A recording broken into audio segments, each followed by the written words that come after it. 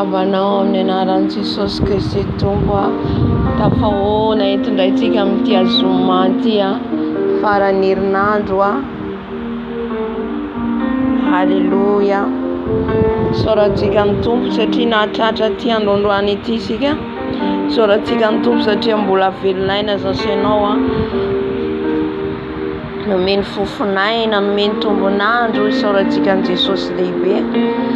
Isaotra an'Andriamanitra antsika, isaotra amin'ny Tompo mpanjaka ny mpanjaka, ary ametraka ny fotoana rehetra eto am-pelantanany satria fotoana izao fotoana nomesantsika voninahitra azy. Efa eto izy manatrika antsika, mijery antsika, efa eto izy miaraka amintsika ka andaontsika nandratra ny feontsika isaotra an'Andriamanitra ankalaza azy. Andriamanitra rainay miavo indrindra Andriamanitra izao rehetra izao ianao. Andriamanitra atapon'ny fiderana, Andriamanitra mendrika hoderaina, mendrika kalazaina. Andriamanitra nahary ny lanitra sy ny tany ianao. Tsisy azo oharina aminao ary tsisy tahaka anao. Manandratra anao foana zay Jesosy manandratra anao foana zay Dada malala satria Andriamanitra lehibe ianao.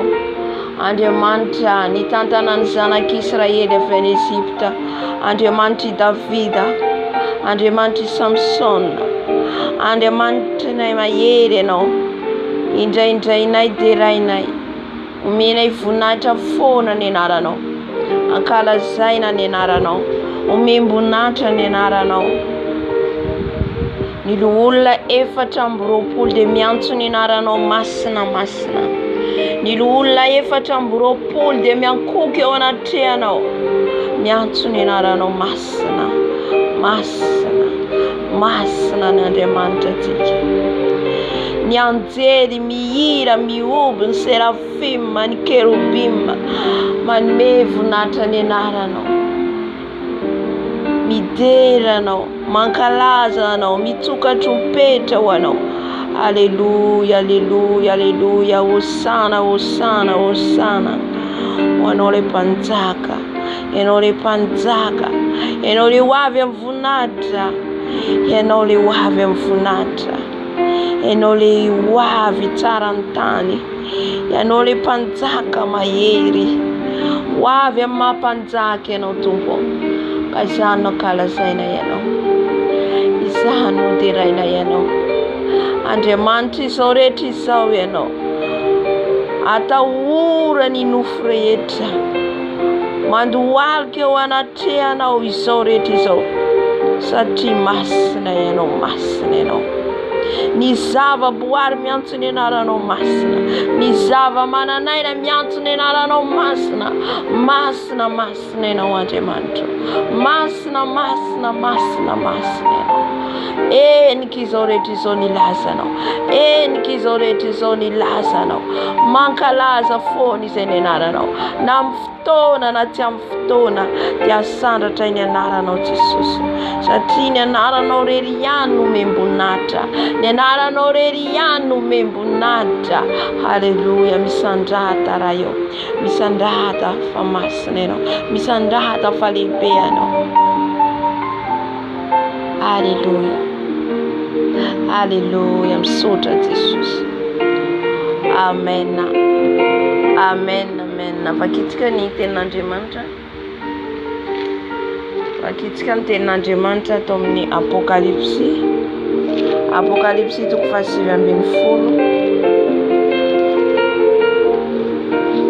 Apokalipsy 7:20. Vakitsika amin'ny anaran'i Jesosy.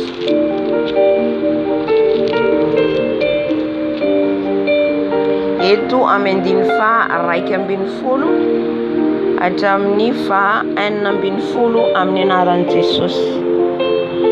Ny amin'ilay nitaingina soavaly fotsy sy ny miaramilany izay naharesy ny bibidia sy ny mpaminany sandoka. Ary nahita ny lanitra voasokatra aho ka indro ny soavaly fotsy, ary izay nitaingina azy dia atao hoe mahatoky sy marina, ary amin'ny fahamarinana no hitsarany sy hiadiany. ary ny masony dia lelafo, ary tamin'ny lohany nisy diadema maro, ary izy manana anarana voasoratra izay tsy misy mahalala akory afa-tsy ny tenany ihany, ary miakanjo akanjo voafafy izy, ary ny anarany atao hoe ny tenin'Andriamanitra, ary ny antokony miaramila any an-danitra dia nanaraka azy, samy nitaingina soavaly fotsy sy ny akanjo rongony madinika sady fotsy no madio, ary misy sabatra maranitra mivoaka avy amin'ny vavany mba hameleza ny firenena, ary izy anapaka azy amin'ny tehim-by, ary izy no manitsaka ny famiazana ny divainy firehetan'ny fahatezeran'Andriamanitra tsy toa, ary manana anarana voasoratra amin'ny lambany sy ny feny izy, nanao hoe mpanjaka ny mpanjaka sy tompo ny tompo. Amen. Alleluia. Mbola vakitsika ihany ato amin'ny Apokalipsy 4 ihany koa izay manambara ny alebiazan'Andriamanitra antsika. Apokalipsy 4 manomboka amin'ny 9 vakitsika hatramin'ny 12 amin'ny anaran'i Jesosy. Ary ny zava-mananaina 4 dia samy manana elatra 4 avy,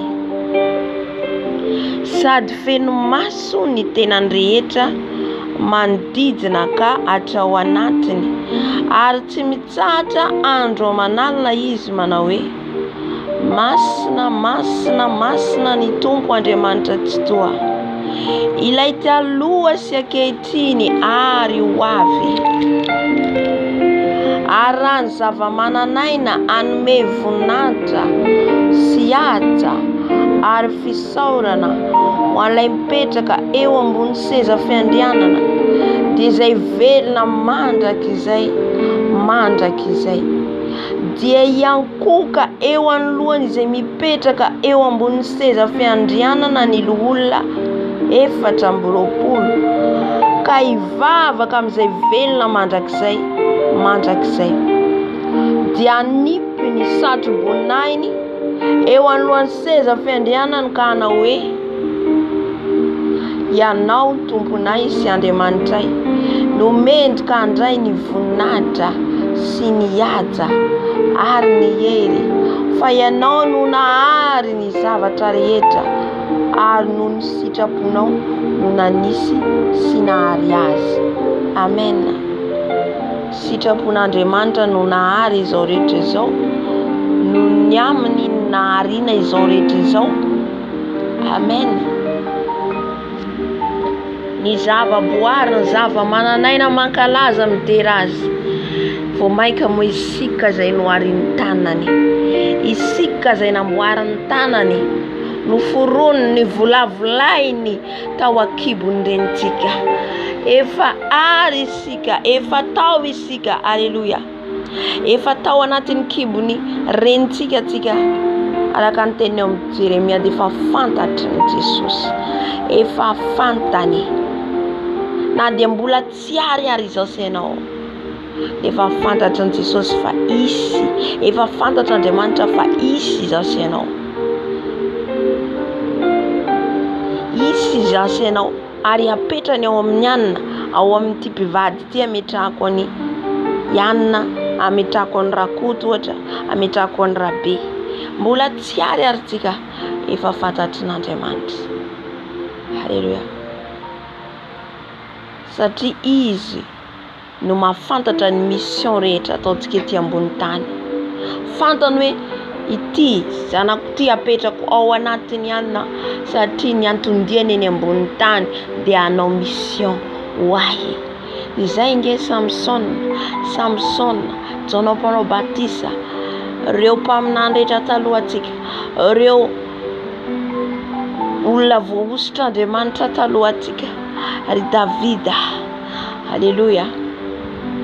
Nahoana ny anjely niseho tamin'izy ireo satria efa voavolavolan'Andriamanitra tao isika, efa fantatrin'Andriamanitra tao isika hoe hiteraka zazalahy ianao, hiteraka ny Samson ianao izy tamin'ilay reny, ary tsy sotro zavatra avy amin'ny divay ianao, zany hoe zavatra tsy tondra fahamasinana ho an'ilay zaza satria masina avy any Akibo Samson Jona mpanao batisa. Alléluia. Dikan'izay efa fantatran'Andriamanitra na mbola tsy ary zazainao. Amen. Efa nohariany ao tsika efa ao amin'ny tontolon'ny ara-panahy, fa hatonga tsika ho nofo ety ambonin'ny tany dia tsy maintsy miditra amin'ny lalany mpivady anankiray isika. Amen.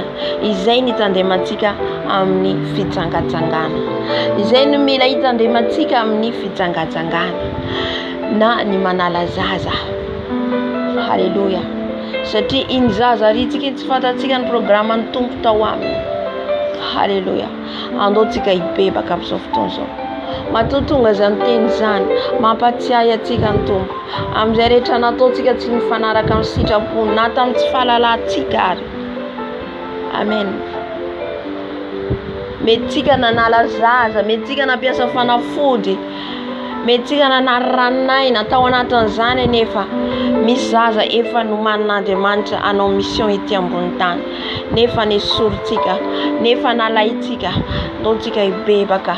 Matotonga ny teny dia teny Tompo hibebaka amin'izany tsika. Haleluya.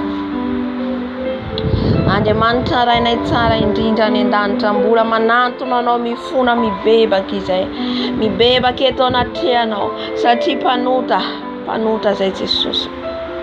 Ny nataonay rehetra hatramin'izay Tompo, ny adalana vitanay, ny fijangajangana nataonay Jesosy, nanota amin'ny lanitra sy ny tany izay Tompo.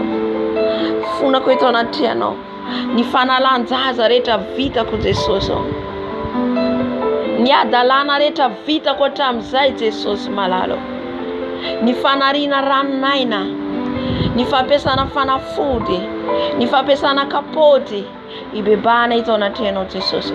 Ifonako eto anatrehanao Jesosy, mifona Jesosy, mifona Dada malalo, satria noharianao zahay anaraka ny teninao, noharianao zahay angatony ny teninao, nefa zahay Jesosy niala amin'izany teninao zany, niala amin'izany fankatoavananao zany, koa mifona mibebaka, mifona mamindrafo, mifona mamindrafo Jesosy, mpanoty izay, miovaova izay, ny amin'ny fihetsikay, ny amin'ny fiteninay, ny amin'ny fijerinay, ny amin'ny toetranay Jesosy, tsy manao ny marina izay, ka mibebaka eto anatrehanao, ny amin'ny famindranay Jesosy, mamindra makany amin'ny fahaverezana izay fa tsy makany amin'ny fiainana mandrakizay, ka mibebaka izay, manantona anao izay, diovy izay Jesosy, sasao izay Jesosy, amboary izay amin'ny fiteninay, amboary izay amin'ny fievitray, amin'ny feritreretanay io, amin'ny fijerinay io, amin'ny fandrenesanay io, ovay Jesosy,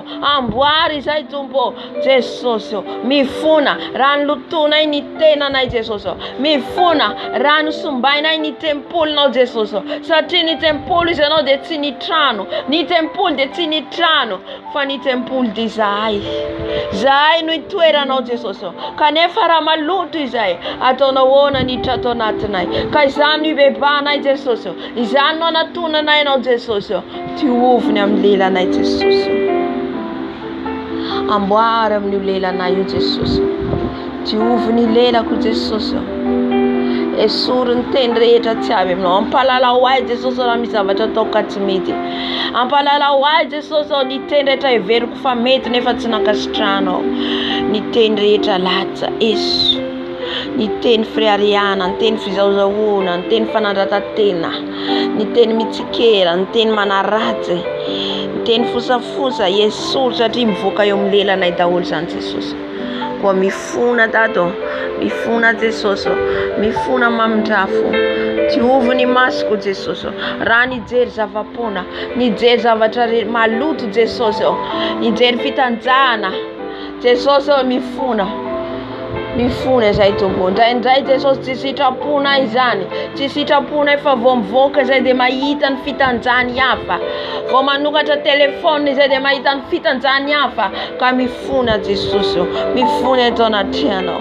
Maloto ny masonay, maloto ny masonay, mifona amin'ny fandrenesanay, maheno teny maloto, teny eninay Jesosy eny andalana, any amin'ny toeram-piasana, teny eso, teny fosafosa, teny latsalatsa, zany ny enina amin'ny sofinay io. Ka Jehovah Jesosy mibebaka eto anatrihanao, ny ran'izao tontolo zao tafiditra amin'ny sofinay io. Jehovah Jesosy, esory Jesosy, ongody Jesosy, tsy izay ny aino fa nandalo amin'ny sofinay io. Tombo mifony izay, satria ny toeranao dia masina izy ianao, tsy tianao miaroaro izay. Ka mifona mibebaka, mifona mibebaka, mifona mamindrafo, mifona mamindrafo, mifona Jesosy ny anatin'ny fona io.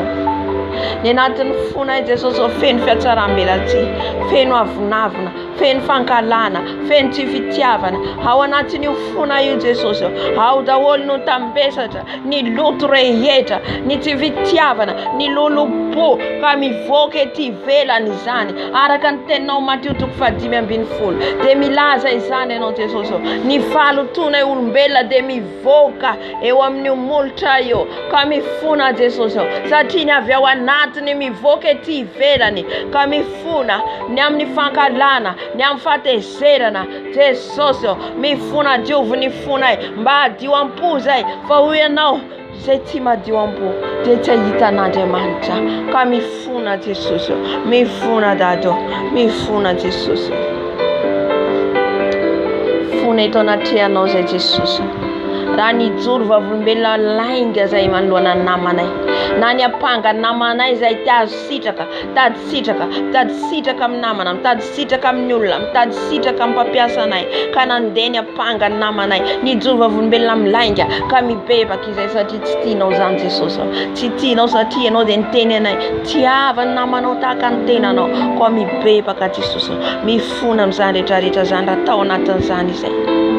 Fona Jesosy, fona Dado, satria natao vavolombelona marina izay, natao vavolombelona marina izay. Sotra Jesosy, kataka ny rano Jesosy tsika, rano Jesosy anadio aso anao, rano Jesosy anasa aso anao. Ny rano dia nomeny maimaim-pona, ny rano dia nomeny maimaim-pona, tsy vidiana vola makarena. Ko angatao ny rano Jesosy, dia ny mbola mikorina, dia ny mbola misy ny rano Jesosy, dia ny mbola eto amintsika, mbola andron'ny fahasoavana, ny andron'ny fahasoavana dia ny rano Jesosy izay natolotra ny tao miazo fijaliana. Ny andron'ny fahasoavana dia tsika mbola afaka mibebaka.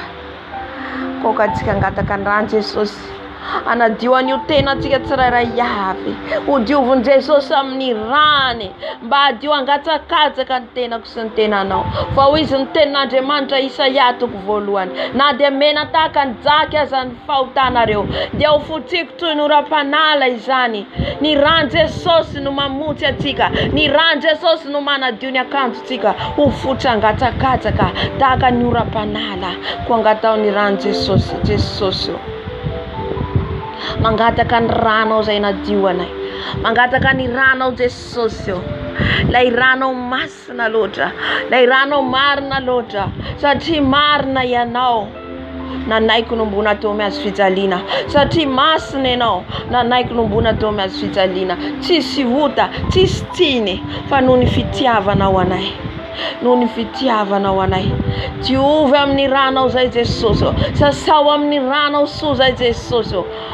Manatombony izay mbola velonayna, manatombony izay mbola velonayna, satria ny maty tsy afaka mibebaka intsony, ny maty tsy afaka mibebaka intsony, fa izay mbola velona ny afaka mifona, afaka manarina ny fiainanay, afaka manamboatra ny dianay. Koa diovy amin'ny ranao zay Jesosy, sasao amin'ny ranao zay Jesosy, lay ranao sarobidy, lay ranao tao Kalvari, lay ranao masina Jesosy, anadivo manomboka amin'ny lokatra any amin'ny faladiko, atao votsapa voatapanay fa mahery ny ranao, atao voatapanay fa manadio ny ranao, manamasina ny ranao, miaro ny ranao. Oria basia karia baba mararararararara. Tiovy amin'ny ranao zay Jesosy, tiovy amin'ny ranao a Jesosy. Manomboka amin'ny loakatrary amin'ny faladiko, ny ranao reriany manamasina Jesosy. Hoy ianao no amariniko amin'ny rako ianareo, no amasiniko amin'ny rako ianareo. Ny ran Jesosy ny manamarina atsika, ny ran Jesosy ny manamasina atsika. Na dia mpanota toy inona atsika, rehefa miantso ny ran Jesosy, rehefa mangataka ny ran Jesosy, miamasina, miamasina, miamadio, miamadio, miamarina, miamarina noho ny amin'ny ran zanak'ondry. O diovy amin'ny ranao zay Jesosy, diovy amin'ny ranao zay Jesosy.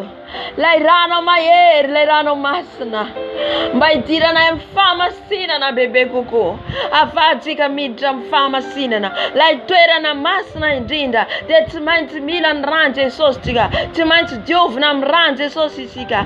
Diovy amin'ny ranao zay, diovy amin'ny ranao zay, diovy amin'ny ranao zay Jesosy. Afahanay miditra ao anatin'ilay toerana masina indrindra, lay toerana masina indrindra. Diovy amin'ny ranao zay, diovy amin'ny ranao zay, sao amin'ny ranao zay Dado ny tananay maloto. Diovy amin'ny ranao, diovy amin'ny ranao ny tongotray, diovy amin'ny ranao ny masonay, diovy amin'ny ranao ny feritreretanay, diovy amin'ny ranao ny fonay, diovy amin'ny ranao ny lohanay, ny volonay. Diovy amin'ny ranao, ny ran Jesosy, ny ran Jesosy, ny ran Jesosy. Manadio ay, manamasina ay, manamarina ay. Halleluja. Halleluja. Vakitsika ny salamo, salamo fa 420. Halleluja. Salamo fa 420 andiny voalohany ka hatramin'ny farany amin'ny anaran'i Jesosy. Fiomanana andray ny mpanjaka ny voninahitra. Salamo nataon'i Davida. Any tompo ny tany sy izay rehetra eo aminy, izao rehetra izao sy ny mponina eo aminy, fa izy no nanorina azy tambony ranomasina. Tambony rano no nampitoerany azy. Iza no hiakatra any tendrombohitra ny tompo, ary iza no hitoetra ao amin'ny fitoerany masina, izay madio tanana sy mahitsy fo, izay tsy manandratra ny fanahy no amin'ny lainga, na mianina mitaka. Andray fitahina avy amin'ny tompo izy, ary fahamarinana avy amin'ny Andriamanitra ny famonjena azy. Izany no taranaka mitady azy, izay mitady ny tavanao dia Jakoba. Asandrato ny lohanareo ry vavahady, ary misandrata ianareo ry varavarana fahagola, mba hidira ny mpanjaka ny voninahitra. Halleluja. Izy izao mpanjaka ny voninahitra izao, tompo mahery tsy toa, tompo mpiady mahery. Asandrato ny lohanareo ry vavahady, ary manandrata ny lohanareo ry varavarana fahagola, mba hidira ny mpanjaka ny voninahitra. Izy ary izao mpanjaka ny voninahitra izao, tompo Andriamanitry ny maro. Izy no mpanjaka ny voninahitra ry havana. Rehefa niala tany amin'ny fiainantsika Jesosy, nitondra olona maro be dia be avy any amin'ny fiainantsika. Amen. Dia ny anjely niorakoraka amin'io salamo fa 420 eo. Izy izao mpanjaka ny voninahitra zao, izy lay mpiady mahery, izy lay mpiady mahery, izy izao mpanjaka ny voninahitra zao. Halleluja. Tsy iza fa Jesosy Kristy tompontsika, nisokatra ny fasana, efa nihira ny anjely ny antsoantso an'io salamo fa 420 eo, nisokatra ny fasana, nitsangana Jesosy. Halleluja. Ny mpanjaka ny voninahitra, lay mpanjaka ny be voninahitra dia Jesosy tsika ry havana. Alléluia. Alohantsika hampandroso azy amin'ny fiainantsika, mbola hisotro ny rano Jesosy tsika. Ny rano Jesosy sotroitsika mba hidiran'i Jesosy ao anatsika. Ahafahan'i Jesosy manala ny loto rehetra ao anatsika. Za rehetra tafiditra ao anatiny vatantsika io. Ny rano Jesosy no sotroitsika. Ny rano Jesosy no sotroitsika nadiovany antsika tanteraka. Mba ahafahany miditra amin'ny fiainantsika. Mba ahafahany hanjaka amin'ny fiainantsika. Alleluia. Eny Jesosy malalo mbola mangataka ny rano zay. Sotro ny rano zay. Sotro ny rano zay. Sotroko ny rano Jesosy. Sotroko ny rano Jesosy. Sotroko ny rano Jesosy. Sotroko ny rano Jesosy. Sotroko ny rano Jesosy. Sotroko ny rano Jesosy. Sotroko ny rano Jesosy. Sotroko ny rano Jesosy. Mama. Sotroko ny rano Jesosy. Sotroko ny rano Jesosy. Sotroko ny rano Jesosy. Sotroko ny rano Jesosy. Sotroko ny rano Jesosy. Mama. Manadio ny tenanay ny rano Jesosy. Sotroko ny rano Jesosy. Sotroko ny rano Jesosy. Manala ny loto, ny tasy, ny pentina, ny pisy, ny caméra rehetra tafiditra amin'ny alalan'ny sakafo nohanay. Sotroko ny rano Jesosy. Sotroko ny rano Jesosy. Sotroko ny rano Jesosy. Mandevona ny sakafo misy poizina rehetra. Mandevona ny sakafo misy poizina rehetra. Sotroko ny rano Jesosy. Sotroko ny rano Jesosy. Sotroko ny rano Jesosy. Sotroko ny rano Jesosy.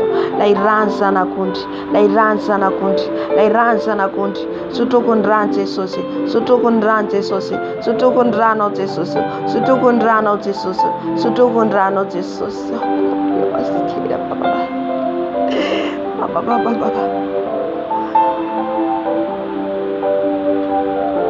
Sotroko ny rano Jesosy. Sotroko ny rano Jesosy. Sotroko ny rano Jesosy. Sotroko ny rano Jesosy. Sotroko ny rano Jesosy. Sotroko ny rano Jesosy. Sotroko ny rano Jesosy. Sotroko ny rano Jesosy. Sotroko ny rano Jesosy. Kiri mama mandevona ny loto rehetra ato anatiko. Mandevona ny loto rehetra ato anatiko. Sotroko ny rano Jesosy. Sotroko ny rano Jesosy. Sotroko ny rano Jesosy. Sotroko ny rano Jesosy. Sotroko ny rano Jesosy. Sotroko ny rano Jesosy. Alléluia. Vakitsika ny Matthieu toko fahafito amby roapolo. Anamarinantsika ny teny teo. Andiny fahadimampolo. Matthieu toko fahafito amby roapolo. Andiny fahadimampolo hatramin'ny enina amby dimampolo. Amin'ny anaran'i Jesosy. Ary rehefa niantso tamin'ny feo mahery indray Jesosy dia nanolotra ny fanahiny. Ary indro ny efitra lamba teo amin'ny tempoly dia triatra ny zara roa hatrany ambony ka hatrany ambany. Dia ny oro ny tany ka nitresaka ny vatolampy. Ary nisokatra ny fasana. Alleluia. Ka maro ny faty ny olona masina izay efa nodimandry no natsangana. Ka nivoaka avy tao amin'ny fasana ireo taorian'ny nitsanganan'i Jesosy. Dia nankao amin'ny tanàna masina ka niseho tamin'ny maro. Hitantsika amin'izay ilay voalazantsika teo. Fa marina ity baiboly ity ry havana. Marina ny tenin'Andriamanitra. Amen. Ka raha vao tsika miala amin'ity tenin'Andriamanitra ity dia miala amin'ny didin'Andriamanitra, amin'ny teniny. Dikan'izay tsika niala amin'ny Jesosy. Fa ny zavatra rehetra iainantsika mitranga io dia atao anatin'ny baiboly daholo. Alléluia. Ary ny kapiteny sy ny feny izay niambina an Jesosy raha nahita ny horohorontany mba amin'izay zavatra tonga teo dia raiky tahotra indrindra ka nanao hoe marina tokoa fa zanak'Andriamanitra io lehilahy eo ny olona vao tonga saina, efa tara vao tonga saina fa i tena zanak'Andriamanitra Jesosy. Ary nisy vehivavy maro nitsinjo teny lavitra eny izay nanaraka an Jesosy hatrany Galilea ka nanompo azy reo ilay vehivavy nresantsika omaly. Tsika vehivavy manana ministera be dia be, manana antso asa iandreketatsika. Hitantsika ny vehivavy teto tsy nisaraka mihitsy nitsinjo teny lavitra teny. Raha nandeha izy ireo tany am-pasana dia vehivavy nisehoany anjely voalohany. Isan'ireny Maria Magdalena sy Maria reniny Jakoba sy Josesy ary ny reniny zanaky Zebedeo. Alléluia. Amen. Ka ao anatin'izay zany marina le hoe le révélation zaraina amintsika hoe le olona tany amin'ny elo mitsangana taoriana fahatesan'i Jesosy nisokatra ny fasana. Tahaka izay ihany koa ny hevian'i Jesosy apakatra ny fiangonana. Ny maty aloha izy hitsangana aloha, hovaina amindray mpimaso reo lay maty. Alléluia. Lay maty ao amin'ny Tompo hitsangana andeha hiakatra, izay vao nivelona izy ao amin'ny Tesaloniana angamba izy milaza an'izay. Amen. Ny teo ihany no miverina. Alléluia. Efa nisotro ny rahan'i Jesosy tsika teo dia ampandroso an'i Jesosy, ampandroso ny fanahy masina tsika, iantso ny fanahy masina tsika hidiny eto, iantso ny fanahy masina tsika hanatrika tsika eto. Amen. Ameno aisanao ny fanahy masina, hitarika aisanao indray ny fanahy masina amin'ny fijovombela hoenotsika, ny amin'ny tenin'Andriamanitra, ny amin'ny fiderana ataontsika eto, ny amin'ny fizarana hoenotsika eto. Ny fanahy masina no hitarika atsika, ny fanahy masina no katra ny masom-panahintsika. Maro be no mandre an'io teny io, mandre ny teny nefa saran'ny olona lalondalovana. Izay mahatonga ny tenin'Andriamanitra mandre ihany ianareo izy nefa salan'ny tsy mandre. Ny tiany Jesosy tenena amin'iny dia le olona maheno ihany tenin'Andriamanitra fa tsisy révélation azony, mamaky ihany ny Baiboly izy fa tsisy zavatra fantany. Fa itsika sambatra satria sokafin'i Jesosy ny masom-panahintsika. Izay le misokatra ny masom-panahintsika, mahalala ny zava-miafina amin'ny Baiboly, mahalala ny zava-miafina tiany ambara amin'ny Baiboly io. Amin'izao vaninandro ianatsika farany izao dia mitombo le fanahy masina ao anatsika, mitombo mampalala atsika ny zavatra rehetra tsy fantatsika amin'io Baiboly io. Alléluia. Ka angataka ny fanahy masina atsika, ampitombo atsika foana,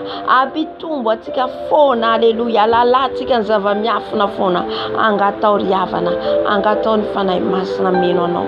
Aza vela raha tsy feno anao, aza vela raha tsy feno anao. Fanahy masinao midina, fanahy masinao midina meno anay, fanahy masinao feno izay, fanahy masinao feno izay. Mila anao zay fanahy masinao, mila anao zay fanahy masinao.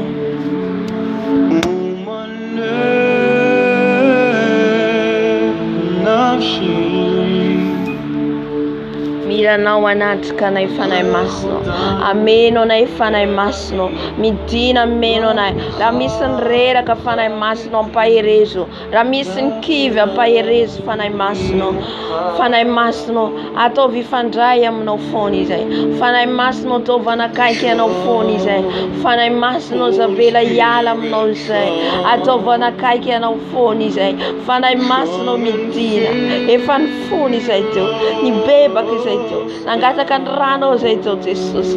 Milan fanay no mas ni sa. Milan fanay no mas ni sa. Lei fanay mayeri. Lei fanay mayeri. Lei fanay mayeri. Sa titun meno fanay usi sa. Fa fanay mayeri. Fanay mayeri ni tineto. Fanay mayeri ni tineto. Fanay mas no mitina. Mitina fanay mas no. Mitina fanay mas no. Mitina fanay mas no. Mitina meno nai. Mitina meno nai.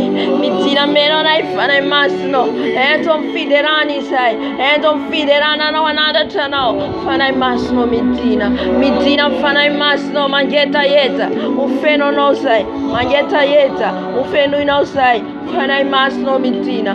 Fanay mas no mitina. Avima menu anai. Avima menu anai fenu isai. Fenu isai fanay mas no. Mila novi sai. Mila novi sai. Mila novi sai fanay mas no. Oria baseka da baba. Fenu isai manum kam lua na gatane fala dinai. Avi fanay mas no. Avi fanay mas no. Fenu ni bangareta tiana tonight. Fenu ni bangareta tiana tonight. Avi fanay mas no. Avi fanay mas no. Mila novi sai. Mila novi sai. Mitina fanay mas no. Mitina medonai. Mitina am temple no say. Mitina fanay mas no. Temple no say. Mitina fanay mas no. Mama. Oh ya baba. Mararararara. Makararararara. Viens Saint-Esprit. Viens Saint-Esprit. Viens nous remplir, Papa, remplis-nous. Remplis-nous ton Esprit Saint. Remplis-nous ton Esprit Saint. Remplis-nous Saint-Esprit. Remplis-nous, Papa. Remplis-nous. Ouvre nos yeux, Saint-Esprit. Ouvre nos oreilles, Saint-Esprit. Viens, l'Esprit de Dieu Tout-Puissant. Viens au milieu de nous. Viens nous remplir. Viens nous parler. Viens nous visiter. Remplis-nous, Saint-Esprit. J'ai besoin de toi, Saint-Esprit. J'ai besoin de toi, Saint-Esprit. J'ai besoin de ta présence. J'ai besoin de ta gloire. J'ai besoin de ta puissance. L'Esprit de Dieu, l'Esprit puissant, l'Esprit vivant. Viens, Saint-Esprit. Remplis-nous de nos têtes. De nos têtes. Viens, Papa. Viens, Saint-Esprit. Makari baskera baba. Mama.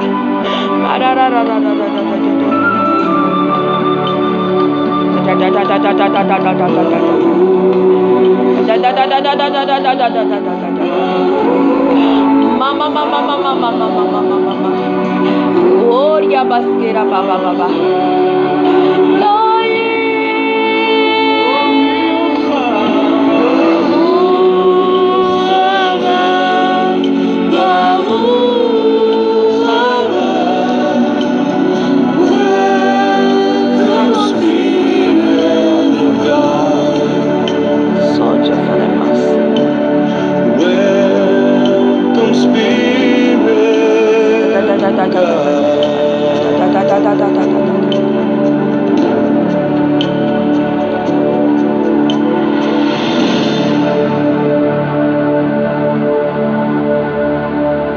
Gatoyan fanay masna.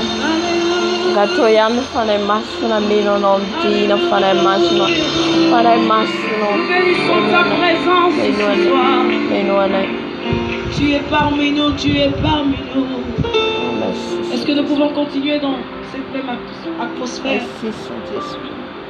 Nous savons qu'il est parmi nous et que les anges se sont unis à nous pour élever ce qui est no manate. Ameni tuira na bisena. Ameni tuira na bisena. Mama. Kura baba. Shera Makara basekara baba. Elise farai masno.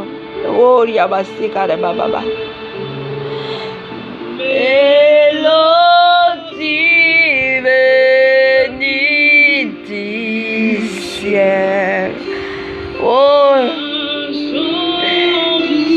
Saint-Esprit. Viens, Saint-Esprit. Viens nous remplir. Viens, Papa. Les choses merveilleuses. Viens du ciel. Ouvre-nous le ciel, Saint-Esprit. Ouvre-nous le ciel, Papa. Que l'atmosphère change. Que l'atmosphère change. Ouvre le ciel pour nous, Saint-Esprit. Mélodie venue du ciel.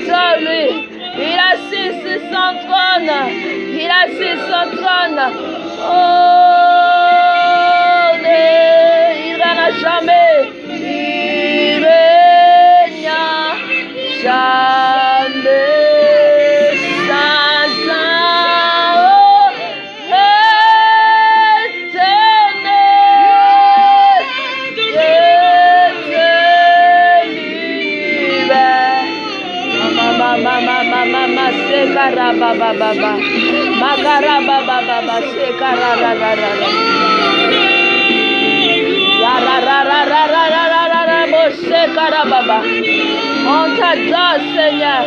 On t'adore, l'Esprit de Dieu. On t'adore, Jésus-Christ. On t'adore, Papa, car tu es le roi.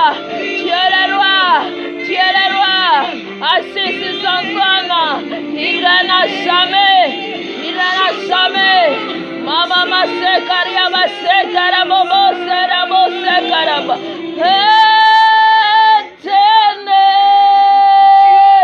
Dieu de l'univers. Sharia baba baba baba.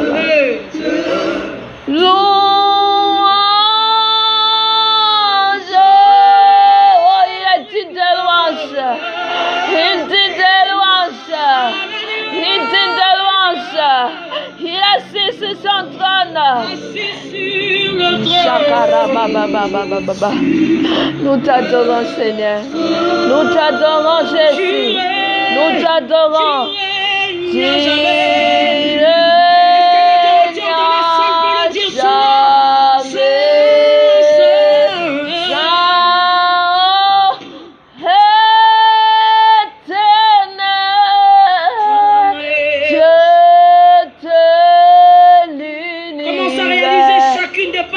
chante pour Jésus. Chante pour Jésus. Il est digne.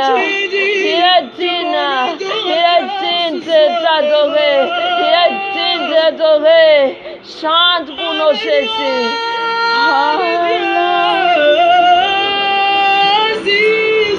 Assis son trône.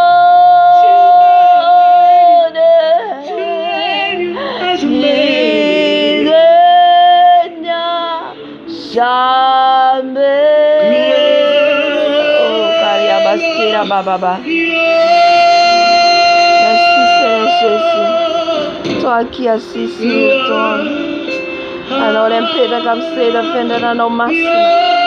Tera no mancalasa doce. Alléluia.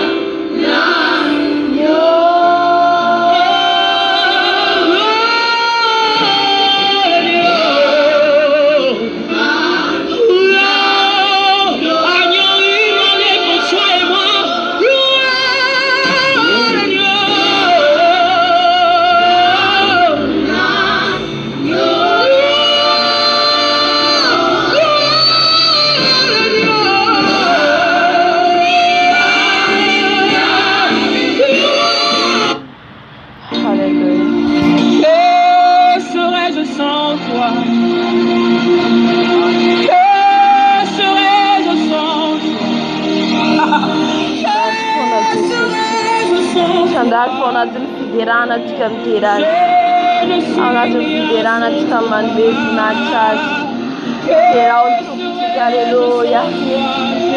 Semana napa channel Jesus, semana napa channel Jesus, haleluya. Mana ada channel phone Jesus, Jesus fiderana wetina Jesus. Je lève mes mains vers toi, Seigneur Jésus. Je mes mains lève. Mes mains, je les lève vers toi. Mes mains, je les lève vers toi, Seigneur Jésus. Tu mérites d'adorer. Tu mérites d'adorer. Tu mérites d'adorer. Oh, je les lève mes mains vers toi, Jésus. Asanda cheno. Asanda tutuptiga. Asanda tesostiga. Asanda tis. Asanda tis. Kayo Sanda Tayeno Jesus. Sanda Tayeno Jesus. Sanda Tayenarano. Sanda Tayfone Nenarano Jesus. Sati Masneno, Masneno, Masneno. Mayer, Mentka Deraina. Mentka Karasaina. Mentka Karasaina. Mama, Shera. Je n'entendrai pas qu'on me demande de lever ma voix. Alléluia. Je sais que la voix que tu m'as donnée est pour te glorifier. Oh, Asada Tayano. Asada Tayano. Je ne suis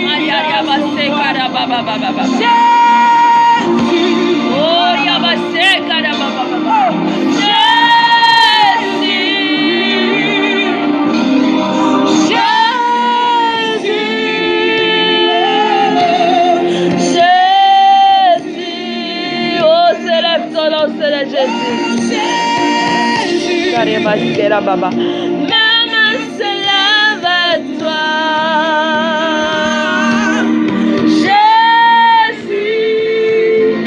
Devant toi je me prosterne.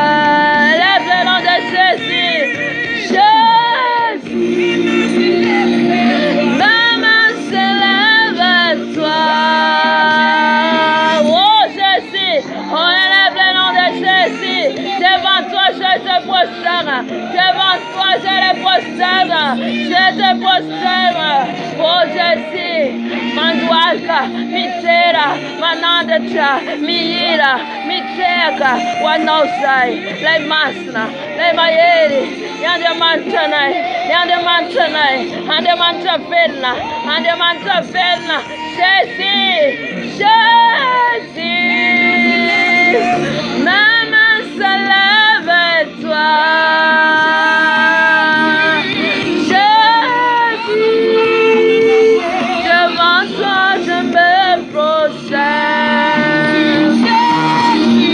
Jésus. Oh, ya baba. Je lève les mains vers toi, Seigneur. Il aime adorer Jésus. Il aime ça. Hallelujah. Tin sana mitera wazi. Tin sana mitera manada tazi. Maria da bos. We done the sauce and funo. We done the sauce and funo for tena tim terazeno.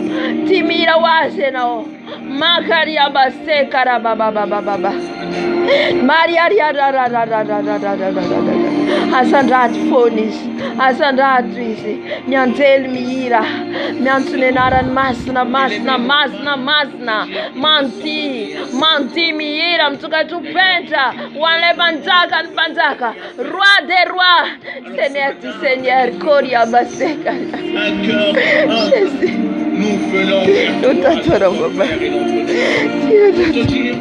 tu es méritateur Seigneur tany amitsipalalatsikatsika na nimevonatra satana mihira wa satana nandio wa satana paketintsika am Jesosy mihira wa Jesosy mandio wa Jesosy asandrato ny feonao an Jesosy ny feonao io an Jesosy feonao io toenao mai feo toe mai feo ny ranao fa noariny Jesosy ny feonao azy noariny Jesosy ny feonao nandratanao azy Maria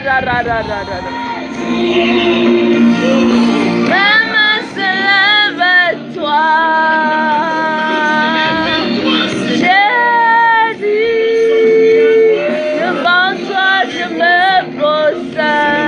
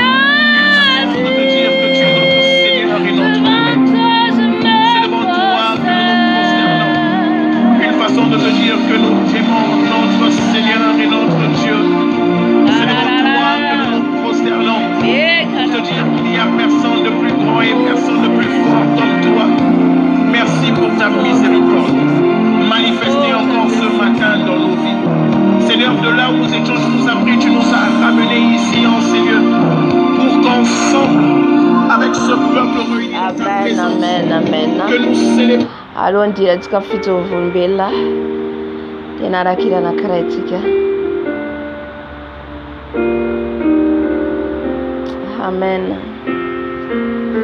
sandratsika le mahery lay je me donne tout à toi que les écarts de mes yeux tombent pour que je te voie dès que tu es qui me montre ta grandeur. Les cieux, la terre suffisent pour décrire toute ta splendeur. Ouvre mes yeux que je voie ton armée qui m'entoure, que je cesse de croire à la terre des illusions, que j'affronte la nuit, les jours. Il est plus grand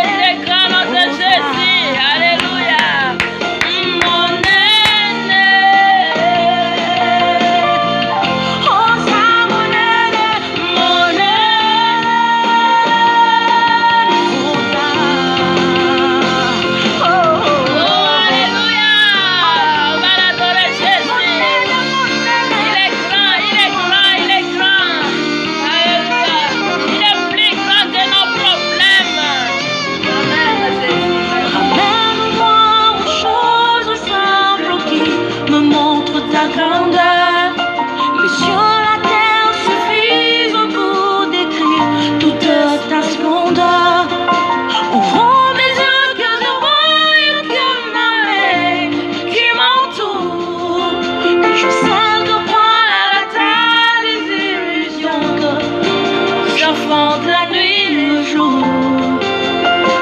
Il est plus grand. Tu es plus grand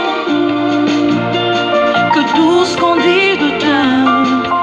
Tellement grand que tout ce qu'on l'on dit ici-bas. Tu es plus grand que les mots du dictionnaire. Tellement grand, Sandazotika Maere, Alléluia. Mon aîné, mon aîné, mon aîné, mon aîné.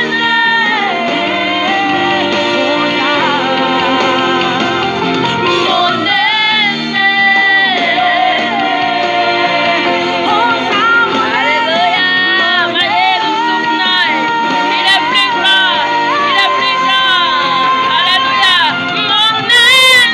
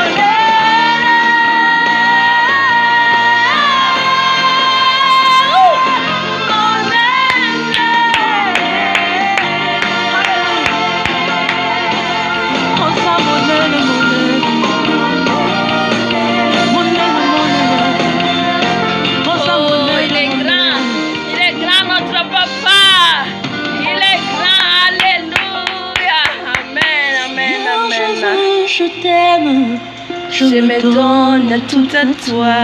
Alléluia. Mahery ny Andriamanitra antsika. Riatsika Jesosy. Riatsika Jesosy tsika. Amen. Il est plus grand de tous nos problèmes. Io atsika io problème atsika io ambon'io Jesosy.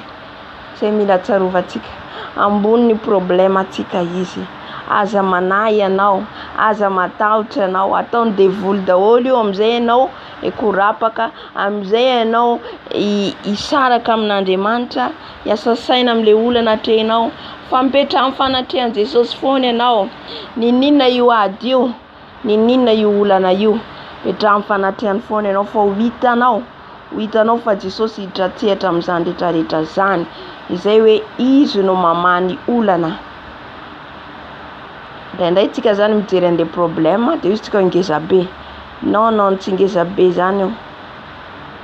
Tsy ngeza.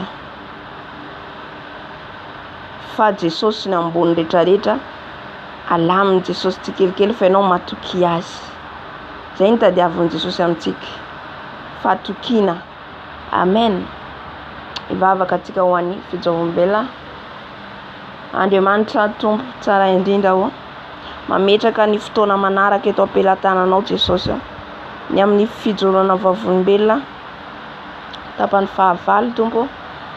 Mitenena aminay ianao ary aoka ny teny zay voarainay eto tsisy raraka amin'ny tany, tsy handalo fotsiny ihany, tsy androany ihany, fa miandrom-piainanay rehetra ety ambonin'ny tany dia ambaranao aminay zay tokony ataonay sy ny tsy tokony ataonay. Koa mitenena Jesosy amin'ny vahoakanao, amin'ny tenako, amin'ny mpiaino. Anaro izay raha misy zavatra tianao amboarina amin'ny fiainanay. Anaro izay Jesosy satria te handeharaka ny sitraponao izay. Koa mitenena Tompo fa vonona izay ihainao. Misaotra Tata malalo. Alléluia. Et au secours. Amen. Pour apporter aussi une lumière. Téléspectateurs de la chaîne YouTube Jaune, chaîne officielle, suivez désormais votre nouvelle émission Va et Dis-le pour bénir les enfants de Dieu. Oui, on est là parce que c'est une recommandation que nous avons reçue de la part du Seigneur et nous ne pouvons qu'obéir à ce que le Seigneur nous demande de faire. Voilà pourquoi nous sommes là et nous serons toujours là. Et vous êtes toujours dans la joie lorsque vous parlez de la part du Seigneur? Une grande joie. Donc je suis dans une grande joie parce que quand je parle de la part du Seigneur, c'est que je suis en train de donner quand même un sens à ma vie, parce que c'est en servant le Seigneur que notre vie a un sens. Donc le vrai sens de la vie, c'est lorsque on sert le Seigneur, on parle de sa part, car il est dit dans Colossiens 1, le verset 16, la Bible dit « Tout a été créé par lui et pour lui ». Voilà. Nous avons été créés par Jésus et pour Jésus. Donc, nous avons été créés par... C'est Jésus qui nous a créés et il nous a créés pour qu'on le serve. Donc servir Dieu, c'est pour moi un grand privilège, et je dirais aussi un honneur, parce que même sans moi, Jésus est capable de faire sa volonté. Wow, ça c'est vraiment très important. Alors pasteur, il est vrai qu'on a été avec vous il y a de cela c'est pratiquement, je peux dire, c'est le 8e numéro de cette émission Va et Dis-leur. Il y a beaucoup de choses que vous avez parlé, il y a beaucoup d'enseignements que vous avez donnés au peuple de Dieu, hormis votre témoignage. Et je sais qu'il y a eu beaucoup des réactions de par le monde.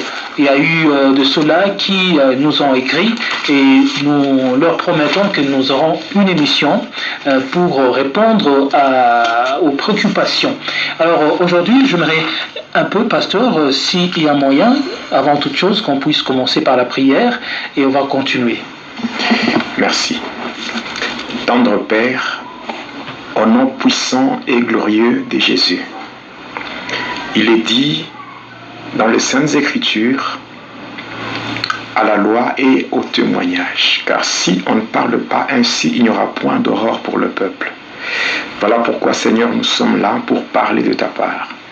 Nous voulons, Seigneur, que ce témoignage soit donné sous la mouvance du Saint-Esprit, afin que lui qui avait reçu le mandat de toucher, de convaincre, arrive à le faire pour ramener sur le droit chemin ceux qui se sont égarés, pour aussi ramener à la raison ceux-là, ô Dieu, qui sont encore couverts par le ténèbre, pour apporter aussi une lumière, Seigneur, à tes enfants, afin qu'ils marchent dans ta volonté. Sachant très bien que notre ennemi commun, le diable, n'aime jamais assez que ses œuvres soient dévoilées. Ainsi, d'une manière ou d'une autre, il cherchera à nous combattre pour perturber le déroulement de cette émission. Ainsi, au nom de Jésus, nous faisons recours à toi, Seigneur. Couvre-nous par ton sang. Que ton sang nous rende invisibles et inébranlables, afin que le flèche enflammé de l'ennemi contre nos vies soit sans effet au nom de Jésus. Nous te disons merci et nous disons que la gloire te revienne en toutes choses, car tu es Dieu, au nom de Jésus-Christ. Amen. Amen. Alors, nous allons commencer. Et pasteur, j'aimerais, s'il y a possibilité, que vous puissiez revenir sur quelques points essentiels que vous avez développés la fois dernière, pour qu'on puisse un peu se mettre sur... donc, pour qu'on puisse un peu arriver à comprendre ce à quoi nous sommes en train de parler. Oui, bon, depuis un certain temps, nous sommes en train de parler sur sur la sorcellerie et ses effets. Donc, nous avons parlé sur l'organisation des sorciers, comment les sorciers sont organisés dans leur monde. Nous avons parlé de ça. En dehors de ça, nous avons parlé sur les yeux des sorciers. Nous avons aussi parlé sur, la fois passée, on a parlé sur le testament. Donc, le testament négatif que le sorcier imposait aux enfants de Dieu.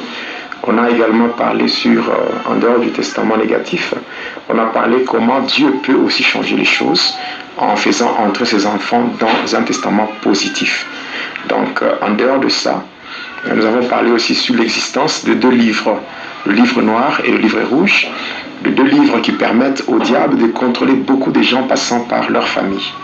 Donc, comment, lorsque les sorciers veulent entrer en contact avec Satan, comment ils passent par deux types de sacrifices, le sacrifice de condamnation et le sacrifice du tapis rouge. Par rapport au sacrifice de condamnation, là nous voyons le livre noir qui est fabriqué avec la peau des êtres humains. Donc, après avoir séché cette peau, donc on fabrique le premier livre dans lequel les différentes condamnations sont mentionnées de la part du diable et qui seront vécues par toute personne qui a le même sang que le sorcier qui est parti voir Satan. Alors, après, en plus de cela, il y a le deuxième livre qui est fait avec la deuxième partie de la peau. Donc, avec ça, qu'est-ce qui se fait? Avec dans le deuxième livre, il est question maintenant de mentionner les noms. Le nom de tous les membres de famille du sorcier qui est venu voir Satan. Et là, il est appelé à donner le nom de tous les membres de sa famille, commençant bien sûr par la famille restreinte jusqu'à la famille élargie. Et voilà, et chaque fois que le sorcier cherchera ou voudra entrer dans la présence de Lucifer, et là, il sera obligé de citer un nom. Et ce nom doit être rayé dans le livre, et la personne qui porte ce nom doit mourir. C'est comme ça que les gens meurent en désordre. Et en guise de conclusion, nous avons dit que nous n'avons pas à trembler devant les effets de la sorcellerie. Nous n'avons pas à trembler parce que dans nos familles, il y a des gens qui ont fait alliance ou allégeance avec Satan. Voilà, nous avons dit que, moi je le dis, et je le répète encore, que tous ceux-là qui me suivent, ils doivent savoir qu'eux ne sont pas de sacrifice du diable. Amen. Donc toi qui me suis, tu n'es pas un sacrifice, ton mari n'est pas un sacrifice, ta femme n'est pas un sacrifice, tes enfants ne sont pas des sacrifices, tes parents ne sont pas des sacrifices, parce qu'il y a quelqu'un qui se sacrifie à notre place. Il a donné sa vie pour que nous soyons vraiment libérés. Et lui, c'est Jésus-Christ. À la croix, il a connu une mort substitutive. Donc, il est mort à notre place. Alors, c'est la raison pour laquelle nous n'avons pas à trembler, parce que quel que soit le projet et le complot fait par les agents de ténèbres passant par la sorcellerie, leurs complots, leurs efforts seront couronnés d'échecs au nom de Jésus. Et j'annonce encore que tu ne mourras pas parce que les sorciers l'ont ordonné. Tu ne mourras pas parce que les agents de ténèbres ont fait un complot. Comme David, je peux dire, tu vivras.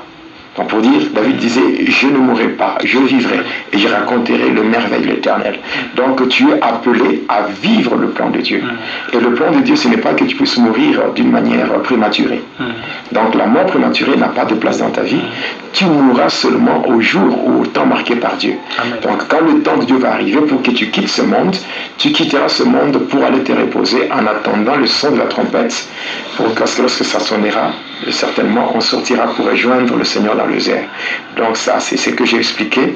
J'ai expliqué de comment ça s'est fait dans le monde des ténèbres. Voilà. Donc j'ai expliqué cela. Malgré que le diable continue à me faire la guerre, donc, continue à me faire la guerre, moi je n'abandonnerai jamais. Je sais que le diable, c'est un menteur. Et là, jusque-là, je n'ai pas encore réagi spirituellement par rapport à tout ce que les agents de ténèbres font. Donc, personnellement, j'ai pitié. Pitié de tous les acolytes de Satan qui s'est... Et vous voulez dire qu'au jour le jour, vous subissez vraiment les attaques, les combats? Il n'y a pas de jour, j'ai été menacé. J'ai eu des menaces, il y a même des gens qui m'ont traduit en justice, donc au niveau du parquet, pour que je puisse répondre de mes actes. Je me suis dit, mais quel acte? Oh non, il a connu un accident et il a abandonné les victimes. Voilà. Donc j'ai tout fait J'ai payé tout. Donc d'ailleurs, quand nous allons, si nous voulons suivre le code de la route, c'est pas moi qui suis fautif. Mais je me suis arrêté pour venir en aide, pour venir au secours, d'abord aux accidentés. Parce que déjà, humainement parlant, je dirais sur le plan social, donner l'assistance à une personne en danger, c'est pas bien, c'est punissable. Et aussi, en tant que serviteur de Dieu, en tant que pasteur, je ne peux pas passer. Je vois donc des gens en train de perdre la vie. Moi, je passe pour dire que je suis indifférent. Non. J'ai fait tout ce qu'il fallait faire. J'ai fait, malgré que mon véhicule est assuré. Jusque-là, la société d'assurance n'a pas encore pris en charge tous les accidentés, mais moi-même, je le fais. J'ai fait, j'ai payé, j'ai donné tout le nécessaire, toute la prise en charge et tout. Mais voyant que tout s'est passé bien, et le diable, sachant très bien qu'il avait lamentablement échoué, cette fois-ci encore, une fois de plus, il a échoué lamentablement. Alors il a cherché à s'incarner dans certaines personnes pour chercher à m'inquiéter. Bon, ça c'est une peine perdue. Oui. Une peine perdue parce que moi je ne tremble pas. Et aujourd'hui, donc de nature, je suis une personne qui n'aime pas trop parler. Ce n'est pas ma nature de trop parler ou de répliquer à dire n'importe quoi. Mais cependant, aujourd'hui, je prends maintenant... je le dis tout haut, sans mâcher le mot, sans avoir froid aux yeux. Je le dis encore, maintenant je lance un défi. Oui, je lance un défi à tous les agents de ténèbres, tous les agents du diable. Je leur lance un défi. Parce que je sais très bien qu'ils ne sont pas à la hauteur de ma spiritualité. Et vous n'avez pas du tout peur? Peur de qui? Ou de quoi? D'abord, si le diable lui-même, je ne tremble pas devant lui. Parce que là, vous avez affaire, c'est dans le monde entier qu'on est suivi là. Donc qu'ils se réunissent, d'ailleurs, c'est mieux. Venir en petit nombre, c'est pas intéressant. S'ils veulent vraiment m'affronter, qu'ils viennent en grand nombre. Et parce que cependant, quel que soit leur nombre, ils sont toujours inférieurs sur le plan numérique. Pourquoi? Parce que je sais que ceux qui sont avec moi sont en plus grand nombre que ceux qui sont avec eux. C'est très simple. Moi, je connais bien le diable, je connais bien son organisation. Il n'y a que ceux-là qui ne connaissent pas le diable et qui peuvent trembler devant lui. Enfin, moi, Daniel 11, 32, il séduira par de flatteries le traître de l'alliance. Mais ceux du peuple qui connaîtront leur Dieu agiront avec fermeté. Moi, je connais l'alliance que j'ai avec Dieu. Et je ne trahirai jamais l'alliance que j'ai avec Dieu. Et mon Dieu est un Dieu fidèle. Un Dieu fidèle. Et sa fidélité dépasse les calculs de tombeurs de juste.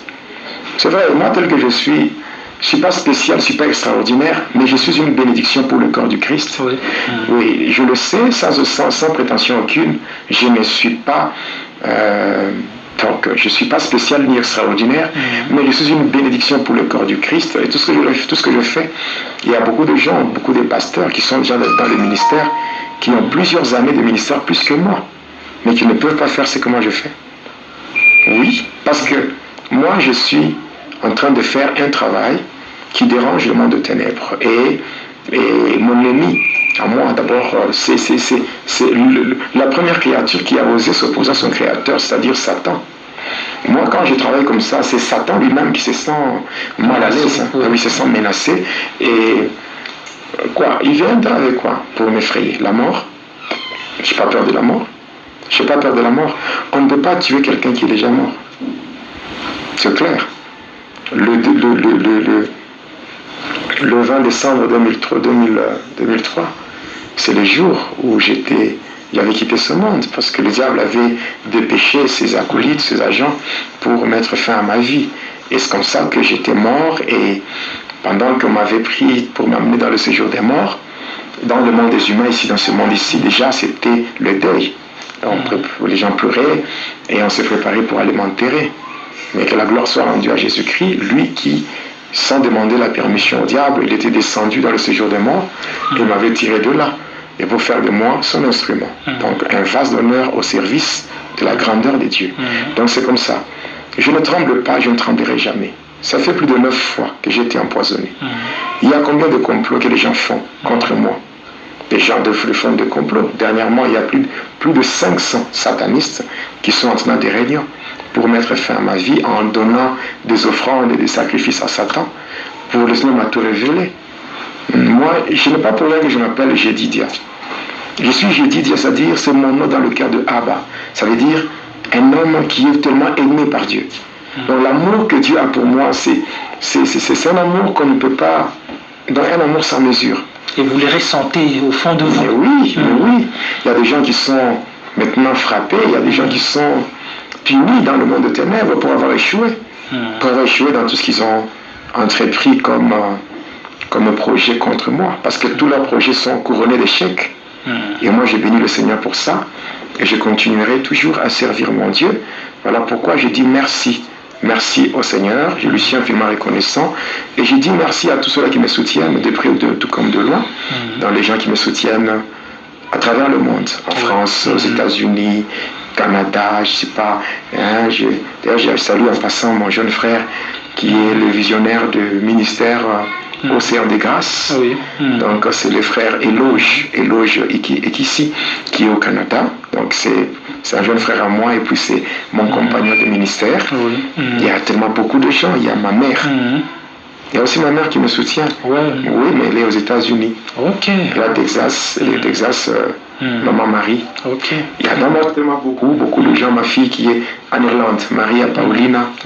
Il y a le pasteur Amou en Côte d'Ivoire. Il y a la sœur Danielle qui est ma secrétaire à Paris. Maman Abigail aux États-Unis. Il y a maman Jocelyne aux États-Unis.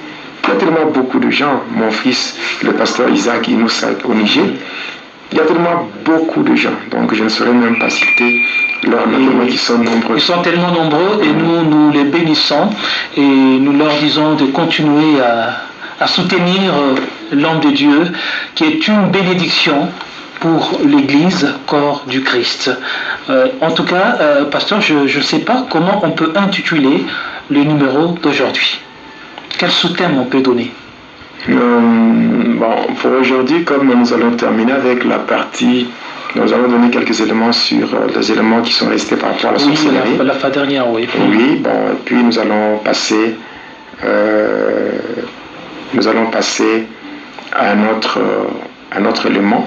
Donc, nous allons passer sur le magnétisme spirituel. Donc, nous allons parler sur le catch, cette pratique qui est en fait du satanisme et qui se présente avec une façade sportive. Donc, nous allons parler de ça. Donc, par rapport à cela, on peut donner un sous-thème. Donc, il ne faut pas être sûr, nous savons que le thème principal, c'est va et dealer. Va et dealer, oui. Oui, va et dealer. Maintenant, le sous-thème pour aujourd'hui, nous allons prendre tout simplement ton Dieu ordonne. Ton Dieu ordonne à ce que tes ennemis soient frappés d'aveuglement. Voilà.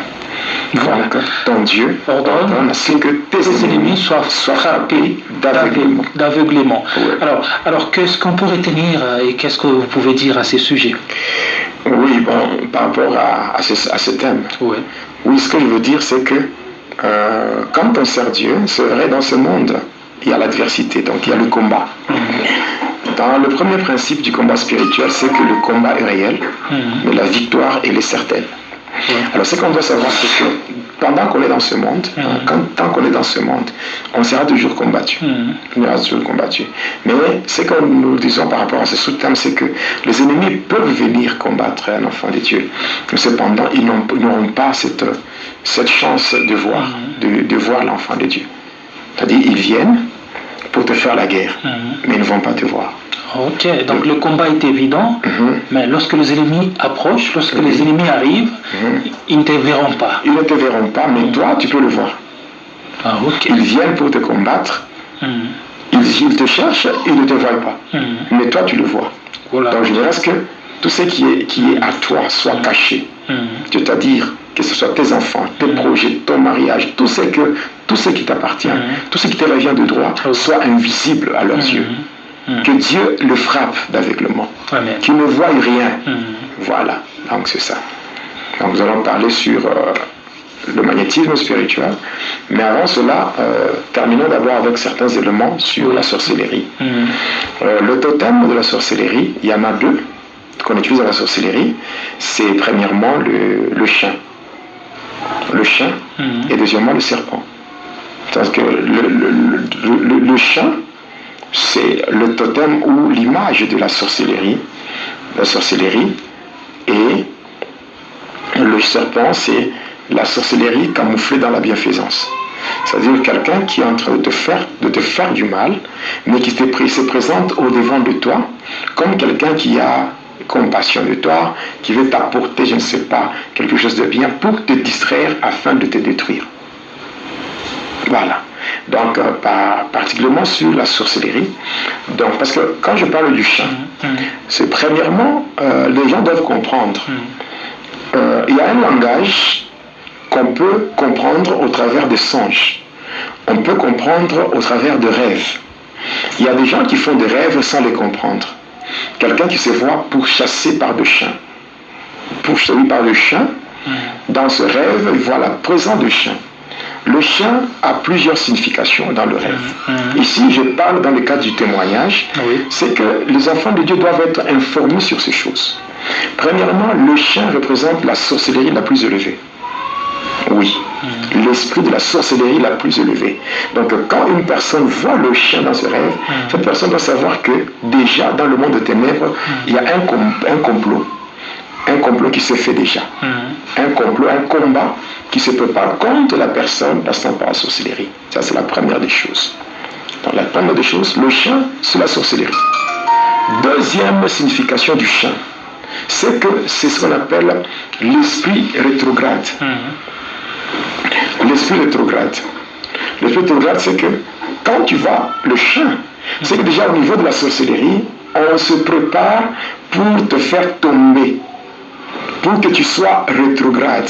En lisant Apocalypse, Apocalypse 2, le verset 4 à 5, qu'est-ce que la Bible dit? C'est que j'ai contre toi. C'est que tu as abandonné ton premier amour.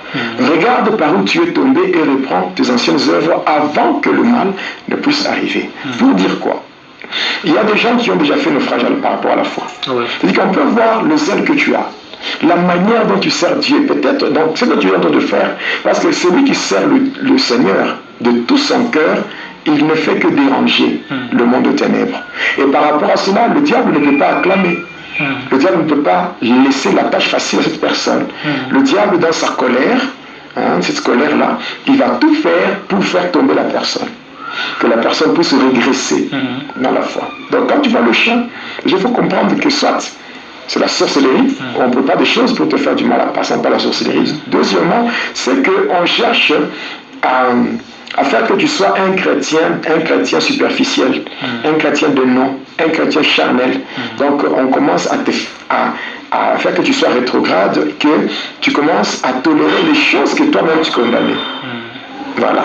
Et en fait, il peut y arriver que l'on puisse rêver ou qu'on puisse voir dans son rêve un chien, en fait, parce que peut-être ça arrive de soi comme ça ou Non. Voir le chien comme ça, le chien qui vous attaque, c'est premièrement la sorcellerie. Deuxièmement, c'est l'esprit rétrograde. C'est aussi cet esprit qui maintient, au niveau de la sorcellerie, on te maintient dans le mal. Donc, quelqu'un qui peut être même à l'église en train de condamner le péché, mais lui-même il est dedans, pour aboutir à quoi? Pour aboutir à un scandale. C'est comme ça que même les hommes de Dieu, pour faire tomber un homme de Dieu, on utilise le chien. On peut le faire traîner là-bas. Il ne sait pas abandonner le mal. Par exemple, un homme de Dieu qui sort avec une femme d'autrui. Un homme de Dieu qui sort avec une sœur de l'église. Une servante qui sort, je ne sais pas, avec un frère. Tout ça. Maintenant, pour t'amener au scandale, on peut te maintenir dans ce péché. Tu ne sais pas comment abandonner, tu ne sais pas comment briser une relation. Donc des relations cachées, malhonnêtes, mais tu ne sais pas comment sortir de là. L'objectif c'était de maintenir là-bas jusqu'à ce que tu sois exposé, que tu te retrouves devant un fait accompli. Et c'est un scandale. Un scandale et voilà. Ça ternit l'image parce que la réputation vaut plus que le parfum. Voilà, maintenant, quand tu as une mauvaise réputation, ça détruit ton ministère. Il y a beaucoup de gens, quand vous voyez par exemple comment l'évangéliste Jimmy Swaggart a été piégé dans le monde des ténèbres. Mais même si aujourd'hui il sert Dieu, c'est vrai, mais ce n'est pas avec la même dimension. Son ministère n'a pas cette ampleur-là comme dans le passé. Donc tout ça, on voit comment le diable peut distraire quelqu'un. Et ça peut affecter aussi le faible. Si un homme de Dieu, un serviteur de Dieu arrive à tomber, ça peut être l'occasion des chutes de plusieurs personnes. Oui, parce que quand un homme de Dieu tombe, derrière lui, il y a beaucoup qui tombent avec lui. Et il devient lui-même une occasion de chute, une pierre d'achoppement. Voilà. Donc c'est quand on lit même Proverbe 26, verset 11, là il dit quoi? Tout comme le chien retourne à ce qu'il a vomi, ainsi l'insensé retourne à sa folie. Donc les choses que tu avais déjà abandonnées, mais tu retournes encore à ça. Ça, c'est une œuvre de ténèbres. Après, troisième signification, c'est l'esprit d'impudicité. Oui, c'est à partir du chant. Le chant, c'est l'esprit d'impudicité, c'est-à-dire le désordre sexuel, toutes les perversions sexuelles. Il y a la fellation, il y a la sodomie, il y a l'adultère, il y a l'impudicité, il y a la masturbation, il y a l'homosexualité, là nous voyons les lesbiennes ainsi que le PD. Voilà, donc la masturbation, il y a la partouze, le sadomasochisme, toutes ces choses-là. Mais en fait, parlant ça c'est une parenthèse par rapport aux pratiques sexuelles que vous venez de citer. Et je veux citer la masturbation ou la fellation. Il y a certaines personnes qui trouvent que ce sont des pratiques, même la médecine arrive des fois à dire que c'est tout à fait normal et une personne, peut-être tout homme arrive toujours à se masturber, l'organisme peut se refouler de soi. Ah bon? Je pense que je donnerai un enseignement sur le combat spirituel contre les démons de la sexualité. Ouais, même cette histoire que les gens trouvent normale, par exemple, la pollution nocturne. La pollution nocturne. Donc les gens parlent de la pollution nocturne ou de l'accident nocturne. Non, c'est spirituel. C'est une des manifestations des démons de la sexualité. Parce que la première manifestation des démons de la sexualité, c'est ce qu'on appelle le rêve érotique. C'est-à-dire le rêve dans lequel une personne se voit en train d'être abusée sexuellement. Oui, là nous voyons, c'est qu'il y a au moins 8 catégories de démons. 8 catégories de démons, il y a ce qu'on appelle premièrement les femmes et maris de nuit, il y a femmes et maris de la sorcellerie, il y a les incubes et les succubes, il y a les sirènes, donc sirènes des eaux, sirènes de l'air, il y a les génies de la forêt, il y a les djinns, donc il y a les revenants ainsi que les fantômes. Donc tous ces démons-là sont les démons de la sexualité et qui sont à la base du désordre sexuel. Et voilà. Et maintenant, quand on parle on parle que la masturbation n'est pas tellement un problème, où une personne peut faire des attouchements sur ses organes génitaux afin de se procurer du plaisir, jusqu'à aller jusqu'à libérer la sémence, la sémence reproductrice. Bon, je pense que ceux qui font cela par rapport à la médecine, ce qu'il faut savoir d'ailleurs, déjà quand on parle de l'ordre de médecin, l'ordre de médecin, mais il y a beaucoup de choses à expliquer là-dessus. Il y a des choses à expliquer là-dessus. L'ordre de médecin. Quand on parle de l'ordre, quand quelqu'un entre dans l'ordre, quelqu'un qui n'est pas, d'ailleurs, moi-même je suis passé par là, le corps médical. Voilà, j'ai fait la médecine à l'université. Vous êtes médecin. Oui, mais la majorité de ceux-là, qui font la médecine, s'ils ne connaissent pas le Seigneur, sont des satanistes. Je vous dis, je ne mange pas le mot, je n'ai pas froid aux yeux pour le dire. Donc s'ils ne connaissent pas le Seigneur, ce sont des satanistes, non? Oui, ce sont des satanistes, il y a beaucoup de choses. Quand il faut soumettre une personne à un sommeil magnétique qu'on appelle l'hypnose, quand vous traitez ça avec l'anesthésie et tout, vous allez comprendre qu'il y a beaucoup de choses qui sont cachées là-bas. Mais cependant, je ne suis pas là pour parler de la médecine, mais je suis là pour contredire ceux-là qui soutiennent que la masturbation c'est une pratique normale. Non, j'ai contredit avec la toute dernière énergie pour dire que ça c'est démoniaque. La masturbation c'est une pratique qui est démoniaque. Dans la Bible on appelle ça l'onanisme. Onanisme. Et on peut dire, parlant de la sexualité, c'est qu'on doit faire la sexualité si on est marié simplement tout en évitant, vous avez dit la fellation, tout en évitant de pratiques un peu... la fellation, la sodomie, hein? Toutes ces pratiques-là, c'est démoniaque. Ce sont des perversions sexuelles. Parce qu'il y a des ceux qui disent qu'il faut un plaisir à fond, un plaisir à maximiser le plaisir. Quand on commence à faire des choses qui ne reflètent pas la gloire de Dieu, on est dans le péché. Le péché, c'est se rebeller contre Dieu. Donc si on connaît ce qui est conforme à la volonté de Dieu, qu'est-ce que la Bible dit à ce sujet? Quand nous prenons le psaume chapitre 1er, le verset 1er jusqu'au 3e. Qu'est-ce que la Bible nous dit? La Bible dit, heureux l'homme qui ne marche pas selon le conseil des méchants, qui ne s'arrête pas sur la voie des pécheurs et qui ne s'assied pas en compagnie de moqueurs, mais qui trouve son plaisir dans la loi de Dieu et qui la médite jour et nuit. Il est comme un arbre planté près d'un courant d'eau et qui donne des fruits en sa saison, dont le feuillage ne frétille point et tout ce qu'il entreprend lui réussit. Pour dire encore, heureux l'homme qui ne marche pas selon le conseil des méchants. Les méchants, ce sont ceux-là qui arrivent facilement à violer la loi de Dieu. Donc, les gens qui arrivent à transgresser la loi de Dieu, ce sont des méchants. Voilà pourquoi la Bible dit que la méchanceté ne saurait sauver le méchant.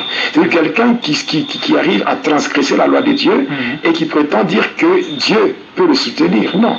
Donc, les gens qui soutiennent que la masturbation, la fellation et tout comme la sodomie, ces pratiques-là ne sont pas mauvaises, ce sont des méchants. Et ils veulent entraîner dans leur perdition, ils veulent entraîner aussi des innocents. Des innocents. La vie ne dépend pas de la médecine. La vie ne dépend pas de ce que les hommes disent. Mais la vie dépend de Dieu. Et Dieu, c'est sa parole. Si nous connaissons la parole de Dieu, nous devons vivre conformément à cette parole pour ne pas être dans une inimitié avec Dieu. C'est vraiment très dangereux. Oui. Et en fait, donc, il faut faire attention lorsqu'on voit le chien dans son rêve, si on peut revenir à ça. Le chien, c'est, troisièmement, c'est l'esprit d'impudicité. Ici, par l'impudicité, nous voyons le désordre sexuel. Ça peut être l'adultère, la fornication, donc la débauche. La débauche, donc un désordre sexuel. Et y compris, il faut savoir, des pratiques des pratiques malsaines, on peut dire ça. Ce qui est vrai. La sexualité, par rapport à la sexualité, nous parlons de l'acte de procréation. L'acte de procréation, c'est un don sacré qui nous a été accordé par notre Père Céleste et qui ne peut se concrétiser que dans le mariage. Pas avant le mariage et pas en dehors du mariage. Dans le mariage. Dans le mariage. Voilà. Et on peut dire ici que la sexualité joue un rôle important et sur le plan spirituel. Sur le plan spirituel, c'est un canal pour l'entrée des démons géants. Oui, les démons géants passent ou entrent dans la vie d'une personne par la voie sexuelle. Oui. Les démons têtus, les démons qui ne partent pas facilement, ils entrent par la voie sexuelle. Ils entrent par la voie sexuelle. Là, c'est clair. Il y a aussi des pratiques telles que l'inceste. L'inceste, où nous voyons des personnes qui ont des liens de parenté, qui sont d'une même parenté, mais qui arrivent à se connaître sexuellement. Voilà. Ça permet aux démons géants de faire leur entrée. Or, les démons ne travaillent que pour Satan. Et quand les démons viennent, ils ont un mandat de la part de Satan pour accomplir la volonté de Satan. Or, la volonté de Satan, c'est simple. Elle est dans Jean 10:10. Le voleur ne vient que pour égorger, dérober, détruire. Voilà, donc on ne peut pas se donner ce luxe-là d'accorder aux démons l'opportunité de faire leur entrée dans la vie. Non. Donc il ne faut pas vraiment suivre tout ce qui... Il y a certaines bêtises. Il y a certaines bêtises. Tout cela qui... Il y a même certains hommes de Dieu. J'avais lu un livre d'un homme de Dieu qui montre même dans son livre des pratiques, certaines positions que les gens doivent... il y a des choses qui sont vraiment bizarres. Des choses qui sont vraiment bizarres. Il ne faut pas apprendre aux enfants de Dieu comment aller à l'encontre de leur Dieu. Il ne faut pas apprendre aux enfants de Dieu comment se détourner de leur Dieu. Parce qu'il y a, tel que vous avez dit, il y a des chrétiens ou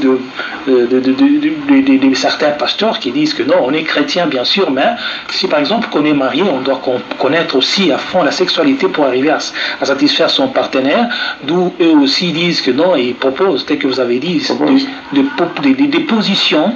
Et alors, est-ce que dans ça, et surtout en rapport avec les positions qu'on peut prendre lorsqu'on passe les rapports sexuels, il y a aussi un problème là-bas? Je pense que ce que je peux dire, je vous donnerai un enseignement par rapport à certaines pratiques et certaines soi-disant positions que certains pasteurs ou je dirais certains serviteurs ou certains parrains apprennent à leurs filleuls. Donc je vous dirai comment, par cause de leur ignorance, ils permettent aux démons de contrôler beaucoup de gens. Donc il y a des gens qui se retrouvent avec une vie conjugale contrôlée dans le ténèbre. La Bible dit quoi? La Bible dit que le mariage soit honoré de tous et que le lit conjugal soit exempt de toute sueur. Il y a certaines pratiques, certaines positions, ce sont des sueurs. Ce sont des choses que vous faites croyant que c'est non parce qu'on nous a prodigué des conseils, on nous a dit par ceux-là qui nous ont précédés. Heureux l'homme qui ne marche pas selon les conseils des méchants. Tout conseil qui n'a pas un fondement biblique, tout conseil qui ne reflète pas la gloire de Dieu, c'est une sueur.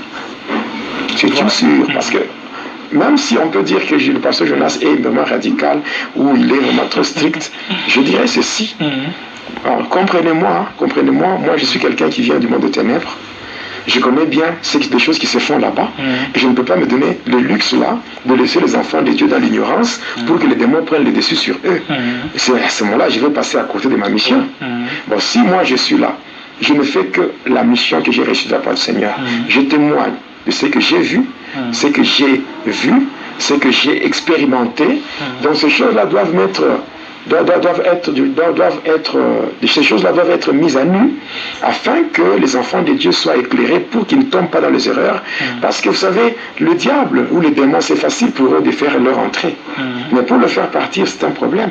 Regardez aujourd'hui, les églises se transforment. Aujourd'hui, les églises ne tiennent pas compte vraiment beaucoup plus sur le salut.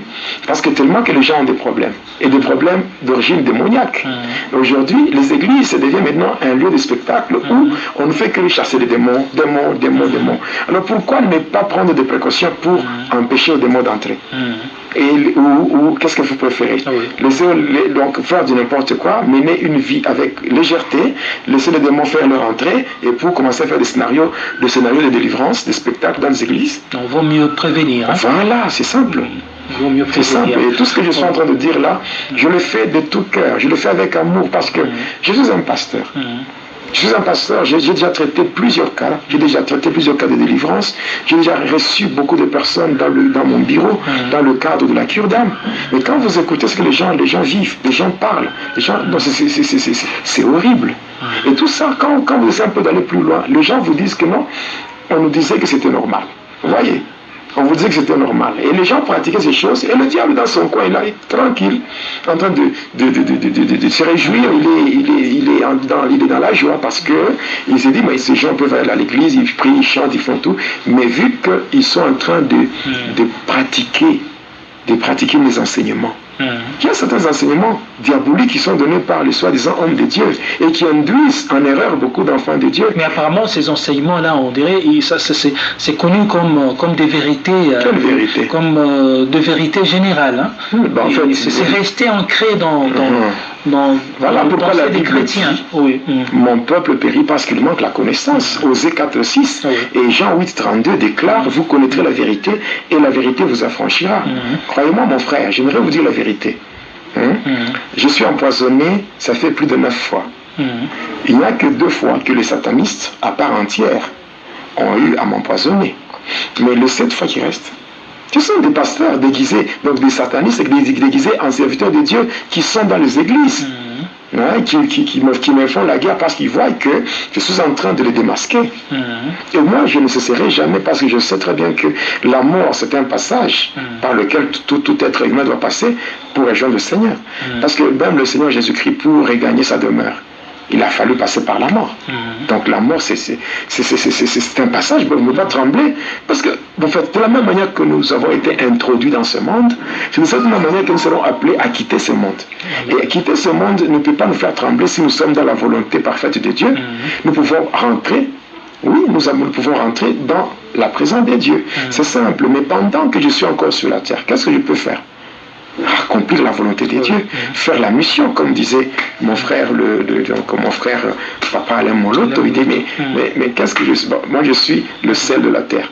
Qu'est-ce que je peux faire? Je dois donner le goût.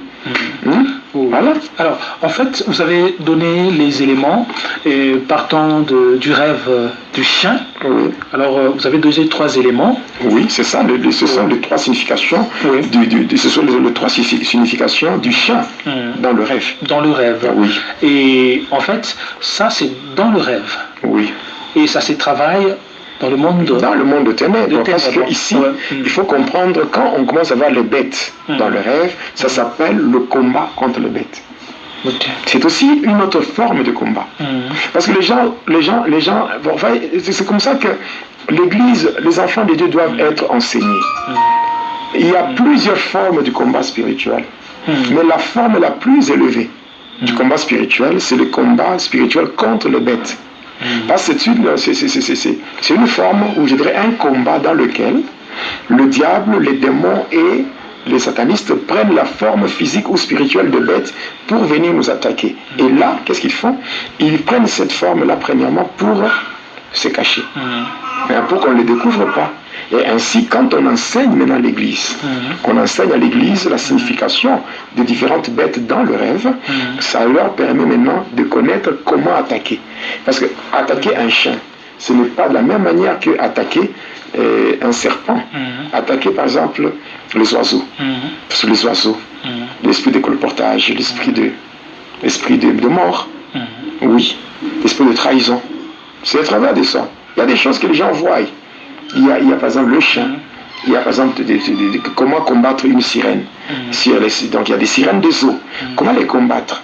Comment? Donc il y a beaucoup de choses. Les sauterelles par exemple, l'esprit de médiocrité et l'esprit de pauvreté. En fait, là, je pense qu'il y a beaucoup d'enseignements que vous aurez à donner sur cette chaîne YouTube, Jonas Lunkutumpala. Vous qui me suivez sur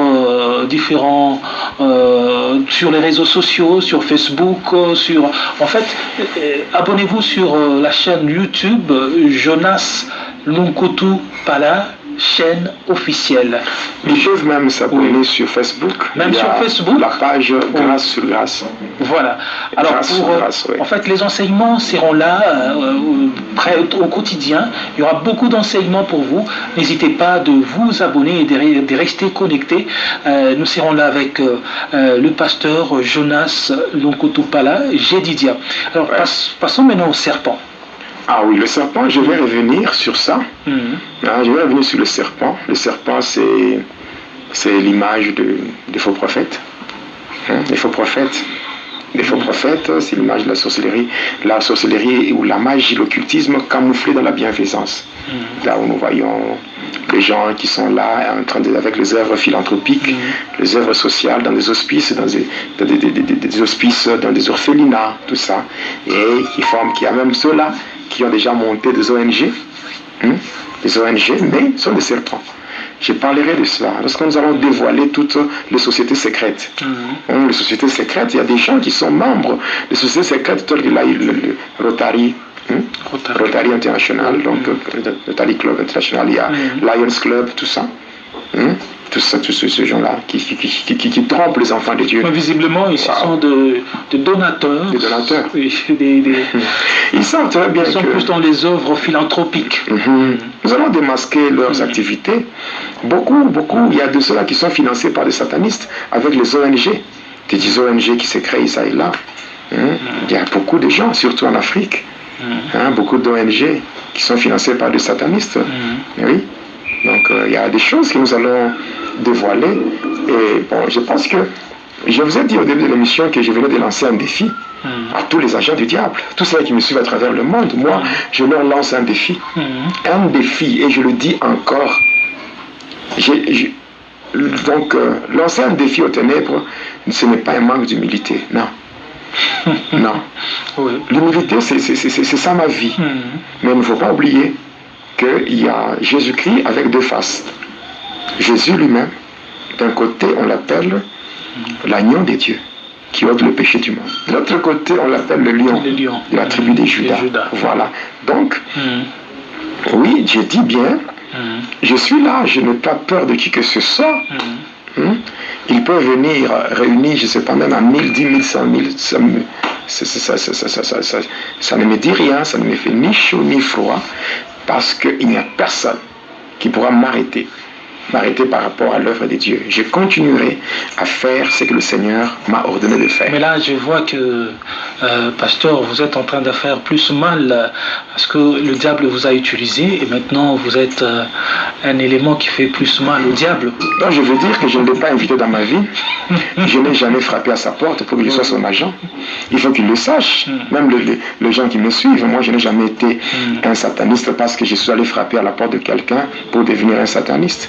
Moi j'étais là, j'étais en train de subir un développement normal dans le ventre de ma mère. C'est là que lui est venu me chercher, oubliant que moi j'étais déjà consacré à Dieu. Oui, moi j'étais déjà consacré à Dieu depuis le ventre de ma mère.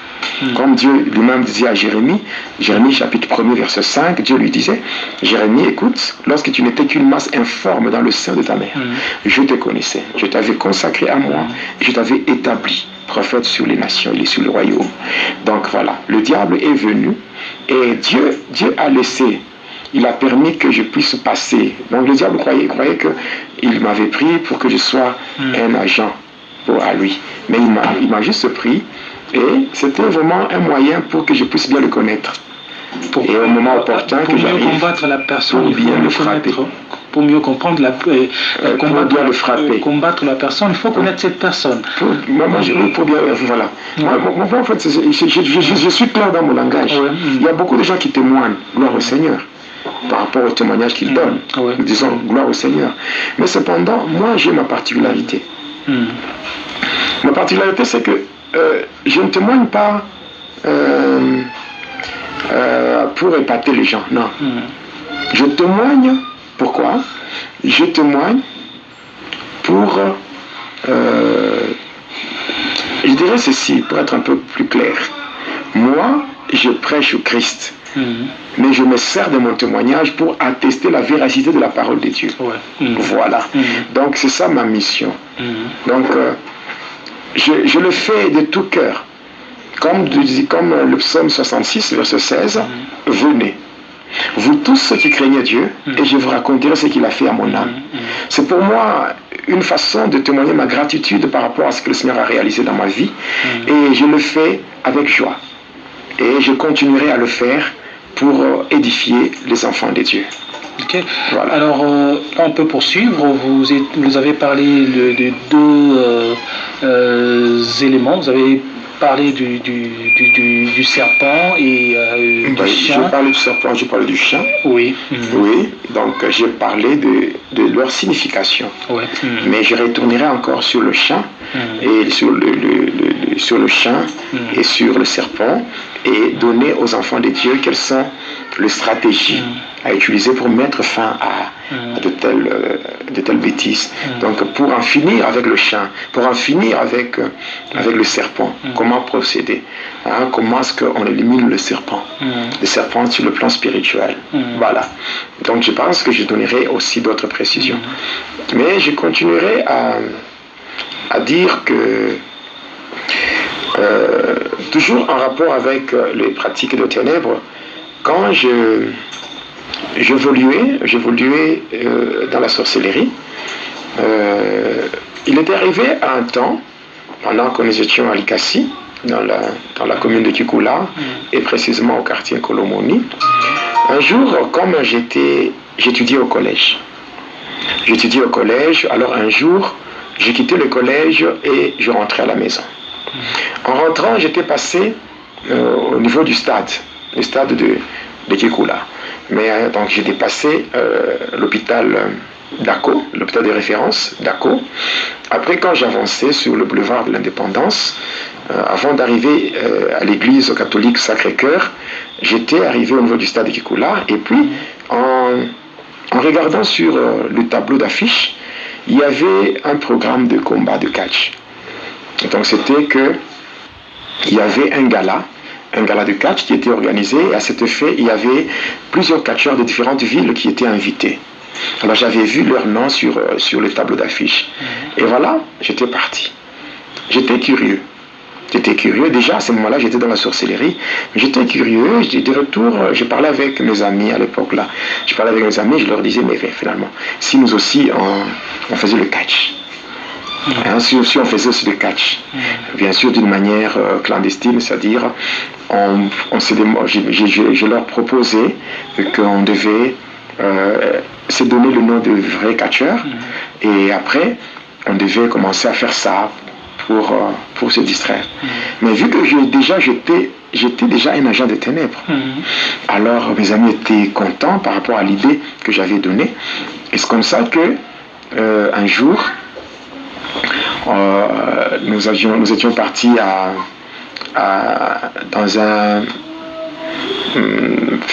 nous étions partis dans un atelier de menuiserie. C'était dans l'enceinte de l'Institut technique Viombo à Likasi, sur l'avenue Kassongo Michel. Nous étions entrés là-bas et nous avions pris des sacs. Des sacs, nous avons rempli le copeaux. Donc les déchets de bois. Alors, nous avions pris cela et nous étions partis. Nous étions partis, arrivés là-bas au quartier, au croisement de deux avenues, l'avenue Kassongo Michel et l'avenue Polo. C'est là que nous avions mis des piquets, des poteaux et des cordes, et nous avions mis les copeaux, nous avions mis des sacs là-bas comme des bâches, et c'était devenu comme une sorte de tatami. Vous connaissez le tatami? Donc une sorte de ring. Alors c'est comme ça que là on s'était donné le nom de vrais catcheurs et tout. Et après ça, quand on s'était donné des noms de vrais catcheurs, et on commençait à faire du combat. Non, d'abord, enfin, le combat, de faire le combat. Parce qu'à cette époque-là, moi, je me rappelle, j'étais en 5e des humanités, je pense, oui, j'étais en 5e des humanités. À ce moment-là, je faisais l'haltérophilie. Donc, je faisais la culture physique. Donc, tel que vous me voyez aujourd'hui, c'est que le Seigneur m'a transformé. Il a transformé mon corps. J'étais déformé donc, par rapport aux muscles et tout. Je pesais 108 kilos. Oui, c'était mon poids là, à l'époque. J'ai pesé 108 kilos et j'étais déformé par rapport à la formation physique. J'étais déformé donc le muscle pectoraux, du biceps, triceps et toutes ces choses-là. J'étais comme un monstre. Mais aujourd'hui, quand même, le Seigneur... Mais à ce temps-là, c'était un plaisir pour vous. Bon, c'était une folie de grandeur, comme on dit. Donc, une folie de grandeur. Oui. Alors, après ça, on commençait à faire des publicités sur les routes. Donc, c'était une sorte de caravane. Et les gens nous suivaient. Beaucoup de gens, vu que moi, je faisais la culture physique, donc des exercices de musculation. Alors, j'étais comme leur leader.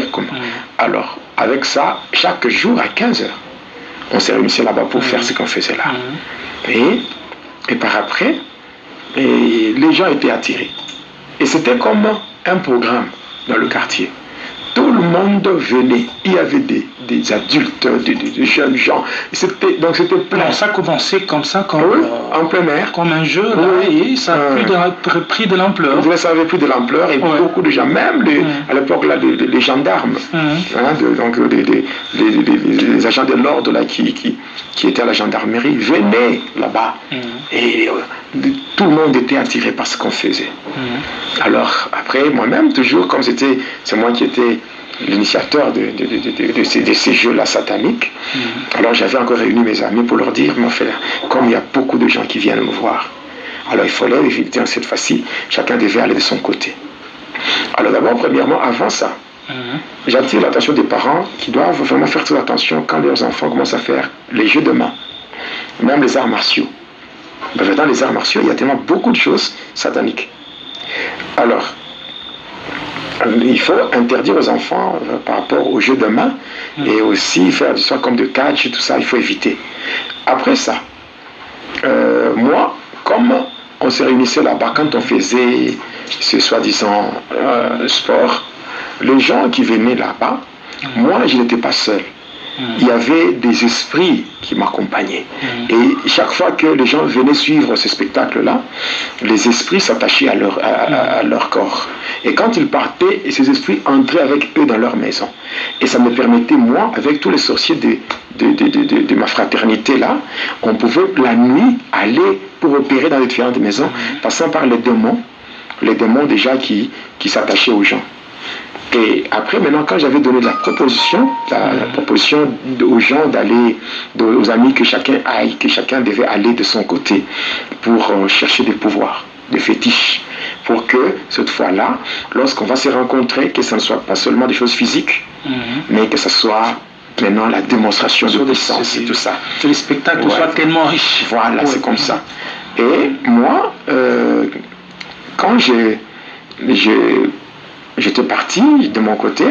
Alors ici, on peut revenir un peu sur ce que vous avez dit. Vous avez parlé des jeux de main qu'il faut interdire aux enfants. Oui, les jeux de main. C'est quoi ces jeux de main-là? Le jeu de main, c'est-à-dire que quand vous voyez les enfants qui sont en train de pratiquer les arts martiaux, peut-être certaines choses que les enfants voient dans des films, ou ce qu'ils voient à la télé, mais ils commencent à se pratiquer ça sur eux-mêmes. Donc ils commencent à faire ça. Donc pendant qu'ils font des jeux, ils commencent à pratiquer ce qu'ils ont vu à la télé, ou bien dans des films, donc en termes de, donc comme les arts martiaux.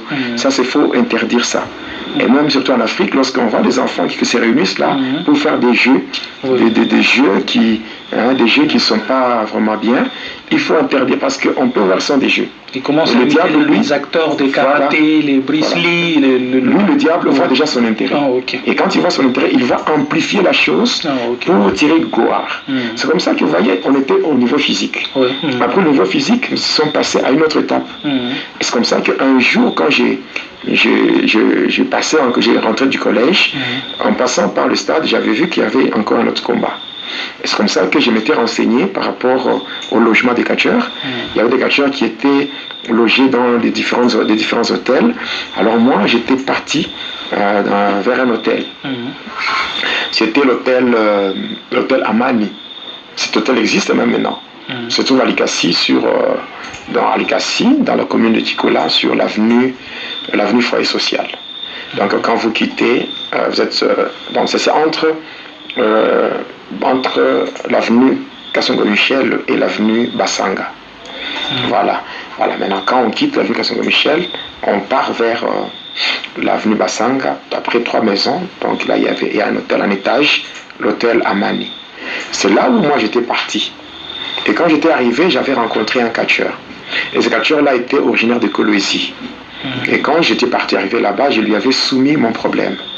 Après, j'avais parlé avec lui, donc après lui avoir soumis le problème que j'avais, c'est comme ça que ce catcheur-là s'était mis d'abord à rire, et par après, il me demande de lui payer la bière. Et j'avais l'argent sur moi, l'argent qui était destiné à payer les frais de l'école. C'est comme ça que je lui avais payé la bière. Après la bière, alors il me dit, ça va, tu peux rentrer chez toi. Et quand tu vas rentrer chez toi, tu vas faire quoi? Tu vas prêter les éléments que je vais citer. Et le lendemain, tu reviendras ici. C'est comme ça que j'étais parti. J'étais parti et le lendemain, j'étais là.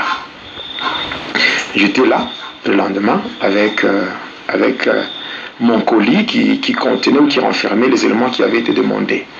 J'arrive. Alors, quels sont ces éléments qui étaient demandés? Il m'avait demandé de payer 2 bougies. 2 bougies blanches. De payer 2 désodorisants qu'on appelle communément les choulai. Voilà. Je devais payer aussi le sel indigène. Je devais payer aussi le parfum qu'on utilise dans donc on utilise souvent dans des funérailles. Donc le parfum Avanita. Je devais aussi payer 2 tiges de cigarettes fortes. Je devais payer ça aussi. Je devais aussi payer un mouchoir blanc. Voilà. Et j'étais venu avec ces éléments-là. Et quand j'étais venu avec ça, c'était autour de 19h, où nous étions à l'hôtel. Et pendant qu'on parlait, lui-même me dira, oh ça va, au lieu de passer directement à l'essentiel, il me dira, non écoute, il était en train de me parler sur d'autres choses. Et tout. Et arriver vers minuit. une heure de pointe, c'est là qu'il me dira que tu vois, c'est toi qui es venu chercher le pouvoir. Alors comme tu as besoin de pouvoir, tu dois te rendre au cimetière. Et tu dois y aller seul. Tu dois y aller seul et tu iras déposer, ces histoires sur une tombe. Et voilà, j'étais parti. À minuit, seul. À cette époque-là, je n'étais même pas à l'université. J'étais aux études secondaires, donc j'étais aux humanités. C'est comme ça que j'avais quitté. Je quitte l'hôtel, je descends avec l'avenue Frère Social, je tombe sur l'avenue, donc je quitte l'avenue Social, l'avenue Frère Michel, je monte sur l'avenue Lumumba et de là j'évolue jusqu'à la bifurcation où il y avait une église catholique Sacré-Cœur. Je laisse la route qui va vers la ville, c'est-à-dire le boulevard de l'Indépendance, mais je prends l'avenue Lumumba qui va vers la commune qu'on appelle la commune de Panda. Et c'est comme ça que j'étais parti. Je dépasse le terrain de foot, après je dépasse l'hospice de vieillards et juste après je m'étais retrouvé devant le cimetière de Sapin. Et c'est comme ça que je devais entrer dans le cimetière de Sapin. Alors arrivé à l'entrée du cimetière, à partir du cimetière de l'entrée, je devais compter 49 pas. Je devais compter 49 pas et j'étais entré seul et après le 49 pas j'étais devant maintenant une tombe. J'avais pris le colis, j'avais ouvert, j'avais mis au-dessus de la tombe et je prends une lame de rasoir et je m'étais blessé à mon petit doigt et je l'avais pressé de sorte que 6 gouttes de mon sang étaient tombées sur le colis. Et après j'avais prononcé une incantation qui m'avait été donnée par cet homme-là. Ce catcheur-là, j'avais prononcé une incantation, et je ne saurais pas citer ça ici, j'avais prononcé cette incantation, par après je devais rentrer. Et en rentrant, je ne devais pas regarder derrière moi. Et j'étais parti. Et le lendemain, donc au petit matin, autour déjà de 4 heures du matin, j'étais encore dans le cimetière, selon les instructions de cet homme-là. Et quand j'étais arrivé, j'avais trouvé que les éléments que j'avais laissés là n'étaient plus intacts. Il n'y avait qu'une seule bougie. Sur les 2 bougies, une bougie était consumée. Une bougie était consumée, l'autre était là. Les 2 tiges de Tchoulaï ou les désodorisants, toutes les 2 tiges étaient calcinées. Après, le sel était là, le parfum, le flacon était vide, mais le parfum était le flacon était vide, le parfum était déjà aspergé sur la tombe, et il y avait sur les 2 tiges de cigarettes, il n'y avait qu'une seule qui était restée. Alors moi j'avais pris juste les restes là, et j'avais emballé sur le mouchoir blanc, et j'étais rentré à l'hôtel, et j'avais présenté ça au catcheur, et il était vraiment très content. Très content, il m'a dit en tout cas tu es un brave, je suis vraiment fier de toi. Et après il prend le colis, il met dans son sac. Et puis il me donne une poudre. Donc d'abord, il me donne, non, c'était pas une poudre, il m'avait donné d'abord une touche. Une touche de couleur rouge, et au niveau pectoral, il y avait une mention. Donc il y avait le nom d'un démon, le démon Zagam. Zagam, c'est un démon qui a le contrôle de 9 cimetières. Alors il m'avait donné ça et il m'avait dit de porter cela, je devais rentrer chez moi. J'étais rentré chez moi et arrivé dans ma chambre, je m'étais endormi. Et quand je m'étais endormi, j'avais mis ma tête sur mon oreiller et je m'étais endormi. Et après avoir fait des incantations et arrivé le matin, quand je m'étais réveillé le matin, je regarde sur mon oreiller, en dessous de mon oreiller, je vois un petit colis. Donc il y avait une poudre de couleur verte qui était emballée dans un colis. Alors je prends la poudre, j'étais parti voir le catcheur. Alors le catcheur me dit, mais en tout cas tu as réussi, c'est que tu as été visité par Zagam. Donc là je dis même en passant que moi j'avais le contrôle de 9 cimetières passant par le démon Zagam. J'ai contrôlé 9 cimetières, beaucoup de gens pour entrer au cimetière venaient me voir. Il y avait beaucoup de catcheurs pour avoir certaines directions mystiques passant par le cimetière. Ils venaient me consulter pour faciliter leurs activités là dans le monde des cimetières, passant par la cérémonie à tombeau fermé ou la cérémonie à tombeau ouvert. Donc le cimetière, c'était le cimetière d'Elikassi à ces temps-là? Non, mais partout là où j'ai parti, si je me déplace par exemple, j'arrive dans une ville, à partir de ces démons-là, je pouvais prendre le contrôle de nos cimetières. Ah, ok. Oui, je pouvais le faire. Oui, je pouvais le faire. Voilà. Et jusque-là, nous ne sommes qu'au début du témoignage, hein, croyez-moi. Nous sommes qu'au début. Je pense que là, nous commençons à... Alors là, je vois qu'on est presque à la fin de ce numéro. Je pense qu'on va poursuivre la fois prochaine. Je sais qu'il y a beaucoup de choses que vous devriez dire. En tout cas, ces choses-là seront dites la fois prochaine. Alors, qu'est-ce qu'on peut retenir dans peu de mots sur ce qu'on a parlé aujourd'hui, pour un petit résumé là pour conclure. Oui, ce qu'on peut retenir, c'est que un enfant de Dieu, c'est quelqu'un qui est doté d'un sens de responsabilité. Un sens de responsabilité comment? Parce qu'en lisant Marc 16, 17, il est dit, voici le miracle qui accompagneront ceux qui auront cru. Au nom de Jésus, ils chasseront les démons. Ils chasseront les démons, ils imposeront les mains aux malades et les malades seront guéris.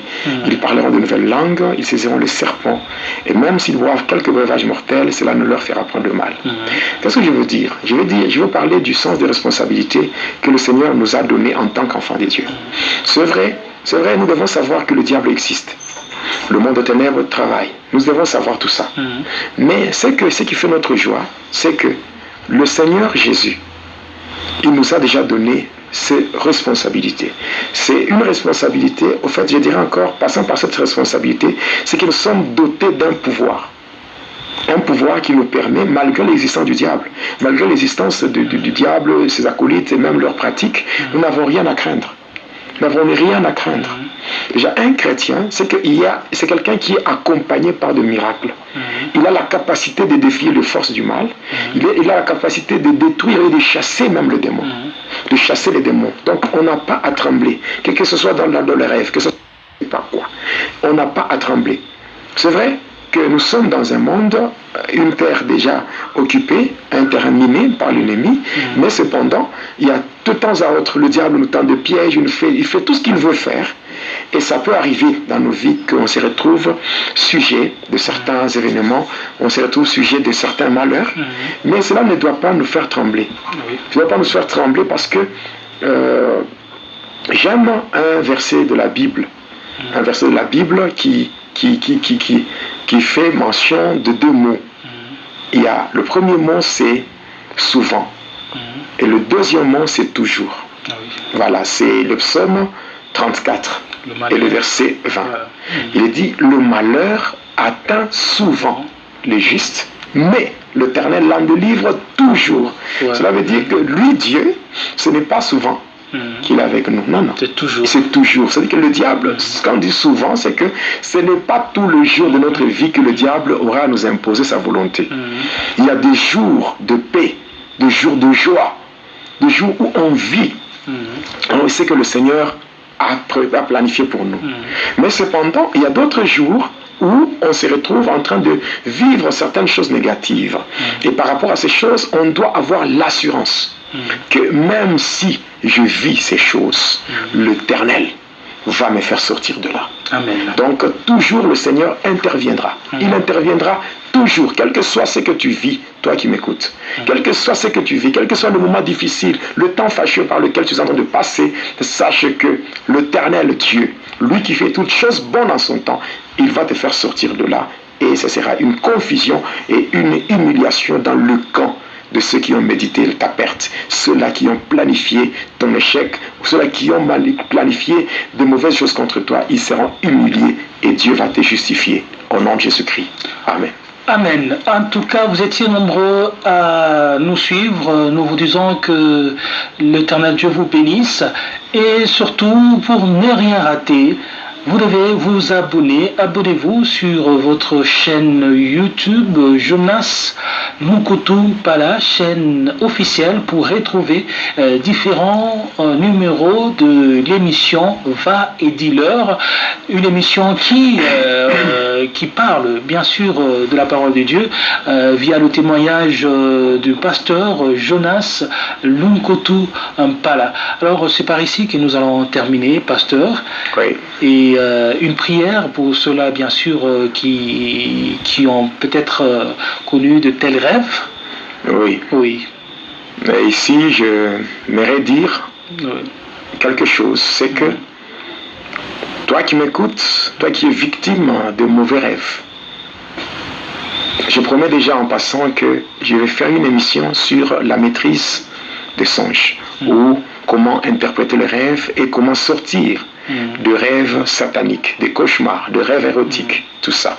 De rêves basés sur la nécromancie, où les gens se voient dans leurs rêves avec les gens qui sont déjà morts, les gens qui sont décédés. Donc quand nous disons que abonnez-vous sur la chaîne YouTube, Pasteur, donc la chaîne YouTube Jonas Lunkutum, par la chaîne officielle, c'est pour votre bien. Donc l'objectif, ce n'est pas d'avoir beaucoup d'abonnés. L'objectif, ce n'est pas d'avoir beaucoup de vues sur YouTube, non. L'objectif, c'est que vous puissiez bénéficier de ces enseignements afin de briser ou de détruire le voile que le diable a imposé sur vos vies et que vous soyez vraiment totalement libérés au nom de Jésus-Christ. Donc je dis encore ceci, la main de l'Éternel n'est pas courte pour sauver, mais ses oreilles ne sont pas dures pour entendre. Et nous témoignons encore qu'il n'y a aucune circonstance qui peut demeurer constante devant la main puissante et agissante des dieux. Donc pour dire, toi qui m'écoutes, place ta confiance dans le Seigneur. Il est un secours qui ne manque jamais dans la détresse. Il est le consolateur des âmes abattues, il est le soutien des faibles, il est le guérisseur de cœurs brisés. Il peut te faire du bien, il peut essuyer tes larmes, quelles que soient les choses que tu as vues. Sache que le Seigneur peut mettre fin à ces choses. Ce qui est beaucoup plus essentiel, c'est que tu lui donnes d'abord ta vie. Que tu donnes d'abord ta vie au Seigneur Jésus-Christ pour que tu sois d'abord sauvé. Le salut dépasse toute chose que tu peux envier dans ce monde. Mais maintenant, au moment que je te parle, le Seigneur Jésus-Christ, il est là. Il est là à la porte de ton cœur en train de frapper. Il dit dans Apocalypse 3, le verset 20, il dit, mais voici, je me tiens à la porte et je frappe. Mais si quelqu'un entend ma voix et qu'il l'ouvre, j'entrerai. Jésus peut entrer dans ta vie. La délivrance, c'est Jésus qui l'opère parce qu'il est le rocher de la délivrance. La délivrance est un processus qui va te faire entrer dans une vie de victoire. Mais avant d'expérimenter la victoire dans le Seigneur, commence d'abord par expérimenter le bénéfice de la croix. Et par le bénéfice de la croix, j'aimerais te dire, quelle que soit la couleur de tes péchés, Jésus est mort. Il a pris tes péchés sur lui et il est monté à la croix. Il est mort à ta place. Alors aujourd'hui, il veut faire son entrée dans ta vie. Si tu es là, tu n'as pas encore donné ta vie à Jésus-Christ, j'aimerais t'inviter à le faire. Donne ta vie à Jésus, même en commentaire, tu peux écrire ton nom. Tu peux écrire ton nom, tu peux me donner tes coordonnées, nous pouvons te contacter, nous pouvons faire une prière avec toi, nous pouvons t'appeler en apartheid, c'est-à-dire que nous pouvons t'appeler en privé, et là nous pouvons faire une prière avec toi, nous pouvons t'orienter par la grâce de Dieu, de la même manière que le Seigneur a fait du bien à moi qui te parle, il le fera aussi pour toi. Parce que la grâce qui m'a été accordée, cette grâce, le Seigneur peut aussi te l'accorder. Alors aujourd'hui, quand tu entends la voix de Dieu, n'endurcis pas ton cœur, ouvre ton cœur et que laisse Jésus faire son entrée pour changer ta vie, pour te transformer, pour te restaurer. Seigneur, au nom de Jésus-Christ, toi le véritable Dieu, le Dieu qui nous a mandatés et qui nous a établis, je prie pour ton peuple. Je prie pour tous ceux-là qui sont victimes de mauvais rêves, tous ceux-là qui sont visités par le chien, tous ceux-là qui sont visités par le serpent, tous ceux-là, oh Dieu, qui se retrouvent bloqués dans l'impudicité, dans le désordre sexuel passant par la puissance de chien. Oui, ceux-là qui sont victimes de la sorcellerie, tous ceux-là qui sont envoûtés, oh Dieu, ceux-là qui vivent sous envoûtement à cause de la sorcellerie, ceux-là, oh Dieu, qui sont rétrogrades, ceux-là, oh Seigneur, mon Dieu, Jésus, tous ceux-là qui sont victimes des choses négatives venant du monde de ténèbres, je prie pour eux. Laisse que ta main les touche, que cette main qui n'est pas courte, que cette main les touche, que ta main le touche et que la puissance du Saint-Esprit se manifeste sous forme de feu et que ces feux puissent briser le chêne, couper le lien au nom de Jésus-Christ. Oui Seigneur, agis dans la vie de tout un chacun, de tous ceux-là qui ont suivi, qu'ils soient touchés par ta main et que la restauration ainsi que les faveurs divines soient leur partage au nom de Jésus-Christ. Que la gloire te revienne en toutes choses car tu es Dieu, au nom puissant et glorieux de Jésus-Christ, notre Seigneur et Sauveur, que nous prions ainsi avec foi et action de grâce. Amen. Amen. Alors, en fait, pour ceux-là qui nous suivent sur YouTube, le numéro est affiché, mais ceux-là qui nous suivent sur Facebook, ils ont besoin d'un numéro WhatsApp. Oui, je peux leur donner tous mes numéros. Oui. Le premier numéro, c'est un numéro Vodacom. C'est le plus 243 81 163 0067 plus 243 81 163 0067. Le deuxième numéro, c'est plus 243 97 63 44 0 94 plus 243 97 63 44 0 94. Et le dernier, c'est plus 243, c'est un numéro orange, plus 243 85 89 08 142 plus 243 85 89 08 142. Tous ces trois numéros sont aussi sur WhatsApp. Donc on peut me contacter passant par l'appel direct ou bien passant par WhatsApp à ce numéro que je viens de donner. En tout cas, que Dieu vous bénisse. Tout est bien qui finit bien. Merci à Boni Verdict Béa pour la réalisation. Merci à vous qui nous avez suivis. Que l'Éternel Dieu vous bénisse. Au revoir.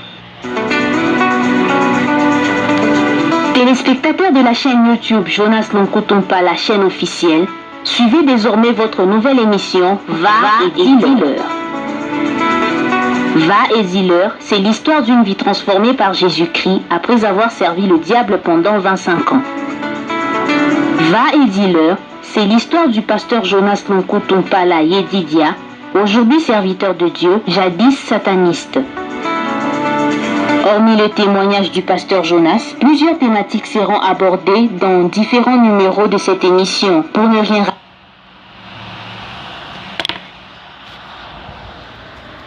Alléluia.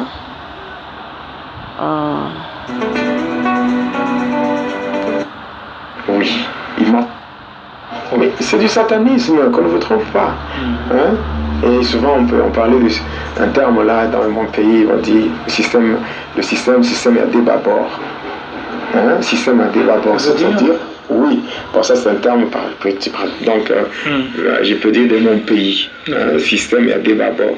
Comme on disait, système de débat bord, c'est-à-dire dès qu'on est dans le physique, quand on monte sur le ring, on commence à se battre et tout, et après un certain temps, quand on voit que les choses se compliquent, on change de stratégie, on entre dans la dimension métaphysique.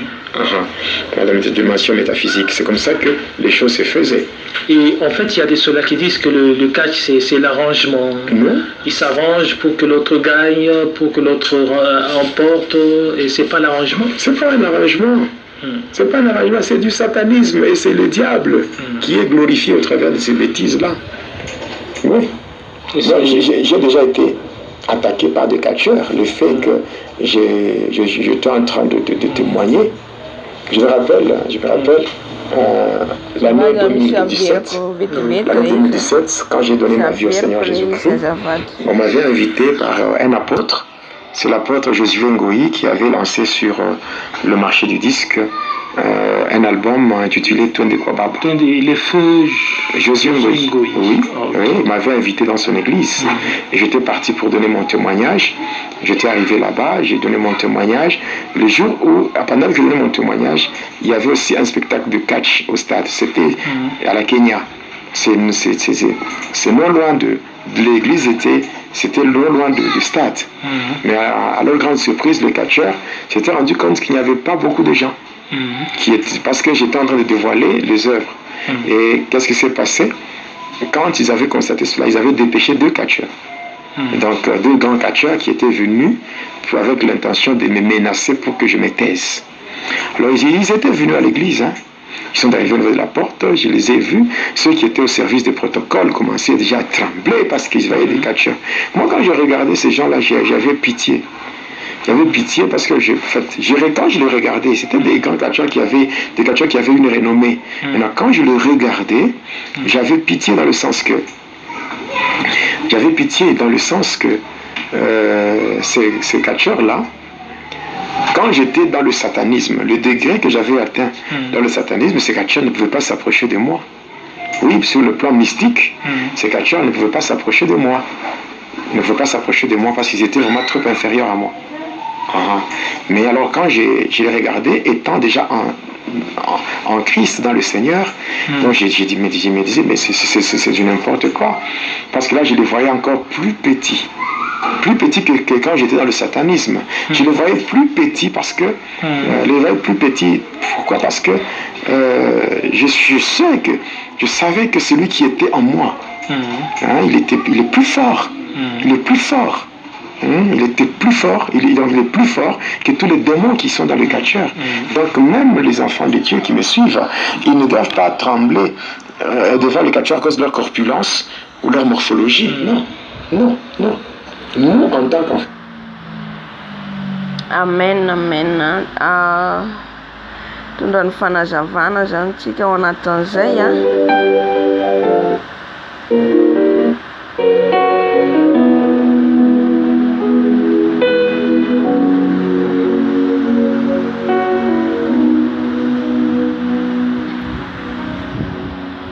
Alléluia.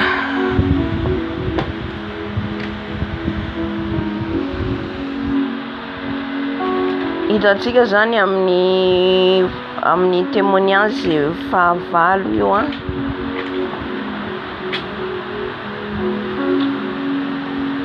fa ivavaka aloha zaho alohany anazavako azy. Alléluia. Jesosy malalo, aoka ny fanainao masina no hiteny eto, aoka ny fanainao masina no ampiteny miteneny ianao fa za dia tsy maina inana ianao mampalala zay rehetra tianao ambara ao anatin'izay témoignage zay Jesosy ao, saotra fanahy masinao. Amen.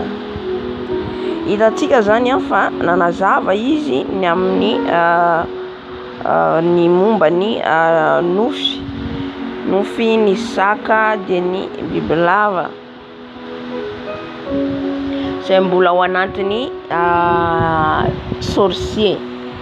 Fa efa namarana azy zany izy hoe ny alalatsika hoe tafoka zany rehefa tsika zany manofo ohatra hoe saka, asan'ny famisaviana zay, asan'ny famisaviana raha vao manofo zany ianao saka indrindrandrindra ny piso, satria io zany no ampiasain'izy ireo, matetika ampiasain'izy ireo ny piso. Amen. Dia rehefa ianao izy manofo saka, dikan'izay zany any amin'ny monde des ténèbres, any amin'ny toerana misy an'izy ireo zany manao plan izy ireo zany, manao plan izy ireo anafika anao zany. Misy complot zany ao, misy complot iraisan'izy ireo.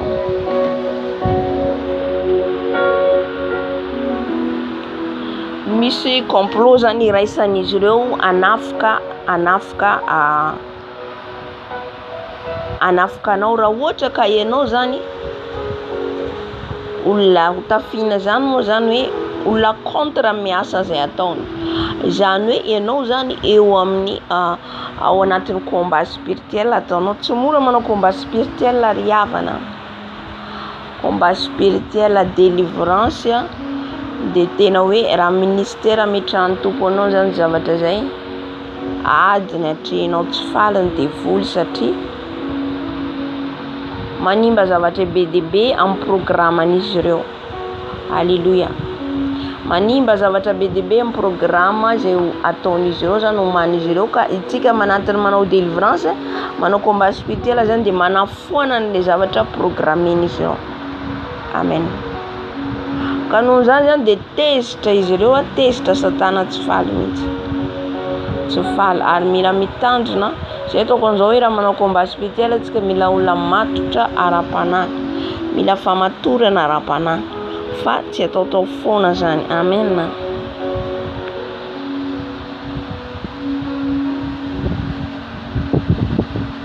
Dia nanazava izy amin'ilay saka zany, rehefa manofy an'io zany ianao dia dikan'izay ho izy any monde des ténèbres, efa misy complotn'izy ireo, misy firaisan-tsikombakomban'izy ireo zany omanin'izy ireo anapotika anao na ampihena ny ara-panahinao. Satria rehefa mafana ohatran'io zany tsika mafana mivavaka isan'andro mandeha amin'ny fatahonin'Andriamanitra dia tsy afaka manantona antsika izy ireo.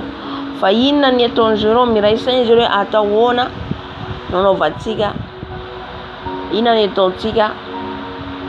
ny ampiena na ampienan'le afo ao anatin'ny kristiana anankiray.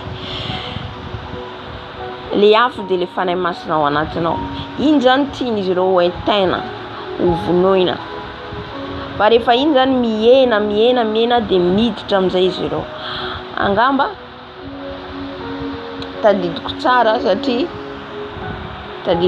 satria za le nifijoko ombela tamin'izay hoe za le ny fiainako zany fiainam-bavaka foana, manao combat spirituel foana ao an-trano, mivavaka foana ny ataoko tsy tapaka.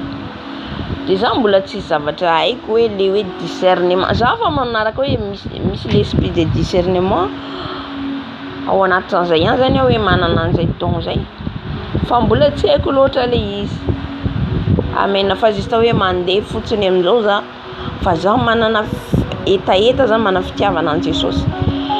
Le izy zany tsy hoe sitrapo fa ny tompo mihitsy manome izy donc le izy. Amen.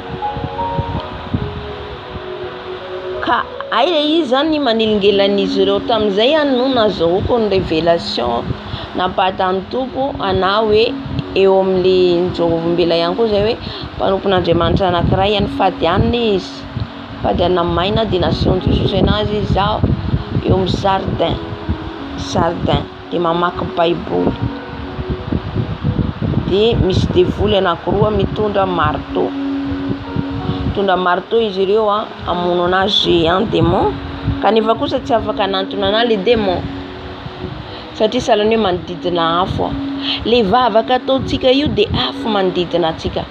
Vavaka ataontsika sy fandehanantsika mifatahorana an Jesosy mandehantsika araka ny didiny, araka ny lalany, araka ny tenin'Andriamanitra, manao pratika an'io tenin'Andriamanitra io de afo atosiran'ny Satana, andosiran'ny fahavalo. Tsy afaka manantona atsika izy ireo. De ay zany za le mivavaka isanandro tamin'izay zay mbola tamin'ny groupe angamba nanaovako tamin'izay nivavaka tamin'izay. Amen. De sady ny chaîne narahako ihany koa.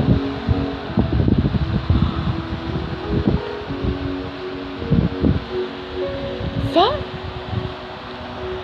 rehefa iny zany ka le izy zany manelingelinan'izy ireo any amin'ny monde de terre. Taty aoriana zany vao nalako an'izany daholo efa taty aoriana. Zany hoe mahatsara an Jesosy mampalala atsika le lalana lalovantsika. Tsy fantatro nanao fa nenao ohatr'izany hoe le zavatra lalovako zany ampatsiavin'ny fanahy masina ana. Ampalalana hoe zao ne zavatra lalovanao teo zao. Sahalan'ny hoe ampahafantarin'ny tompo anao zany le izy. Ay zao zany tanjon'i Jesosy an'iny. Matoa zany ampandalovina an'iny na hoe ay ve zao le zavatra nalovako teo. Le zavatra lalovantsika reny zany misy antony daholo reny. Expérience lalovanao reny. Amen. Hoe mandalo ady ianao de niatrika an'iny ianao de misy zavatra tian'ny tompo ampahalalana anao ao. Amen.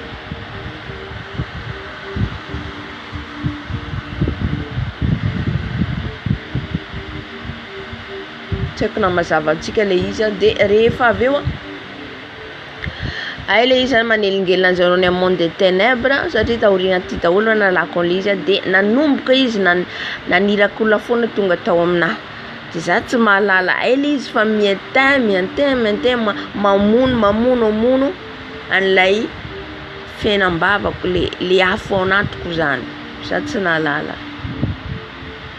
De rehefa miamena iny miditra amin'izay izy ireo mamono anao amin'izay. Tahaka an'izay nahazo Samson. Satria nenazy indray tamin'ny resaka vehivavy. De tonga le vehivavy de mody hoe tsara aminao le devoly tsy teny mihitsy zany hoe ty za fa devoly. Fa miditra zany izy amin'ny alalan'ny fandrika. Amen.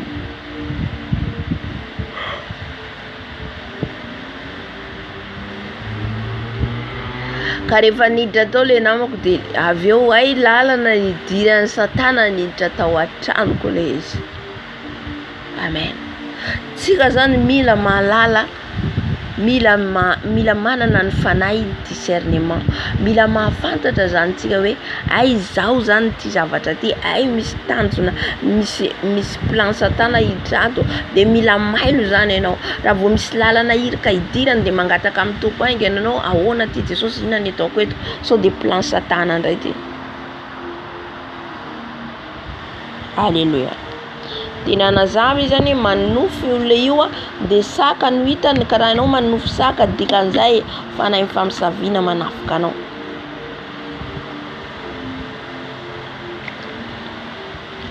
Fanahy famisaviana manapotika ny fiainanao.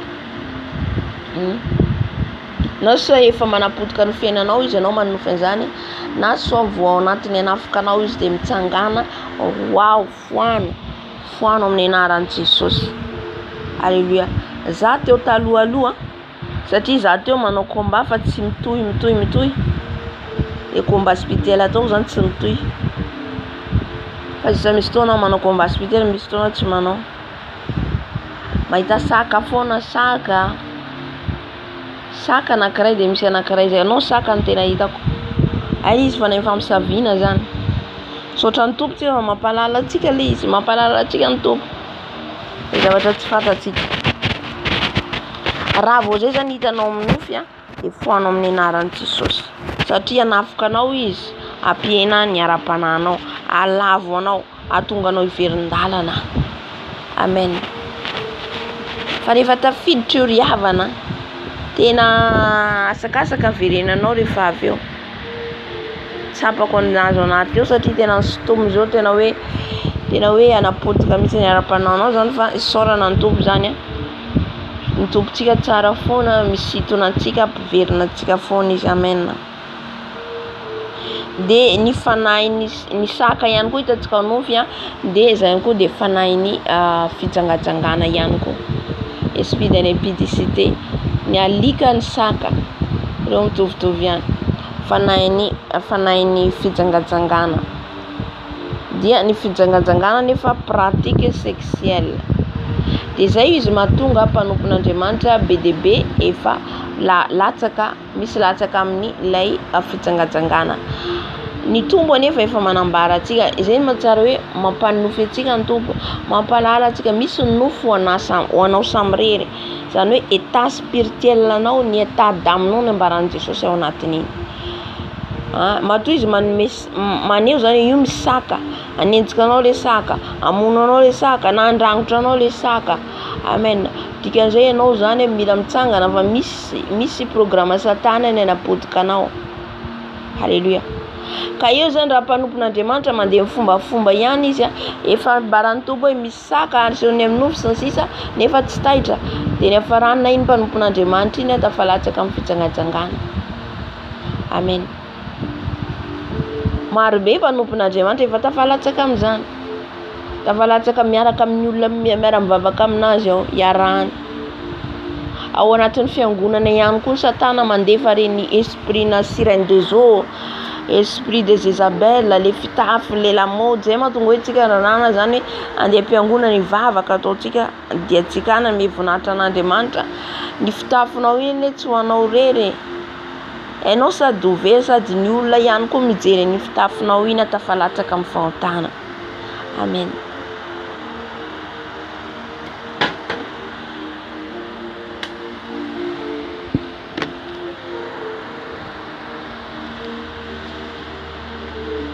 De ny azavainy ihany koa le manofy ianao le fanahy manambady, le fahitantsika foana ny fanahy manambady manofy ianao, misy olona manao firaisana aminao, na devoly manao firaisana aminao, na izy sirène des eaux,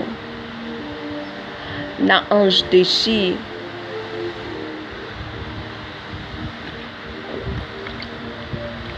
De raha ianao anatin'izay manofy ianao de azonao fafinaretana ao anatin'ny manao rapport aminao izy. Tena hoe mifona amin'ny Jesosy ianao, mifona amin'ny Jesosy satria tena hoe tafiditra anaty fahotana. Fa normal zany mahazanak'Andriamanitra atsika araka nazavainy teo.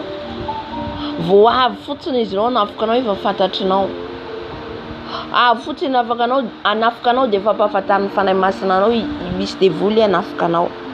na le devoly tonga izy anomboka itsapanao tonga de tsapanao hoe tonga de mifoy ianao. Alléluia. Fa aza manaiky ho renao hoe tsapanao tena hoe mahazo fafinaretana anao matory misy anao firesanao de tena azonao fafinaretana. Dikan'izay izy namoniny ara-pananao anatiny mamoniny ara-pananao na izy amin'ireny. Alléluia. Anatiny mitofeny fananao. Io arakaraka tena marina zao vao tadidiko le izy. Tena marina tokoa le teneniny hoe misy le izy fantôme, misy le izy mpamosavy, olona zany fa maka endrika izy olona izy zany fa maka endrika olona izy manao firaisana aminao, maka endrika olona na ihany koa matsapa anao biby. Zany zavatra zany fa tsapako fa nilalovako daholo le izy. Alléluia. Na soit démon manao firaisana aminao. Presque ny kristianina zanak'Andriamanitra tratran'io fa tsy samy teny, tsy samy manao délivrance. Dikan'izay ianao rehefa tratran'io mila délivrance. Misy bibilava mihitsy, misy ny sasany bibilava mihitsy miditra amin'ny fivaviny. Démon zany dévolu mihitsy, démon des animaux. Alléluia. Rehefa ohatra zany ianao mila délivrance matanjaka. Ary mila ianao tena hoe tsy miala amin'ny fanatrian'ny tompo. Tsisy afa-tsy zay ry havana. Amen. Tsisy afa-tsy zay. Itsika mandeha amin'ny fatahorana an Jesosy, tsika miaina mivavaka isan'andro, izay ihany no ahafahantsika handositra an'io, ahafahantsika miala an'io. Fa raha tsy zay ianao de ho atakeny isan'andro. Na raha mbola misy zavatra anazy eny aminao ka tsy foinao, ho atakeny isan'andro ianao. Alléluia.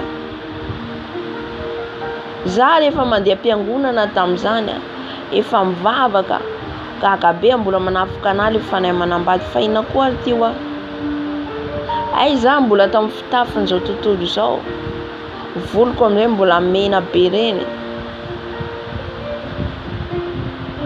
De rehefa tateoriana nomboka tsapako izy ampanarahany tompo anahy de tena hoe niala tanteraka hoe tafala amin'izay zaho saorako Jesosy.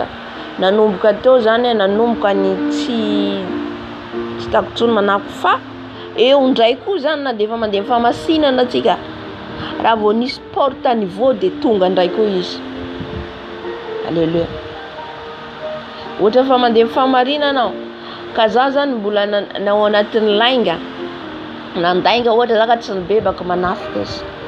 Nandeha amin'ny toerana ohatra zao tsy tokony andehany, tsy anam-pandehanana zao zay nandehany, sokatra varavarana amin'izay fotoana zay.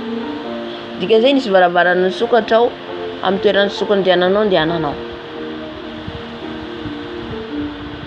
Ohatra nanana fiatsaram-belatsiana anao fahatezerana tsy nibebahanao iny, de fa miditra de aveo tapifina anao miala dio zay anao nanino ny tafina satria anao tsy nibebaka. Alléluia. Amen. Hitantsika amin'izay zany hoe fa le izy le fiainana maha-kristianina zany de mila fitandremana isan'andro isan'andro, mitandrina amin'ny diatsika rehetrarehetra. Alléluia. Izy zany isan-karazany io dévolu sexualité io zany. Araka nazavainy teo misy izy ny démon sexualité, ary nanazava ihany koa izy ny pratique ny sexualité, ny sexuelle. Les pratiques sodomie, pratique les porno reny, zay zao tsika azy, tsy azontsika atao tsony reny. Alléluia. Na de mpivady ara-dalàna aza tsy azo atao tsony. Mbola hoe anao andreny ao amin'ny tokantranonao, dikan'izay anao miantsony dévolu hiditra anatin'ny tranonao ao. Amen.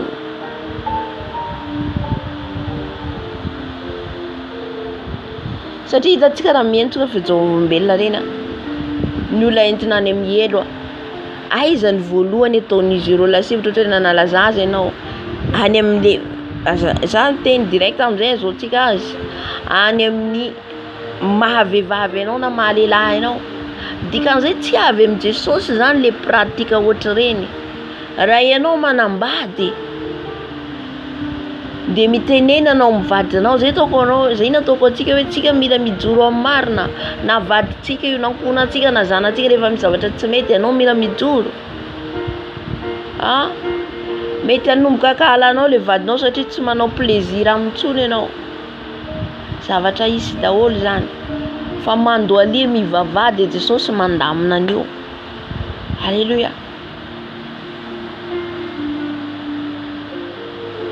Satria rehefa ao anatiny hoe tokantranonao mila masina ianao amin'ny tokantranonao, tsy hoe rehefa mpivady ianao vita mariazy vita fomba vita ndretraretra ianao dia anao zay tianao atao, tsy fa ao anatin'izay anao mila mitandrina ihany koa amin'ny tokantranonao, amin'ny fandrinanao tsy haloto.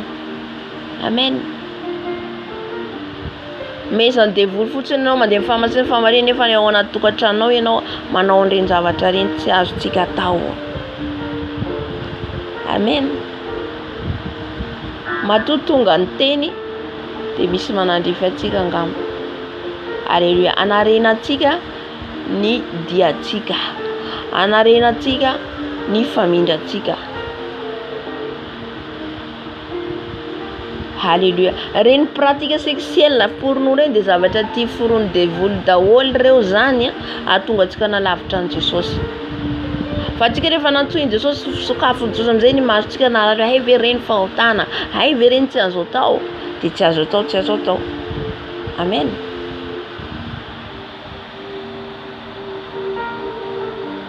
Rehefa mifiraisana hoe mampivady dia ny vehivavy ambany lehilahy ambony dia zay c'est tout.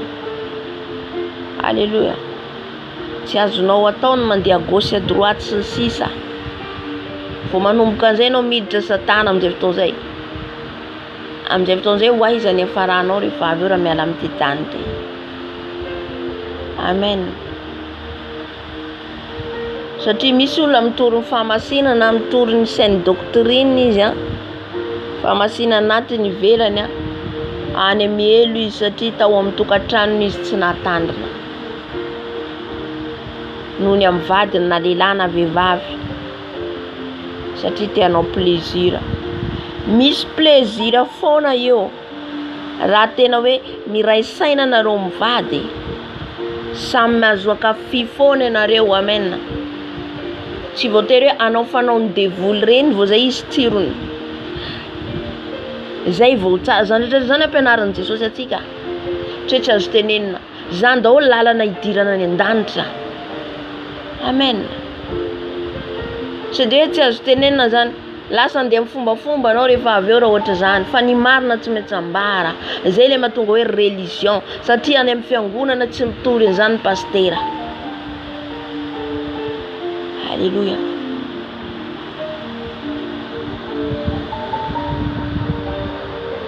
Tsy tenenina dia le tanora manao ny tsy fanao, ny tokantrano manao ny tsy fanao. Amen.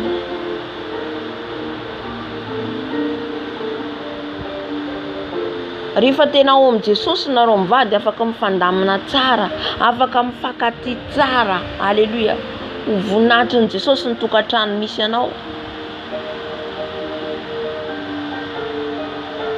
Ary mila ihany tsy mahatonga tonga ten'Andriamanitra misy zavatra tiatao ampahalalana. Mety misy tsy amintsika manana tokantrano. Tokantrano ara-dalàna ny teneniko fa tsy tokantrano maso.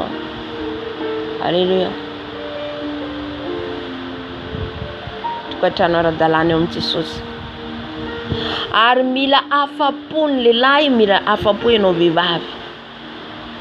Mba tsy tonga ny satana hiditra amin'ilay tokantranonareo, mba tsy tonga ny satana hiditra hoe le ohatra hoe raisiko ohatra zany ny vehivavy ihany afapo dia ny lehilahy tsy afapo dia menimena any anatiny dia mahatonga ny lehilahy mandeha manao sipa hafa ny velany. Hitantsika amin'izany le izy fianarana daholo atsika nina antsika vehivavy. Arovo tsara ny tokantrano misy anao, arovo tsara, atao falifaly foana amin'ny vadinao, afapo aminao tsara.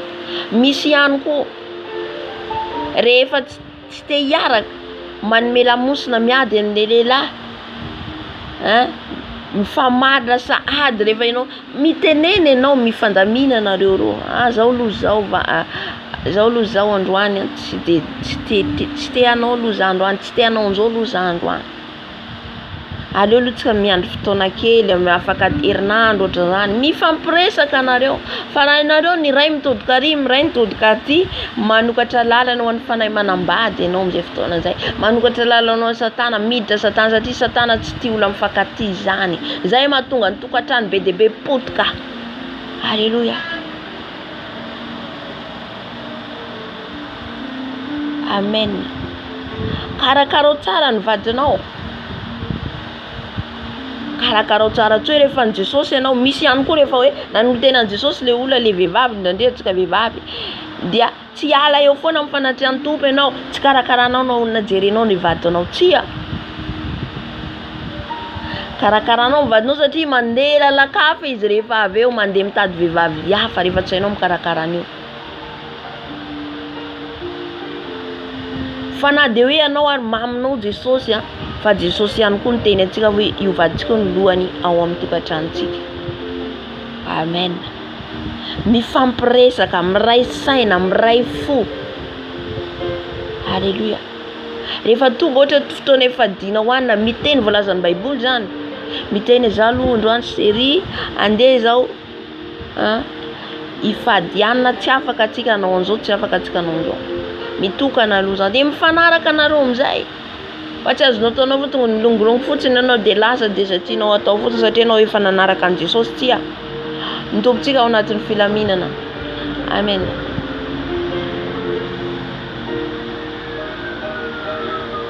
Izay mahatsara antsika hoe olona vaditsika olona avy amin'i Jesosy. Izay mahatonga antsika tsy tokony ho maimaika antsika amin'ny tokantrano. Fa na ao anaty tokantrano mila fianarana be ao amin'ny tokantrano rehefa hanambady. Mila olona matahotra an'i Jesosy tahaka anao ny lehilahy vadinao na ny vehivavy vadinao mba tsy hahatonga ny satana hiditra ao amin'ny tokantranonao. Misy ny vady tsy avy amin'i Jesosy. Misy ny vady hoentin'ny satana anapotika anao amin'ny miara-pananao. Alléluia. Maro nohatra n'izany nanolo tena an'i Jesosy noho ny vady tonga satria maimaika hanambady tonga le vady amin'izay manomboka mikomande anao hoe ohatra ianao nanomboka amin'ny fitafiana masina, fitafiana mahitsy tsara, mendrika ivelany, efa tonga le vadinao za tsy tia an'izao, mila anao manao makiazy, mila anao manao avy amin'izay tonga le kita izay le vady avy amin'ny devoly. Atonganao ho any amin'ny fahaverezana. Vehivavy anankiray zao zay nahatonga anazy any amin'ny elo. Olona nandeha tsara araka sitrapon'Andriamanitra izy. Tsika raha voadisona amin'ny zavatra ray loha ary perte ny zavatra rehetra nanompontsika hatramin'izay an'i Jesosy. Perte, very. Alléluia. Inona nanompoka an'i Jesosy miandrom-piainako rehetra nefa zavatra anankiray avery. Voalaza ny tenan'Andriamanitra zay. Diso zavatra ray loha ianao izy. Dia ilay mpanan-karena midio ny fanananao an'ny malahelo. Diso zavatra anankiray dia efa tsy miditra ny lanitra. Nanaraka ny teny vadiny izy nanomboka navelany fitafiana ivelany, nanomboka nanao makiazy, nanao lokomena, nanao patalon, nanao talon, tonga mivavadiny lanitra nodimandry amin'izay izy tonga tsy nibebaka, tonga eo mivavadiny lanitra tsy tafiditra aty ianao i Jesosy. Io fitafinao io tsy miditra aty Jesosy. Mbola ho hitantsika izay fitsaboana zay fa tiako mihitsy zany arahantsika eto amin'izay ho haitsika tsara ny fahamarinana. Amen. An-dranomasy tsisy azon'i Jesosy atao. Izay ny ataoko hoe ilay tokantrano tsy maimaika fotsiny tsika. Fa na ao anatin'ny tokantrano misy zavatra be dia be mila tandremantsika. Aleo miandry dia omeny Jesosy vady. Vady, vehivavy, lehilahy matahotra azy. Amen. Izay zany ny amin'ny hoe resaka hoe nofy ny amin'ny saka.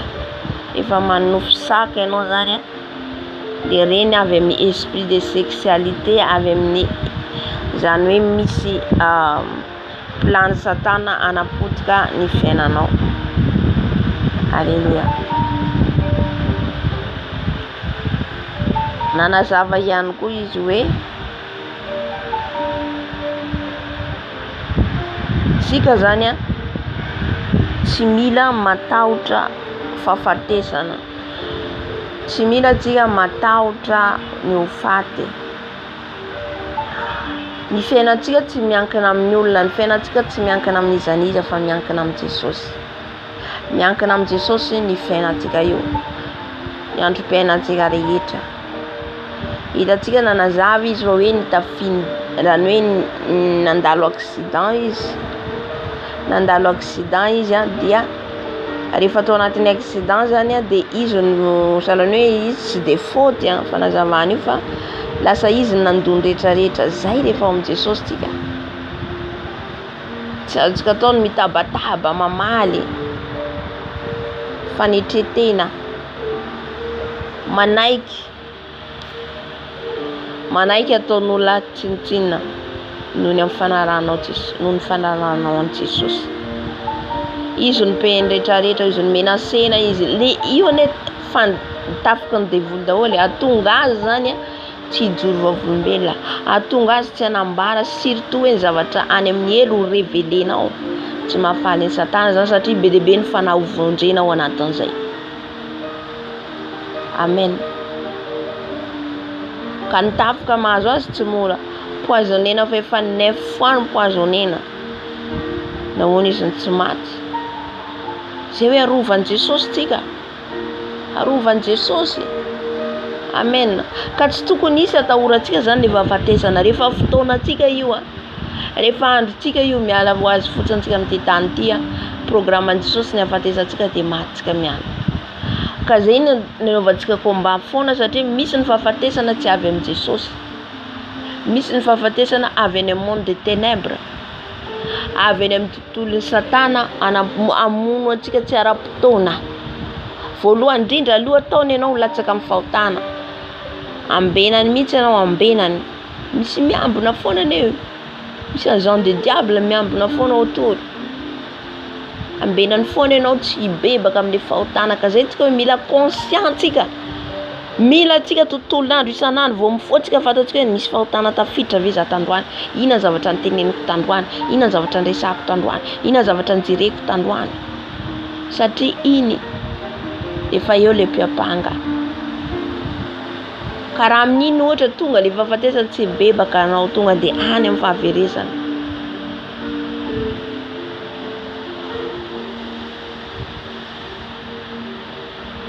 Satria tsisy malala atsika hoe ny hahafatesako mety accident, ny hahafatesako mety tampoka, ny hahafatesako mety matory tsy mifoatsony. Amin'iny ianao tsy nibebaka. Ho aiza ny fananao. Izay nampitandremantompo atsika foana. Alléluia.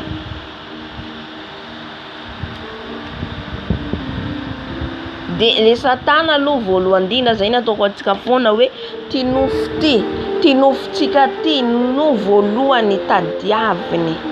Ty nofotsika ty no ampiororony. Ty nofotsika ty azony devozy ty nataony. Tenandriamanitra dia milaza ho lasa vovoka ho izy ny tenantsika ty. Ny foronina avy amin'ny vovoka no arian'Andriamanitra ny volavolainy tamby amin'izany tsika fa efara amin'izany ihany. Amen. Ka na inona zany ataon'ny Satana amin'ny nofotsika io mampiororo ho faty ianao, zao ianao. Satria zany matetika atsika amin'iny hoe rehefa fahafatesana matahotra, mangovotra sy ny sisa. Fa rehefa anao tsy matahotra ny ho faty tsy matahotra tsisy azony devoly atao. Tsisy azony atao.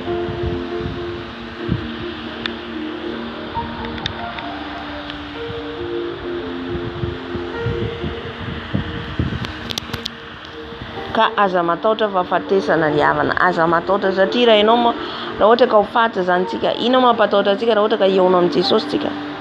Ny mampatahotra atsika matotsika matahotra dikan'izay zany le fanahintsika tsy ara-dalàna. Alléluia.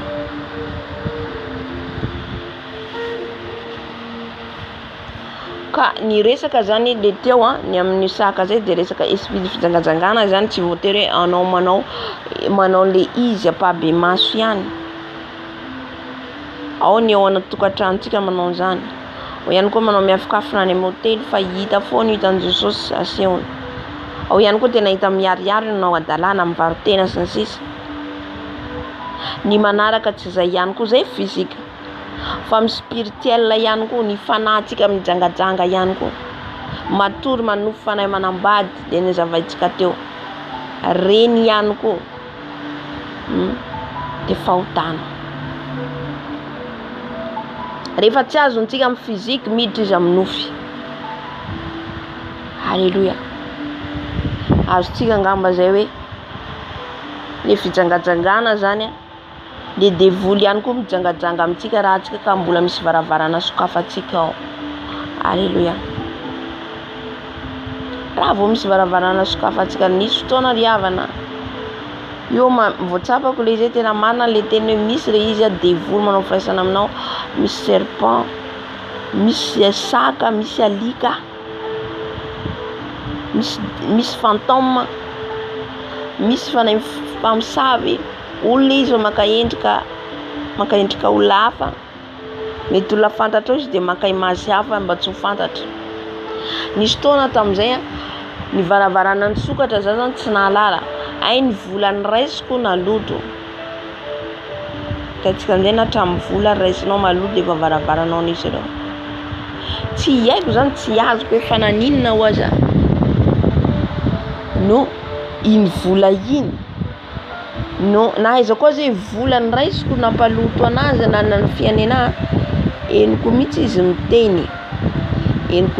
miteny hoe andao fa zay de anomenao vola foana tamin'izay nisy volany raisiko tamin'izay de zay ny teniny zay anome volanao foana fa nahitako anazy voalohany zay ataoko anazy misy ny ange dessus zay le tena tao vao tsaroko le izy satria nofo tena hitako le izy. Amen. Nanazava izy teo le anjely niarana lavo tamin'ny Satana le ange dessus avy any amin'ny premier ciel deuxième ciel. Iny ihany koa zany misy manao firaisana amintsika de tamin'io fotoana io hitako mihitsy avy any ambony izy fa tsara le izy naka endrika vehivavy izy fa tsy lehilahy tsara tare izy amin'io hita anao firaisana amina noho ny lay volany raisiko avy ambony izy hitako mihitsy ohatra milatsaka avy any ambony zay tadidiko le teniny teo hoe misy tokoa le izy hoe ange dessus. Amen. Ka itrereto fotsiny anjely niaraka nalavo amin'ny Satana zany ahoana nandresentsika an'io raha tsy manana an Jesosy tsika. Alléluia.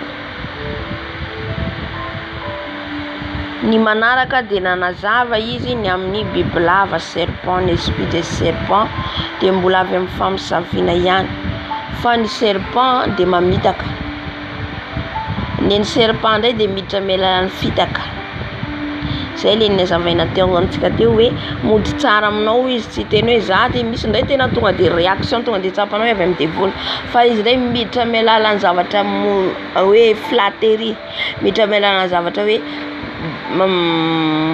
azony anao zany mody tsara eo aminao zay le hoe ambody mitafononondra. Amen. Mody tsara eo aminao izy nefa le esprit ao anatiny anapotika anao amono anao zay le fanahy bibilava fanahy famosavina ihany io satria miaraka amin'ny bibilava ihany koa ny mpamosavy. Amen. Hitatsika nidirany menarana tamy Adama sy Eva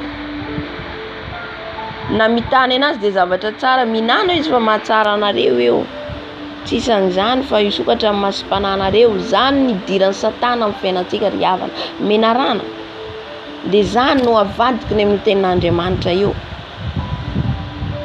Alléluia. Ka tsika nomena fanahy mamatatra mody miditra izy na amin'ny alalan'ny tenin'Andriamanitra ary ampahalalany anao.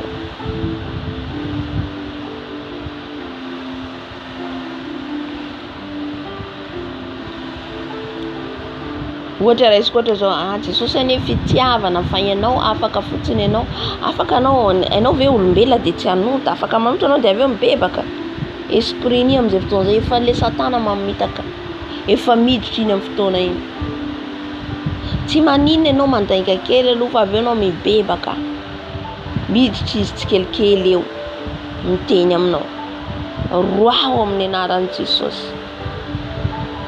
Alléluia. fa raha zanaka ny Jesosy tsika dia tsy tokony hiaina amin'ny fahotana. Efa fantatsika io fahotana nefa mbola ataontsika. Amin'izay fotoan'izay iza no namadika antsika? Iza no mitsokotsoko amin'ny alalany mety miteny madinidinika misofotsika izy miteny hoe tsy maninona zany fa ataovy ny olona rehetra nge, olombelona ihany nge anao e.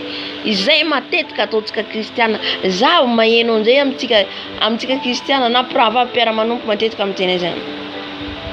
Tsisy tonga lafatra ne raha mbola ety an-tany. Marina tsisy tonga lafatra.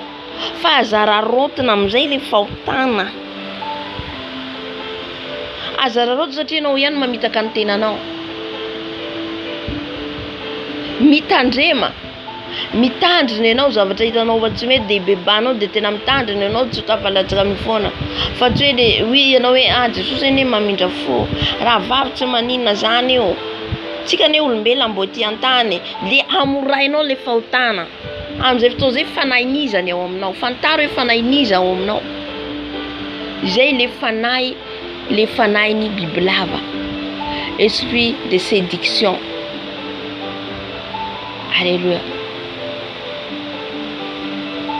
Fanahy mahavaly. Le fanahin'ny vehivavy le nitenen'ny Paul nitenenisa Petera Paul ngamba. Reo izy le mpanompon'Andriamanitra mitory an Jesosy natsoitsoiny efa impiry Jehova natsoitsoiny. Ina nitenen'ny Paul le devoly tao anatiny. Dia le fanahy mahavaly dia fanahy bibilava. Milaza zavatra marina izy, toa marina ny zavatra teneniny, toa marina. Kanefa devoliny ao anatiny. Amen. Ny sasen'ny Paul dia niala le devoly tao anatiny. Amen. Ka misy amintsika fatary ny fanahy ao anatinao. Misy le fanahy serpent mampiteny anao. Misy esprit de serpent miséduire anao. Alléluia. Roao amin'ny anaran'i Jesosy. Tsy ho fandriany Satana ianao, tsy maninona zany ene io rahavavy, tsy maninona aza morainao zany fahotana. Jesosy maty tao miazo fijaliana nitondra ny maharary, nitondra ny fijaliana. Teo miazo fijaliana izy nangirifiry. Ianao moramorainao fotsiny le fahotana. Ianao ihany mamitaka ny tenanao. Ianao ihany tondra ny fanahinao aiza ho any amin'ny fahaverezana. Alléluia. Marina fa tsisy marina na dia iray akory tsika. Mpanota tsika, fa miezaka tsika manao ny marina. Miezaka tsika tsy hiaino ny feony fanahiny ilay menarana.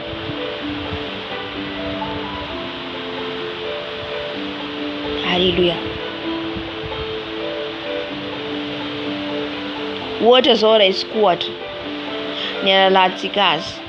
Satria Satana amin'ny alalan'ny Baiboly foana nidira ny ten'Andriamanitra. Ohatra zao tsika ao anatin'ny mampiasa fanabeazana izany. Alléluia. Mampiasa tsika fanafody, mihina fanafody. Mba tsy ohatra hoe tsy ho bevoka. Mampiasa piqûre. Amen.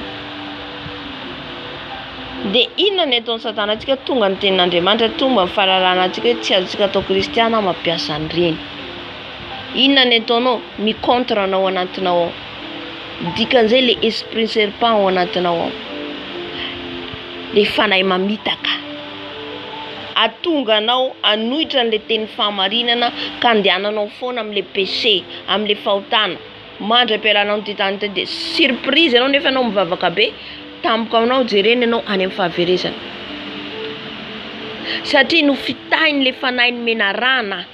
Io lay démon abati. Raha ny entsika fijeovombelony izy aty le tamin'ny voalohany na raha antsika iny. Irene.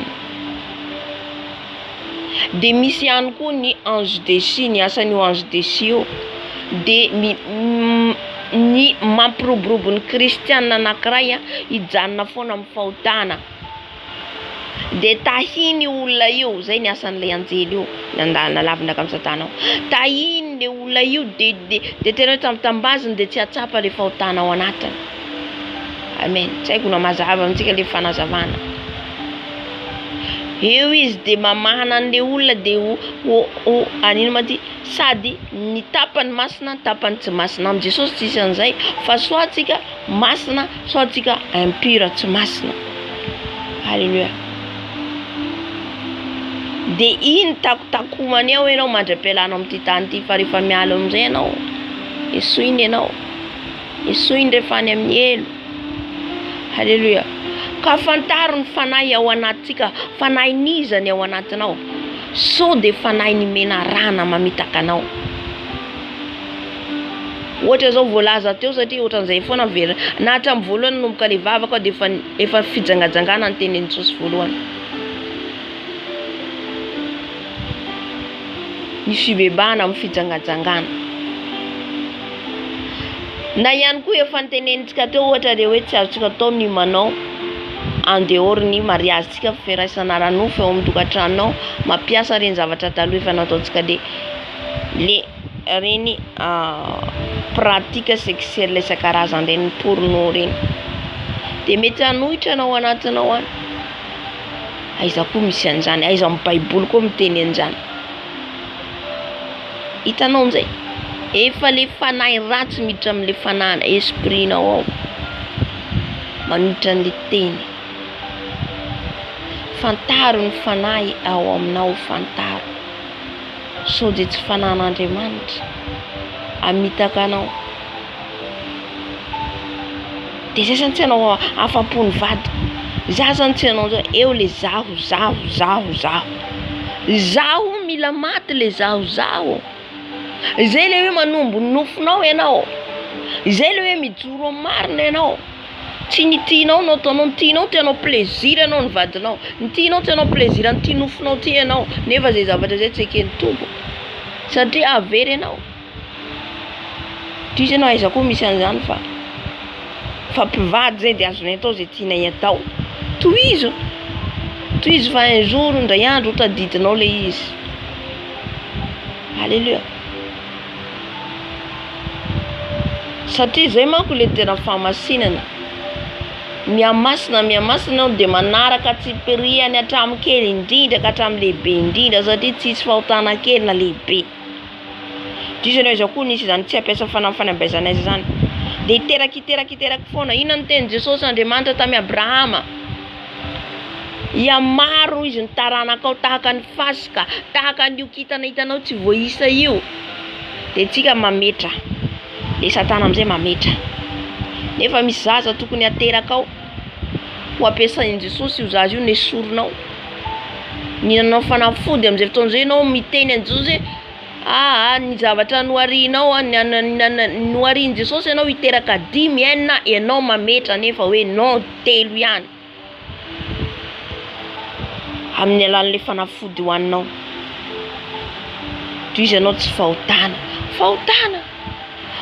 satria mamono olona ianao, mamono zaza sady ianao. Na de ranonaina ry, na de rary iny, misy raha kely ohatra hoe un mois na tara herinandro iny de efa nanao fanafody efa namono olona ianao. Satria tsy fantatrao ny plan'Andriamanitra amin'io zaza aterakinao io. Alléluia. Nomeny Jesosy anao zaza aterakinao mety 10. Nefa izy anao maro loatra ty Jesosy anao tsy vitako. Matoa meny Jesosy io ho zanakinao dikan'izay vitanao.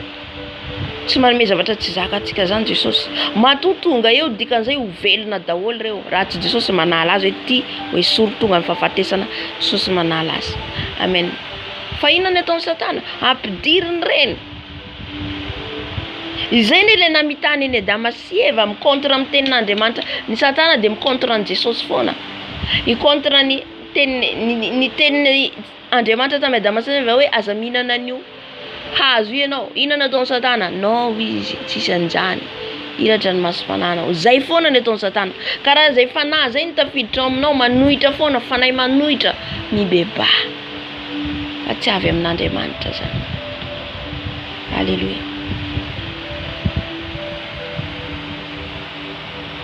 Ka manaraka azy ianao Adama sy Eva nanaraka ny feon'ilay menarana. Ka latsaka tamin'ny fahotana. Toa satria misy feo roa foana tonga amintsika. Ny feon'ny fanahy masina tsy eo tonga de miteny izy. Feon'ny fanahy masina miteny mora, manambitamby. Alléluia. Ny Satana tonga de non tsy zany. Non, azonao atao io. Atao fa tsy manana zany, zay ny feon'ny Satana rehefa eo alalanao azy. Nenazy tonga de brutal. Alléluia. Fa renao tonga de mafampana koa io manao ianao. Azony ianao am'izay fotoana zay. Fa eno ile feo malefaka teny aminao. Miteny izy aza mihaino feony eo, miteny aminao izy tsy azonao atao io. Amen. Am'izay fotoana zay le feon'ny fanahy masina mibitsika aminao. Fa le feon'ny menarana mamitaka. Feon'ny menarana de manao brutal ety azonao atao ty zao ty tonga de mafimafy ny teniny avy any de manaraka koa ianao. Alléluia.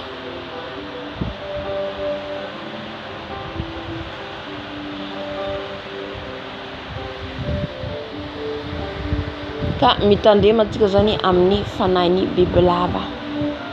Fanahin'ny bibilava miditra ao anatin'ilay mipetraka izy ao. Io le mibitsika mamitaka atsika. Alléluia. Aza manaiky ho fitahiny ianao. Aza manaiky ho fitahiny io ianao. Fa avaly efa resy io. Efa andresen'i Jesosy tao amin'ny hazo fijaliana. Amen.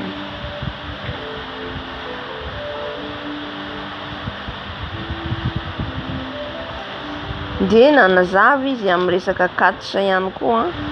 Iny raisiko bango tokana hoe le olona manao le karaté, mpanao film reny.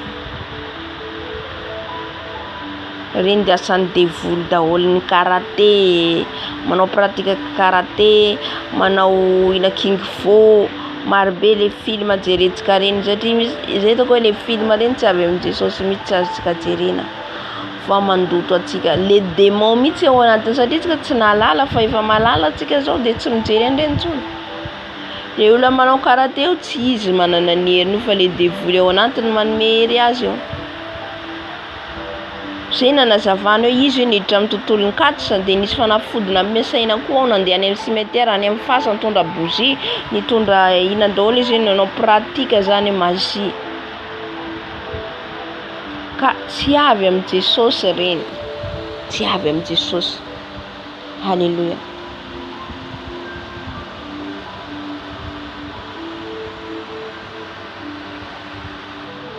Misy magie daholo ampiasan'izy ireo, azohan'izy ireo hery, azohan'izy ireo hery.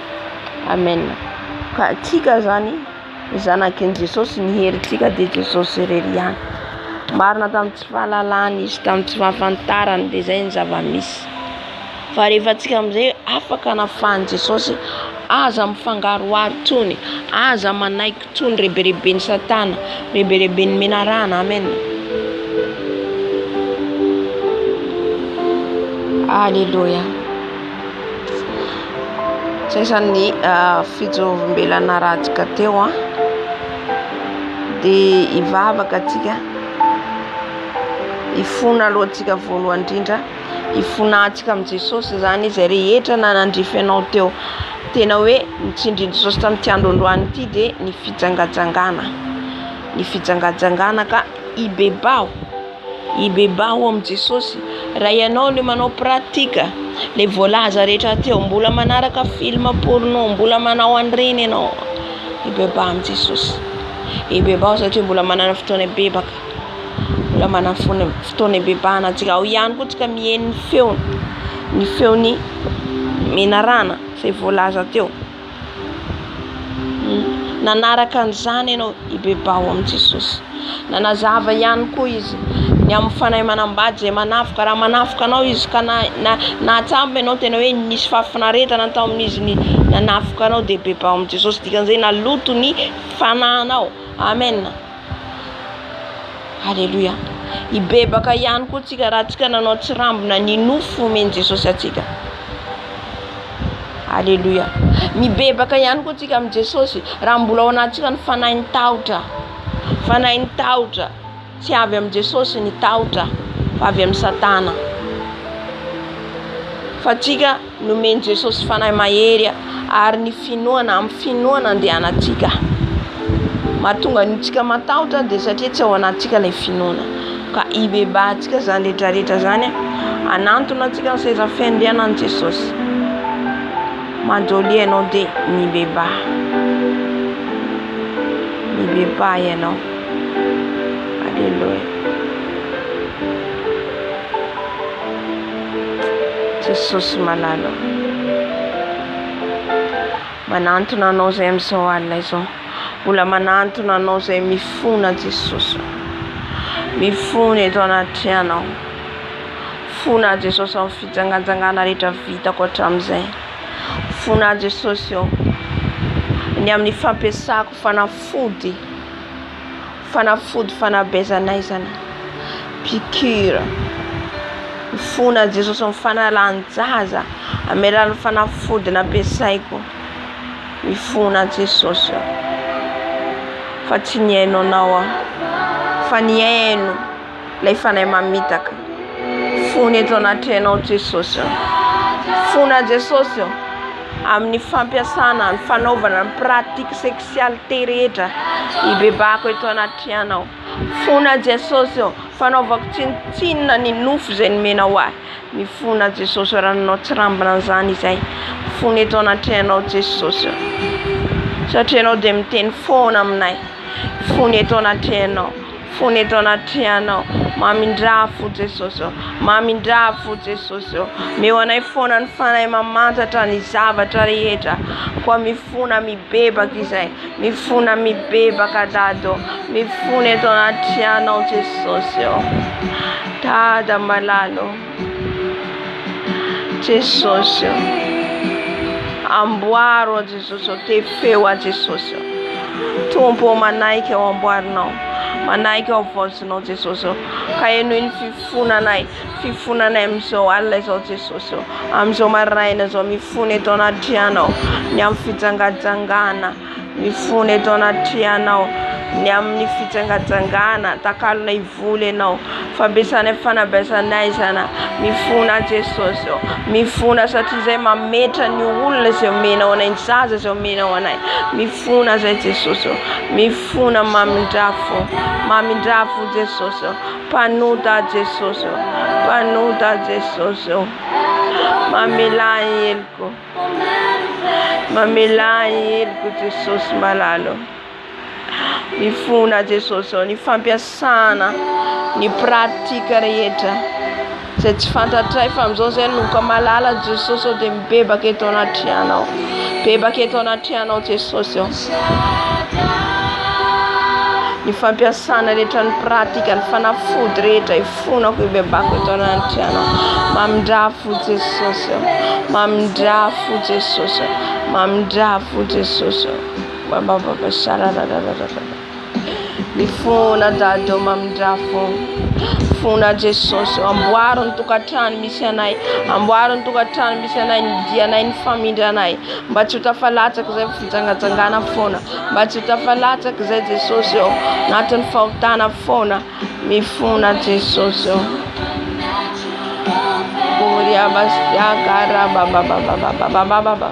Mifona Jesosy eo. Mifona dado. Mifona Jesosy eo. Mifona eto anaty anao. Fona Jesosy eo. Miadalana vitako rehetra hatramin'izay. Fona amin'ny fanalan-jaza. Fona amin'ny fihinanana fanafody. Fona eto anaty anao. Mamelany elokay. Mamelany elokay. Mamindrafo aminay. Koria baba sekara baba. Koria baba sharararara. Fona zay Jesosy eo. Fona zay Jesosy eo. Fona zay dado. Fona zay Jesosy eo. Anota zay Jesosy eo. Panota zay dada malalo.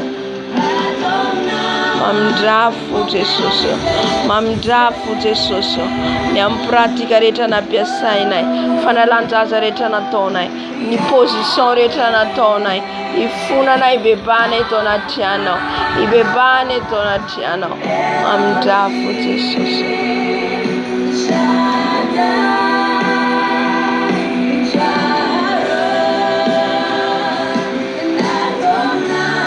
Alléluia. Amen, amen, amen, amen. Mbola anatin'ny fifonana ihany tsika, mbola hivavaka ho an'ny tenantsika, hifona ho an'ny tenantsika mba ho diovin' Jesosy tanteraka ny tenantsika ho tempolo masina, satria ny tompo te hiditra ao amin'ny fiainantsika nefa maloto ny tempolo, maloto. Andaontsika hibebaka, andaontsika mbola hifona nadio ny tenantsika io. Jesosy mifona eto anaty anao, ny amin'ny tenako, ny amin'ny nofoko, hifonako eto anaty anao, ny fisainako, ny lelako, hifonako eto anaty anao, ny anatin'ny foko, izay feno loto, feno fiatsaram-belaty, hifona eto anaty anao. Mamindrafo Jesosy, mamindrafo Jesosy,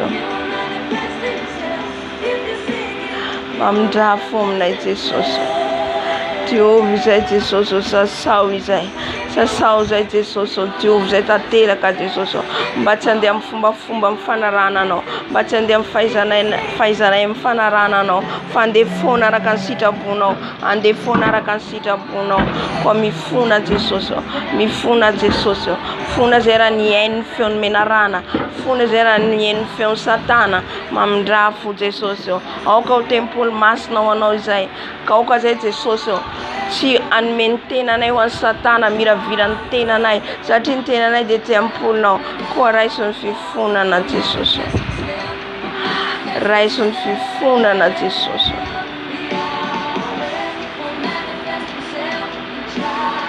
raiso ny fifonanay Jesosy. Mamindrafo aminay, mamindrafo aminay Jesosy, mamindrafo aminay Jesosy. Alléluia.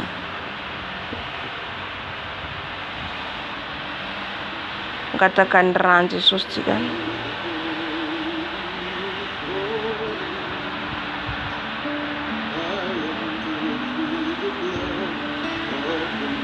Ngatatsika ny rano Jesosy anadio atsika, anadio ny tenantsika, ny vatantsika rehetrarehetra, mba tena ho lafaka zasy ianao, ho lafaka dioviny zasy ianao, satria ny rano Jesosy manadio atsika sy manafaka atsika.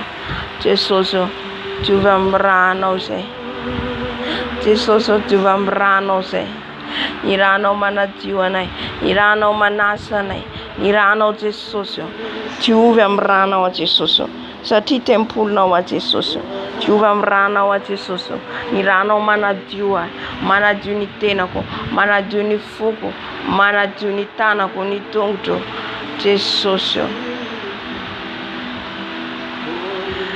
Diovy amin'ny ranao izay Jesosy, diovy amin'ny ranao izay Jesosy, ny ranao anadio anay manomboka amin'ilonay ka hatrany amin'ny faladinay.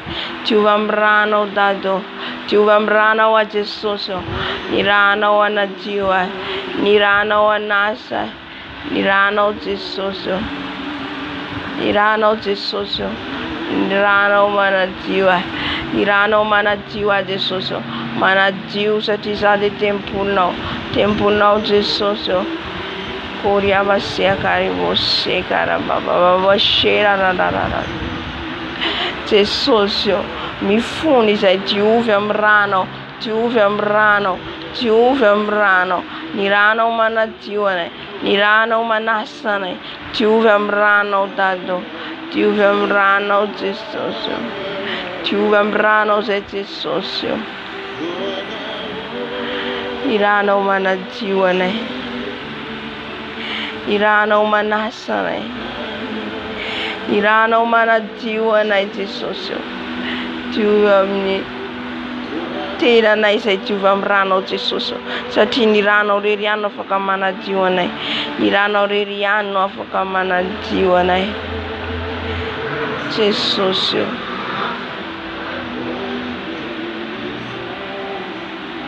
Jesosy diovy izay, diovy izay afa-keloka, diovy izay afa-pahotana, diovy amin'ny rano, diovy amin'ny rano, ny ranao Jesosy manasa anay, manasa ny lelanay, manasa ny fonay, manasa ny fisainanay, manasa ny parti misy anay rehetra partiny intima rehetra ny ranao Jesosy ny ranao Jesosy ny ranao manadio ny ranao manasa ny ranao manasa ny ranao masina ny ranao Jesosy ny ranao Jesosy manadio anay manasa anay ny ranao Jesosy manadio anay manadio ny tenanay manadio ny fonay manadio ny fisainanay ny ranao Jesosy ny ran'ny zanak'ondry ny ran'ny zanak'ondry ny ranao Jesosy karia baba mararaboshe oria baba stekararararararara ny ranao Jesosy manadio anay manasa anay manasa anay manadio anay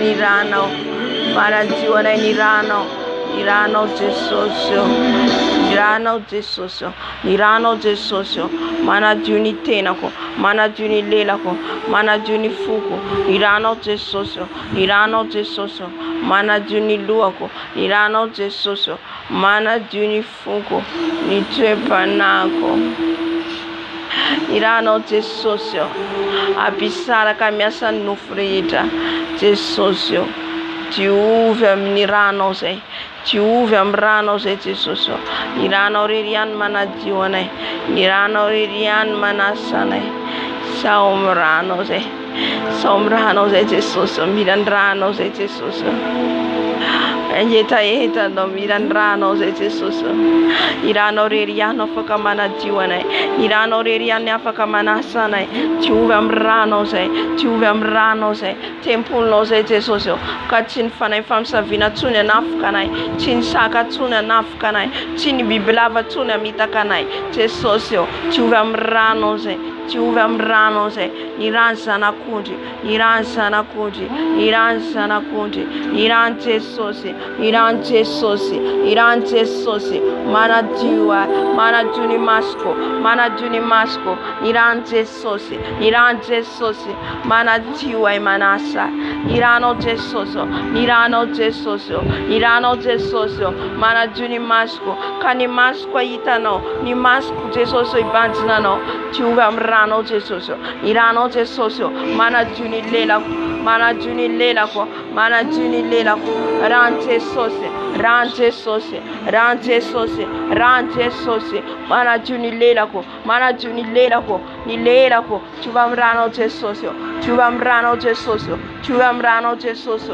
ny ranao Jesosy manadio ny lelako manasa ny lelako ny ranao Jesosy manasa ny sofoko ny ran Jesosy ny ran Jesosy ny ran Jesosy ny ran Jesosy manadio ay manasa ny sofoko ny ran Jesosy ny ran Jesosy ny ran Jesosy ran Jesosy ran Jesosy manadio ny sofoko ran Jesosy manadio ny tongotro ran Jesosy manadio ny tongotro ny ranao Jesosy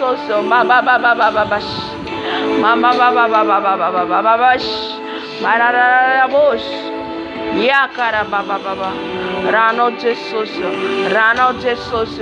manadio manasa ny ranao Jesosy manasa ny fisainako ny ran Jesosy manadio ny fisainako ny ran Jesosy angatao ran Jesosy anadio ny tenanao tsirairay diovy amin'ny ran Jesosy ny vatanao tsirairay haleluya ny ranao Jesosy manadio ny fisainako ny ranao Jesosy manadio ny fisainako ny ranao Jesosy manadio ny fisainako ny ranao Jesosy manadio ny fisainako ny ranao Jesosy manadio ny fisainako ny ran Jesosy karia bashikara baba ranao Jesosy manadio ny fisainako ny ranao Jesosy manadio ny vatako ny tenako ny ranao Jesosy Koria bashe karaba ba ba ba ba ba ba ba. Mara ra ra ra ra ra ra ra ra ra ra ra bosh. Kiado karabash. Makara ba ba ba ba ba ba. Ciuvem rano sete soso. Irano jesoso. Rano jesoso. Rano jesoso. Mana jiwa. Manasa. Irano jesoso. Irano jesoso. Irano jesoso. Manasa manajiu. Manajuni visenako. Manajuni tanako. Irano jesoso. Manajuni tanako. Irano jesoso. Manajuni tanako. Irano jesoso. Oria bashikari ya ba ba ba ba ba ba ba ba. Irano jesoso. Rano jesoso. Rano jesoso. Manajiu. Manasanai. Irano jesoso.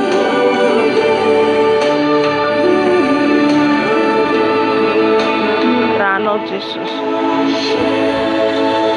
Rano jesoso. Rano jesoso. Rano jesoso. Ciuvem rano se. Ciuvem rano se. Tung centana na jesoso. Irano ikurina. Ikurina msoftonso. Ikurina msoftonso. Ikurina msoftonso. Irano jesoso. Irano jesoso. Irano jesoso. Hallelujah.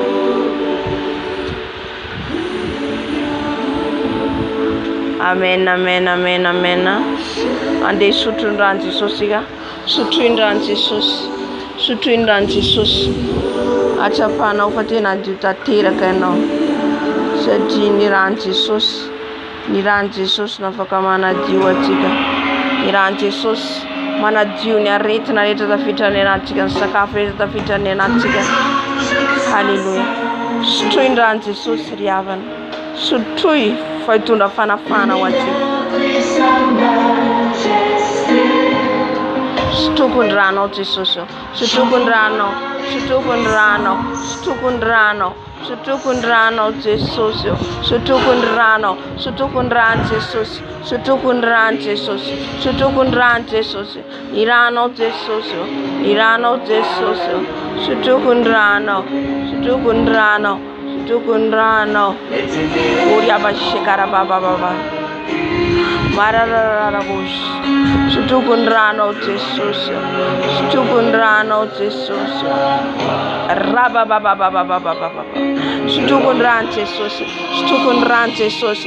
Stukundran Jesus. Stukundran Jesus. Stukundran Jesus. Anala. Laifana mamita gareta wanatino. Laifana mina rana mamita ka wanatino. Stukundrano Jesus. Stukundrano Jesus. Stukundrano. Rano Jesus. Rano sutuku. Stukundrano.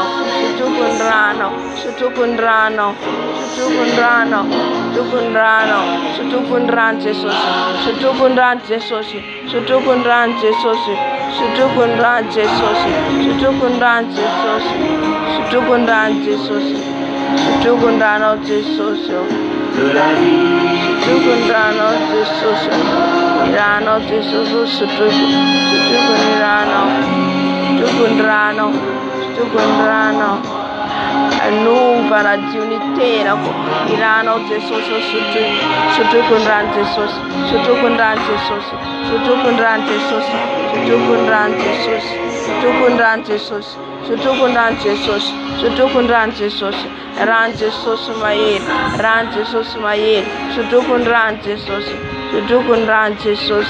Stukundrano Jesus. Irano Jesus. Irano Jesus. Stukundrano Jesus. Stukundrano Jesus. Stukundrano Jesus. Stukundrano Jesus. Stukundrano Jesus. Stukundrano Jesus. Stukundrano Jesus. Stukundrano Jesus. Stukundrano Jesus. Stukundrano Jesus. Stukundrano Jesus. Stukundrano Jesus. Stukundrano Jesus. Stukundrano Jesus. Stukundrano Jesus. Stukundrano Jesus. Shutukundrano Jesus. Shutukundrano Jesus. Shutukundrano Jesus. Shutukundrano Jesus. Shutukundrano. Nirano mas. Shutukundrano. Shutukundrano. Nirano Jesus. Shutukundrano. Shutukundrano Jesus. Sharia baba baba baba baba. Baba baba baba sekara baba. Mararabush, Makarabush, Makarabush, Baba Baba Baba Sekara Baba, Yararabush, Baba Baba Baba.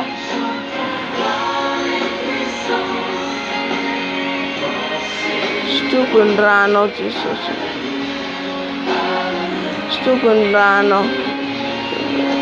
Stukundrano Jesus, Stukundrano Jesus, Stukundrano Jesus, Stukundrano Jesus, Stukundrano Jesus. Analan tautarita wanatane, nyayarita awanatane. Stukundrano Jesus, Stukundrano Jesus, Stukundrano Jesus, Stukundrano Jesus, Stukundrano Jesus, Stukundrano Jesus. Shutukundrano Jesus. Shutukundrano Jesus. Ana diwana sana. Shutukundrano Jesus. Shutukundrano Jesus. Sharia baba baba. Shutukundrano Jesus. Shutukundrano dado. Shutukundrano Jesus. Shutukundrano Jesus. Shutukundrano Jesus. Shutukundrano Jesus, Shutukundrano Jesus, Shutukundran Jesus, Shutukundran Jesus, Shutukundran Jesus, Shutukundran Jesus, Shutukundran Jesus, Shutukundran Jesus, Shutukundran Jesus, Shutukundran Jesus, Shutukundran Jesus, Shutukundrano Jesus, Shutukundrano Jesus, Shutukundrano. Stukundrano, Stukundrano, Stukundrano, Stukundrano, Karabakara Baba Baba, Karabashikara Baba, Shekare Baba Baba Baba, Shera Shakara Baba Baba, Stukundrano Jesus, Stukundrano Jesus, Stukundrano, Stukundrano, Stukundrano, Stukundrano. Shutukundrano, Shutukundrano Jesus, Shutukundrano Jesus, Shutukundrano Jesus, Shutukundran Jesus, Shutukundran Jesus, Itunda fana tuva na fana strana na wa, Shutukundran Jesus, Shutukundran Jesus, Shutukundran Jesus, Shutukundran Jesus. Shutukundran Jesus, Shutukundran Jesus, Sharia Baba Baba Baba Baba, Arya Basekara Baba Baba,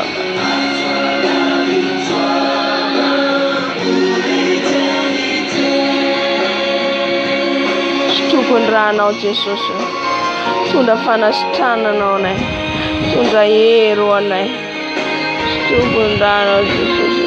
Stukundrano Jesus, Stukundrano Rabashikara Baba, Stukundrano, Stukundrano, Stukundrano, Stukundrano, Erano Mayer, Arawayer, Lerano Mayer, Lerano Mayer, Stuku Jesus, Stukundrano Jesus, Stukundrano Jesus, Stukundrano Jesus, Stukundrano Manala. Zareta, naton shiro naten tenako, naton shiro naten fatako, Shutukundrano, Shutukundrano, Leirano Jesus, Lerano Mayer, Lerano Mayer.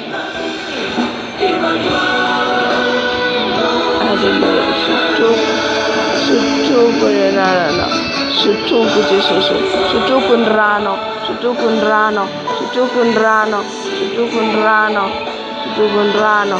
Shutukundrano, Shutukundrano, Shutukundrano, Sharia Baba.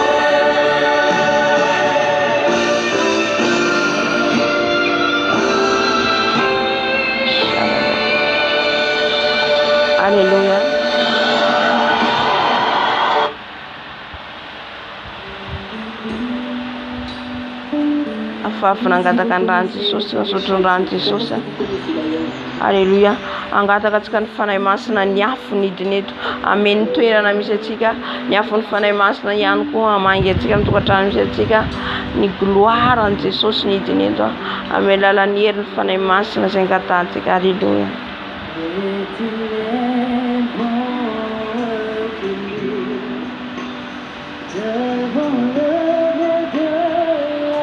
Alléluia.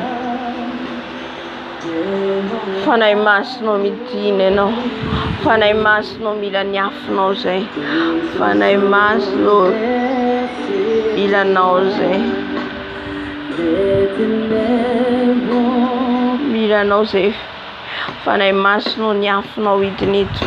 Mila ny afonao zay. Le afo mandoro mandrava. Ny afo ny fanahinao masina. Ny afo ny fanahy masina. Ny afonao fanahy masina hidiny eto. Ny afonao fanahy masina hidiny eto. Ny afonao fanahy masina hirotsaka eto. Ny afonao fanahy masinao. Ny afonao fanahy masinao. Ny afonao fanahy masinao. Midina ny afonao. Midina ny afonao. Midina ny afonao. Ny afonao fanahy masinao. Ny afonao fanahy masinao. Midina ny afonao. Midina ny afonao. Ny afonao fanahy masinao. Amenao zao toeran'izao. Ny atmosphère amin'izao trano zao. Change Saint-Esprit. Change Saint-Esprit. Fanahy masinao. Midina ny afonao. Midina ny afonao. Amenao nay. Fanahy masinao. Midina ny afonao. Afonao fanahy masinao. Afo mandoro. Afo mandrava. Afo mandevona. Oh fanahy masinao. Midina eto ianao. Tina fanahy masinao. Tina ny afonao. Tina fanahy masinao. Tina fanahy masinao. Midina ny afonao. Tina ny afonao menao nay. Ngatao foana ny afonao fanahy masina. Ny afonao fanahy masinao. Ny afonao fanahy masinao. Ny afonao fanahy masinao. Tina ny afonao. Tina ny afonao. Tina ny afonao. Tina ny afonao. Tina ny afonao. Tina ny afonao. Ny afonao fanahy masinao. Ny afonao fanahy masinao. Ny afonao fanahy masinao. Ny afonao fanahy masinao. Ny afonao fanahy masinao. Ny afonao fanahy masinao. Ny afonao fanahy masinao. Ny afonao fanahy masinao. Ya bababash. Yarararararabosh. Yarararararabosh. Ny afonao fanahy masinao. Ny afonao fanahy masinao. Tina ny afonao. Midina ny afonao. Midina ny afonao. Ny afonao fanahy masinao. Ny afonao fanahy masinao. Ny afonao fanahy bakada baba. Marararararara. Ny afonao fanahy masinao. Ny afonao fanahy masinao. Ny afonao fanahy masina. Ny afonao fanahy masina. Ny afonao fanahy masinao. Ny afonao fanahy masina. Midina ny afonao. Midina ny afonao. Ny afonao fanahy masinao. Hidina amin'izao toeran'izao. Ameno ny trano misy anay. Ameno ny trano misy anay. Ny afonao fanahy masinao. Ny afonao fanahy masinao. Ny afonao fanahy masinao. Hidina ny afonao. Ny afonao le mahiny. Ny afonao fanahy masinao. Tina fanahy masinao. Kare bush. Kada baba bush. Marararararara. Baba. Ila ny afonao fanahy masinao. Ny afonao fanahy masinao. Maria bush. Kada bakare bugoria bakare bugoria kada bakare goda bakare bush bakare goda.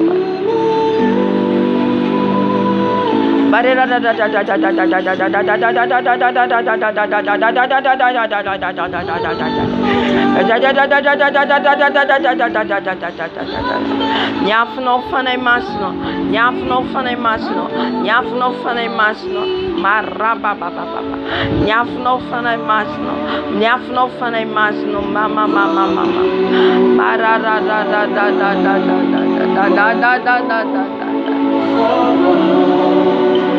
Goya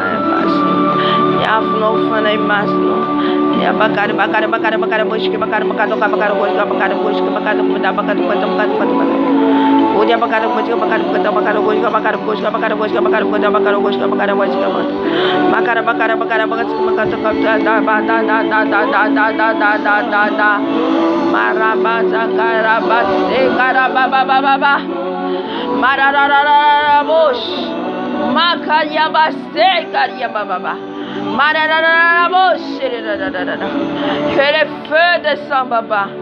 Change, Papa, l'atmosphère. Que les feux descendent. Que les feux de Saint-Esprit. Yafno fane masno. Yafno fane masno. Yafno fane masno. Yafno fane masno. Yafno fane masno. Yafno fane masno. Baba. Ya karimba shikar bakari bakya lord ka bakar goja ya kar bakar goja ya bakar bosh kar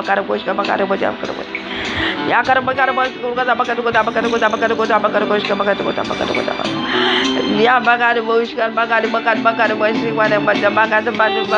baba Mari goja bakar goja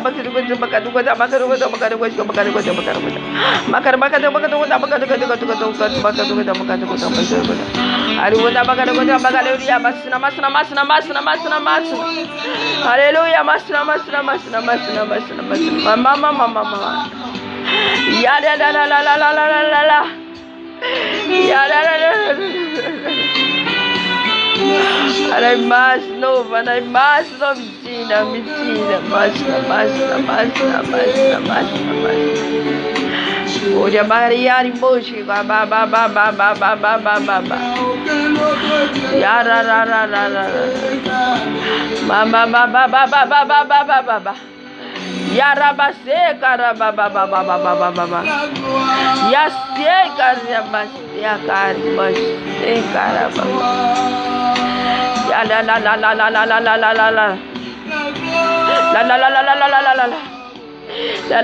La. C'est. Remplis-moi, Saint-Esprit. Remplis-moi ton feu. Ton feu, Papa.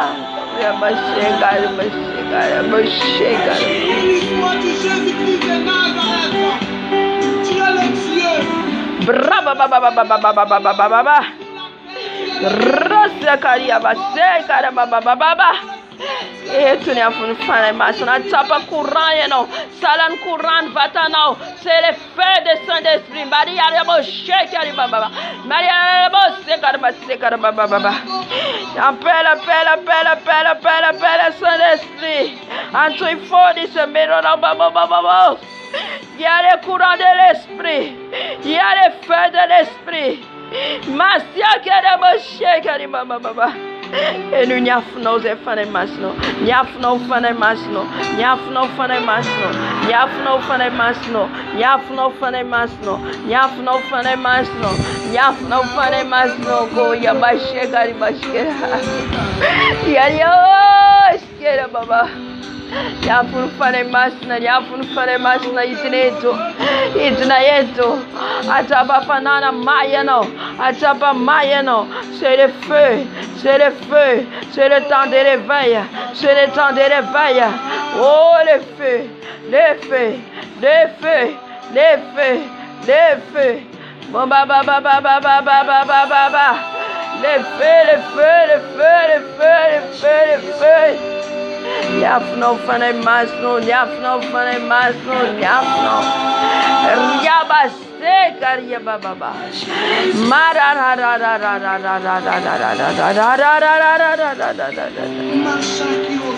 Kodi basia kodia baba. Nyafno fane masno. Nyafno fane masno. Nyafno fane masno. Nyafno fane masno. Nyafno fane masno. Nyafno fane masno.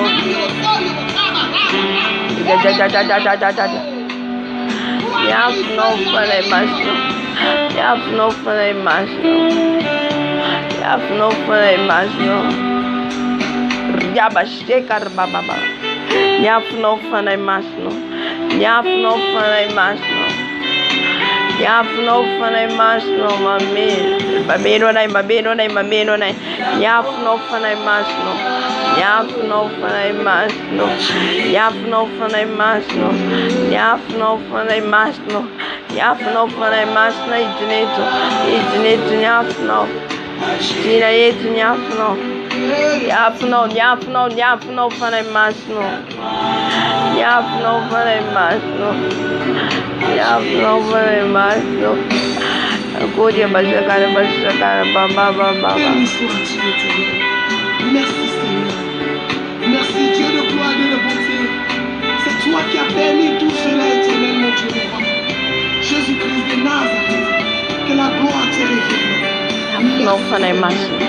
Nyafno fane masno. Nyafno fane masno. Nyafno fane masno. Nyafno fane masno. Nyafno fane masno. Aminonai. Aminonai. Aminonai. Aminonai. Aminonai. Nyafno fane masno. Nyafno fane masno. Nyafno fane masno. Nyafno fane masno. Idnetu nyafno. Idnetu nyafno. Idnetu nyafno. Idnetu nyafno. Nyafno. Nyafno. Nyafno. Nyafno fane masno. Nyafno fane masno. Nyafno fane masno. Ngatofona. Patapa no misava miuva anatin'ny toerana misy anao satria le afo midina. Nyafno fanay masino. Nyafno fanay masino. Nyafno fanay masino. Nyafno fanay masino. Nyafno fanay masino. Nyafno fanay masino. Kore basta. And all created things. Nyafno fanay masino. Nyafno fanay masino. Nyafno fanay masino. Nyafno fanay masino. Midina yetu nyafno. Midina yetu nyafno. Nyafno fanay masino. Nyafno fanay masino. Ngatofona feneno. Ngatofona feneno. Nyafno fanay masino. Nyafno fanay masino. Nyafno fanay masino. Nyafno fanay masino. Nyafno fanay masino. Nyafno fanay masino.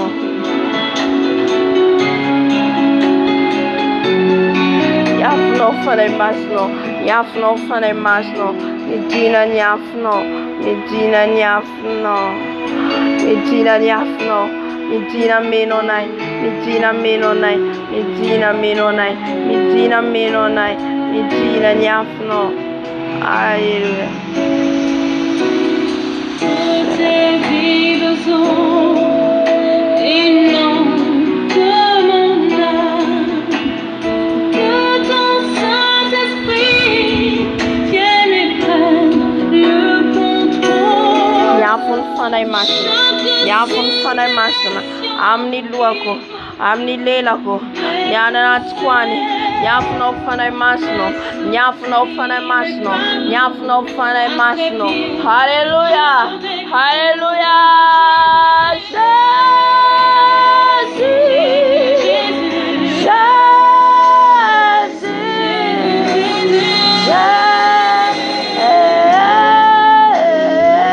Enoma ngatafona nyafuna ngatafona azamzamne no atsifona le yafu fana masno nyafuna fana masno nyafuna fana masno nyafuna fana masno nyafuna fana masno nyafuna fana masna nyafuna fana masno nyafuna fana masno midnet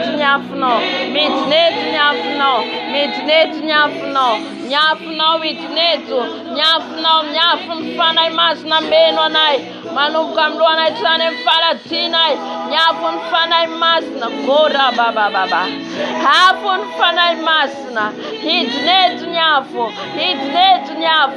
efa yetu fatu ya meno nao nyafun fana masna meno nyafuna fana masno Maria baste kara baba nyafun fana masna nyafuna fana masna meno nai nyafuna fana masno nyafuna fana masna mniluako nyafuna fana masna mlelako nyafuna fana masna nyafuna fana masno nyafun fana masna nyafun fana masna mtana kwa mtuntu nyafuna fana masno nyafuna fana masno mameno nyafuna mama shira la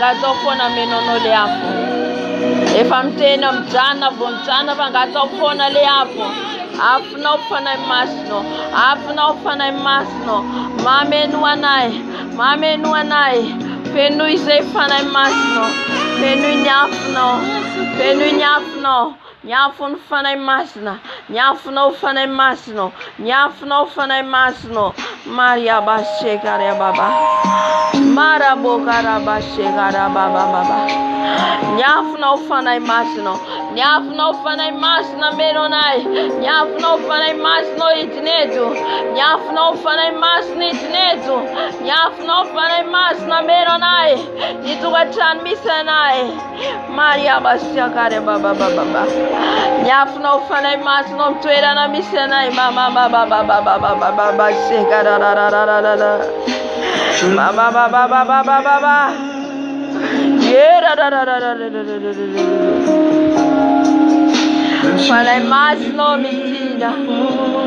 Fana masno mitina nyafno meronai nyafno fana masno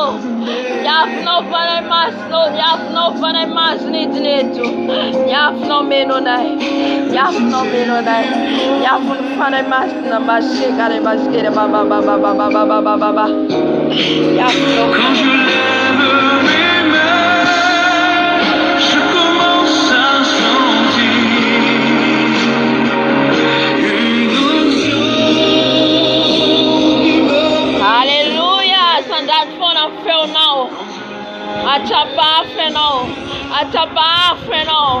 Atabafu tabaronya fomtena no maseka baba le fere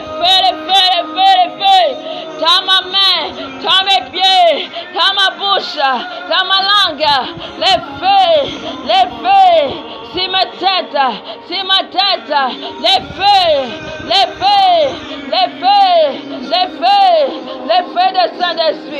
le feu de Saint-Esprit ma cheka baba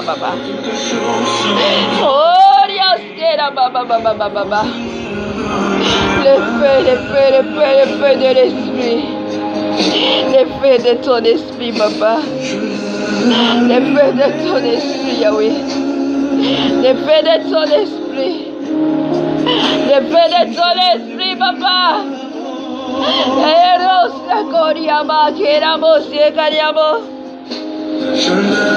L'effet de ton esprit. L'effet de ton esprit. L'effet de ton esprit. L'effet de ton esprit. Yafun fanay masna. Yafun fanay masna. Yafun fanay masna. Tu baptises mon papa. Tenez non. Ton baptême miafno fanay masno. Ton baptême miafno fanay masno. Oh shari bashira baba. Yafno fanay masno. Yafno fanay masno. Mama mama mama. Yera boja karaboja karyoshi karyobo yaboshi. Yekari bashira karababa baba baba baba. Le feu, le feu, le feu, le feu, le feu, le feu, le feu, le feu, le feu. Le feu, le feu, le feu, le feu, le feu, le feu. Dans ma tête, papa. Sur ma tête, papa. Sur ma tête, on fait. Sur ma tête, on fait. Sur ma tête. Sur ma tête. Dans ma bouche. Dans ma langue. Le feu, le feu, le feu, le feu, le feu, le feu, le feu. Reçois le feu. Demande-le, demande-le. Demande à Jésus-Christ. Demande le feu. Que te oigne. Que te remplit. Le feu, le feu, le feu, le feu. Remplis-moi. Remplis-moi. Remplis-moi. Remplis-moi, Saint-Esprit.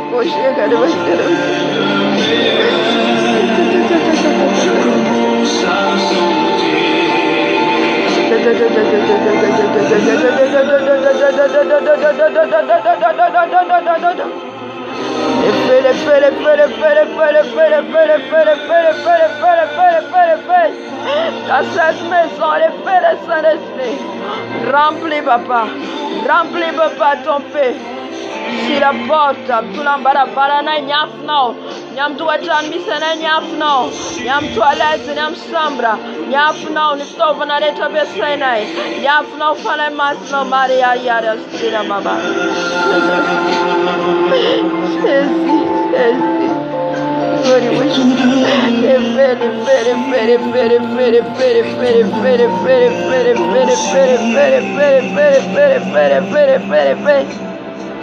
Le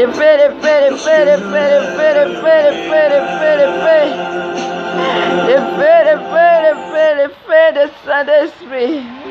Le feu de Saint-Esprit. Le feu de Saint-Esprit est là. Il est là. À sa veille, la tfene no. Tubak. Yafno fane masno. Yafno fane masno. Yafno fane masno. Yafno fane masno. Yafno fane masno. Bariyam koshka bakaro bakaro basti karababa. Yafno fane masno. Yafno fane masno. Yafno fane masno mvavako. Amni multu yafno fane masno. Amni mas kompisena ko. Amni tana komtuntu. Yafno fane masna. Yafno fane masna. Yafno fane masna. Yafno fane masna. Yafno fane masno. Yafno fane masna. Yafno fane masno. Yafno fane masno. Harmoshi mekato bakadika Yafno fane masno. Yafno fane masni trameno na maskere bastere baba. Yafno fane masno. Yafno fane masno. Yafno fane masno. Yafno fane masno. Embrasse-moi bâton fait. Embrasse-moi bâton fait. Embrasse-moi bâton fait. Embrasse-moi bâton fait, Saint-Esprit. Le feu m'embrasse. Le feu m'embrasse. Le feu m'embrasse.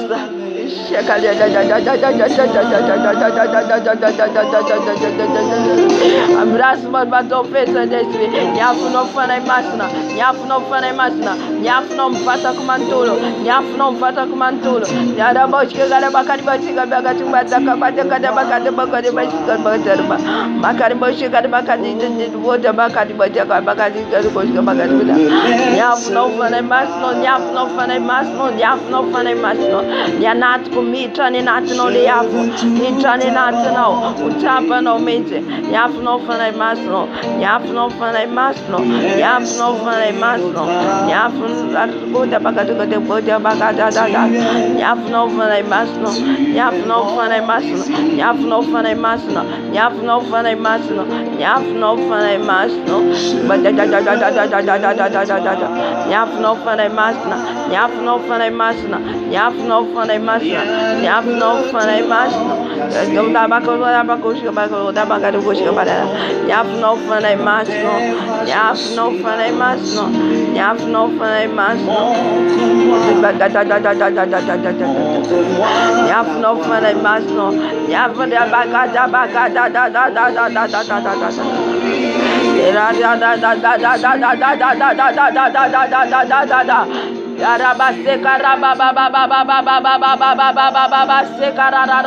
Pelfona, Atrifona, Masna, Atrifona, Nyavno, Tapano, for Fenano, O Fenano, Matapeno, Afanana, Atabeno, Atapan Fatano, Ariaba, Shekarababa, Yafno Fane Masno, Yafno Fane Masno, Yafno Fane Masno, Yafno Fane Masni, Yafno Fane Masno, Maria Basekaria Baba Baba, Makaraba Sekaraba Baba, Makaraba Sekaraba Baba, Yafno Fane Masno, Yafno Fane Masna, I'm Tungtu, I'm Nitanago, I'm Nilelako, I'm the Fogo, Yafno Fane Masno, Yafno Fane Masno, Yafno Fane Masno, Yafno Fane Masno, Yafno Fane Masno, Maria Basekaraba Baba, Yafno Fane Masno, Yafno Fane Masno, Yafno Fane Masno, Yafno Fane Masno, Yafno Fane Masno, Yafno Fane Masno,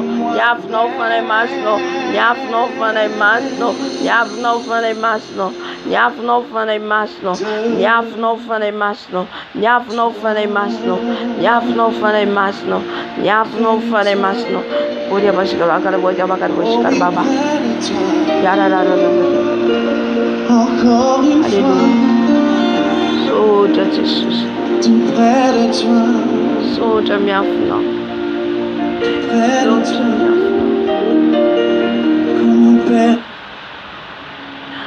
Soja Miafno. Et l'Oméga, nous t'adorons, Seigneur, tu. Katika mina kan fanai masna ni ustan tilulun fanai masna. Usuran Jesus tilulun luatik. Usuran Jesus tilulun luatik. Jesus yo. Usurun tilulun luanai. Usurun tilulun luanai Jesus. Itilulun Jesus yo. Usurun tilulun luak. Usurun tilulun luak. Usurun tilulun luak. Surun tuli non lo aku Jesus. Sura basi bagadu kucing bagadu. Usurun tuli no. Usurun tuli no. Usurun tuli no. Surun tuli no. Surun tuli no. Usurun tuli no. Ituli no fanai masno. Ituli no fanai masno. Ave fanai masno. Usurun tuli no. Usurun tuli no. Usurun tuli no. Usurun tuli no. Usurun tuli no. Tuli no fanai no masna. Amni luako. Usurun tuli no. Bakat bataya ko dia bakar bos ko bakata. Makan buat karaban. Ya. Tuli no fanai masno. Tuli no fanai masna amni luako. Oh, dah bagi bos ko bakata. Tuli no fanai masno. Tuli no fanai masno. Tuli no fanai masno. Bos ko bakata. Tuli no fanai masno. Dios, kare baba. Tuli no dado. Usur tuli no sai. Cuma bitate sai. Tuli no fanai masno. Mana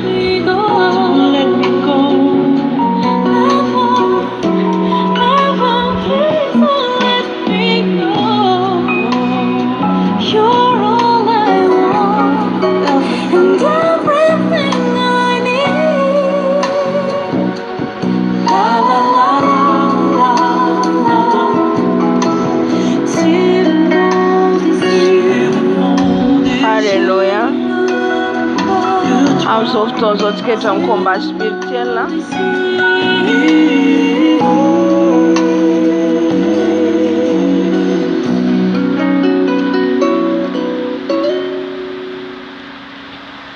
Amen, amen, amen. Afinatra ho an'i Jesosy irery ihany any fafenony afony, fafenony menaka na ny sorany atsika amin'izao fotoana izao tsika andeha tsika androka ny fanahy ny famisaviana trany, ny fanahy ny famisaviana trany. Raha tsika nivavaka teo dia misy zavatra hitako hitantsika saran'ireny tsy haiko manazava anazy satria le taren'le olona hitako ary mampatahotra be. Hitantsika reny mpamosavy reny izy fa le raha mijery amin'ny film atsika le tareny ny masony saran'le olantitra reny mampatahotra reny zany izy. Iny sarany hitako zany izy de manao akanjo mainty de mijery sady salany hoe salany ambony zany izy mijery le zavatra ataontsika. Alléluia. Sady tsy faly. Amen. Satria raha nanomboka atsika zao fijaoran'ny volombelona zao hatrany amin'ny voalohany de hitantsika hoe ny mpamosavy no tena voateny. Alléluia. Ka zavatra zay zany efa tsy mahafaly zao kanefa kosa atsika tsy amela ny fahavalontsika ohatra zao fa atsika mihitsy zany mila mitsangana. Amen. Ka ao anatin'izay matoa toron'ny tompo efa ciblé zay andraisantsika ny hesin'ny fahefana, androdanantsika ny asan'izy ireo, ny firongan'izy ireo. Alléluia. Ny fanahy ny famisaviana aloha voalohany indrindra roatsika miaraka amin'ny saka zay hoentiny satria mitondra saka izy ireo. Amen. Odoratsika miafo ny fanahy masina, odoratsika miafo ny fanahy masina. Kirabashikara baba. Alléluia. Alléluia. Oroatsika amin'ny anaran'i Jesosy izay manafika atsika amin'ny nofy. Zay rehetra programa ataon'izy ireo any amin'ny mondon'izy ireo anafika atsika, anapotika ny fiainatsika. Oravatsika amin'ny anaran'i Jesosy Kristy Tompofelona amin'ny Nazareta. Jesosy malalo. Eto zay de raisinay ny hesin'ny fahefana, androdanana ny asan'ny famisaviana rehetra. Tous ceux qui sont utilisés, j'arrête bien ça, ils seront des sociaux. J'arrête un, ils seront miaraka amin'izy ireo. Ny saka, ny alika, ny bibilava, j'arrête zany entiny ampitahotra anay. Jesosy ravana miafinao, ravana miafinao, satria ny afinao de mahery. Ny afony fanahy masina mandory ny asanao rehetra, ny firongana entanao rehetra. Torana miafony fanahy masina, torana miafony fanahy masina. Ny tafika rehetra ataonareo amin'ny alalan'ny nofy, amin'ny alalan'ny saka, amin'ny alalan'ny alika, amin'ny alalan'ny bibilava, ravana amin'ny anaran'i Jesosy Kristy Tompofelona amin'ny Nazareta. Rava miafo ny fanahy masina, torana miafo ny fanahy masina. Ka naiza naiza ijereny izy ireo amin'ny mistikany izy ireo, mason'izy ireo, mijeza rehetra ataonay, ny fitaratra besainy izy ireo, ny kamera besainy izy ireo. Torana miafonao Jesosy, torana miafo ny fanahy masina, torana miafo ny fanahy masina. Ny fitaratra ijereny mombanay rava potika amin'ny afo ny fanahy masina, ny kamera, ny television abesain'izy ireo. Torana miafo ny fanahy masina, miafo ny fanahy masina, miafo ny fanahy masina abesao le iafo. Entsika tenin'ny pasteur Jonas fa any amin'ny monde des ténèbres ho izy, miafo ny fanahy masina zay tsy ny kristiana ho izy. Kristiana tena matahotra ny Jesosy de tonga afo mandory zavatra any amin'ny toerana misy izy ireo. Ka abesao ny iafo ny havana, abesao ny iafo ny fanahy masina. Maria bashekarabababa.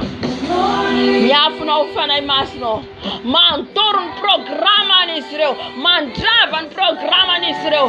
Miafonao fanahy masina, miafonao fanahy masina, miafonao fanahy masina, miafonao fanahy masina. Ny programa rehetra oman'izy ireo, ny programa rehetra oman'izy ireo andavonay, anapotenay, efa tsisy ambinina. Ny lela rehetra iady amiko, ny lela rehetra iady amiko, de efa ravako amin'ny anaran'i Jesosy Kristy Tompofelona amin'ny Nazareta. Tsy manakety, tsy manapahefana. Rava, torana miafo ny fanahy masina, torana miafo ny fanahy masina. Zay complot rehetra omaninareo, mopotika ny ara-panako, hanimba ny ara-panako. Ravako amin'ny anaran'i Jesosy, ravako amin'ny anaran'i Jesosy, ravako amin'ny anaran'i Jesosy, ravako amin'ny anaran'i Jesosy, ravako miafo ny fanahy masina. Sharabababababa. Oria bababababa. Sherarararararara. Mararararararabos. Les sacres de Bessaïs, tous les esprits de chat qui prend les formes des chats dans la nuit, on va jeter par les feux de Saint-Esprit. Les feux les plus là, les feux les plus là, les feux les plus là. Lâche mon âme, lâche mon esprit. Sortez, sortez, chasse au nom de Jésus. Alléluia. On va les chasser. Maintenant, on va les chasser au nom de Jésus. Amen. Rats comme Neransus. Rats comme Neransus. Il faut une sac manint. Et non malala. Oui, il a les démons manint quand on met la noufe. Ina. Bibi ina les is. Yara karakan c'est itano noufe. C'est un raïs de roi. Roi mnena Jesus. Alléluia. Et c'est ça, androka ni saka, ni adika, ni biblava, ni dragna, léopard, c'est manafkana ni nofi, ravana mne nara non Jesus qui tu fais la Nazareth. Sortez dans mon âme, sortez dans mon esprit, jette ça au nom puissant de Jésus qui vient de Nazareth. Sortez, sortez, sortez dans mon âme, sortez dans mon esprit, sortez dans mon âme, sortez dans mon esprit, jette ça, tous les esprits des chats, tous les esprits des chats, les chiens, je te chasse au nom de Jésus, au nom de Jésus. Sortez, sortez, sortez, sortez, sortez, sortez au nom de Jésus. Les feux vous brillent. Sortez, sortez, sortez dans mon âme, sortez dans mon âme, sortez dans mon âme, sortez dans mon esprit, sortez tous les esprits des serpents. Raisun fayefana, roi fana biblavareta, roi fana biblava mamita kawanati no viu, roi mnenaran sosi, c'est ma ptene no viu, c'est ma ptene fona no, c'est ma tanga wanati no, roi mnenaran sosi, roi riavana. Hallelujah. Jesus. Andoka zem fana biblava. Fare mi blava, Jesus rana mne naran Jesus ki tu fela fena sarita. Raisna ni yesen faefana. Antoine nyasan biblava reta. Tous les esprits des serpents qui ont dans mon âme, dans mon corps, dans mon esprit, je les détruis, je les chasse, je te chasse au nom puissant de Jésus. Sortez, sortez, sortez dans mon âme, sortez dans mon esprit, sortez dans mon corps, sortez dans mon âme, sortez dans mon esprit, sortez dans mon corps, sortez au nom de Jésus. Esprit de serpent, je te chasse par les feux, te brille, les feux te brillent, les feux te brillent, les feux te brillent, les feux te brillent. Esprit de serpent, brillez, brillez, brillez par les feux, brillez par les feux. Esprit de séduction, brillez par les feux, brillez par les feux. L'esprit de séduction qui entre à partir des champs, à partir des habits, à partir des manger. Brillez, brillez, brillez par les feux. Les feux te brillent, les feux te brillent, les feux te brillent, les feux te brillent, les feux te brillent, les feux te brillent. Je te chasse, esprit de serpent, je suis des serpents. Les feux, les feux, les feux, les feux, les feux te brillent, les feux de Saint-Esprit, les feux de Saint-Esprit, les feux de Saint-Esprit, les feux de Saint-Esprit, les feux de Saint-Esprit, les feux de Saint-Esprit, te brille, te brille, te brille. Je te chasse, je te chasse, je te chasse, je te chasse au nom puissant de Jésus. Sortez dans mon âme, sortez dans mon esprit, sortez dans mon corps, sortez au nom de Jésus. Sortez, je te chasse. Va dans les lieux des arides au nom puissant de Jésus. Va dans les lieux des arides au nom puissant de Jésus. Tout l'esprit des serpents, brillez par les feux, brillez par les feux, brillez par les feux, brillez par les feux, brillez par les feux, les feux, les feux, les feux, les feux, les feux, les feux, les feux de Saint-Esprit, Rabaché, Karababa, brillez par les feux, brillez par les feux, les feux, les feux, les feux, les feux, les feux de Saint-Esprit, esprit de serpent, esprit de séduction, les feux de brille, les feux de brille, les feux de brille, je te chasse au nom puissant de Jésus. Sortez, sortez, sortez, sortez, sortez, sortez, sortez, sortez, je te chasse, esprit de séduction, esprit d'espionne, au nom de Jésus, les feux de brille, les feux de brille, les feux de brille, les feux de brille, les feux de brille, les feux de brille, les feux de brille, les feux de brille, les feux de Saint-Esprit, feu, feu, feu, feu, feu de Saint-Esprit, feu de Saint-Esprit, feu de Saint-Esprit, feu de Saint-Esprit, feu de Saint-Esprit, feu de Saint-Esprit, feu de Saint-Esprit, te brûler, te brûler, te brûler, te brûler, te brûler. saisis, je te chasse, je te chasse, je te chasse, je te brûle par les feux, les brûler, les chasse, je te chasse, je te brûle par les feux, esprit de séduction, esprit de serpent, brûlez,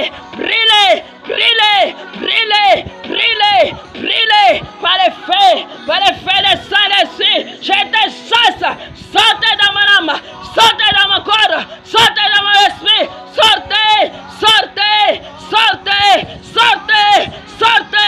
esprit de séduction, sortez, loin de mon âme, loin de mon esprit, les feux te brûlent, au nom de Jésus. Maria Baseka Diababa, Era Baba, Haria Baseka Diababa, Shekaria Baba. Il ne peut pas faire quelque chose. Alléluia. Ok, notre Dieu. Amen. Jésus-Christ ressuscité. Plus haut, à son nom, tous et nous fléchis. Amen. Alléluia. Le nom de Jésus. Le nom de Jésus. Amen, roi des rois. Aucun nom que l'on ne soit. Le nom de Jésus. Oh Jésus, merci. Tu as ressuscité. Tu as chassé les démons. Tu as crasé la tête. Maria Baseka Yaba. Aucun autre Dieu. Il a mort. Jésus-Christ a ressuscité. Il nom du à son nom tous genou fléchis, à son nom sauvé. Alléluia. Le nom de Jésus,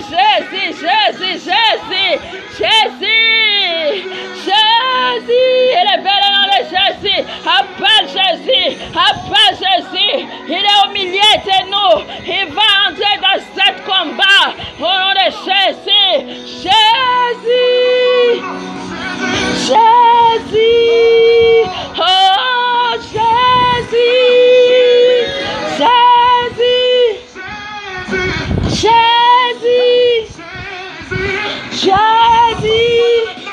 oh Jésus, alléluia, le nom de Jésus élevé, le nom de Jésus puissant, le nom de Jésus merveilleux, Jésus au combat, il est au contrôle de tout, au nom de Jésus, oh Yabashe Kariababa, Jésus, oh Jésus.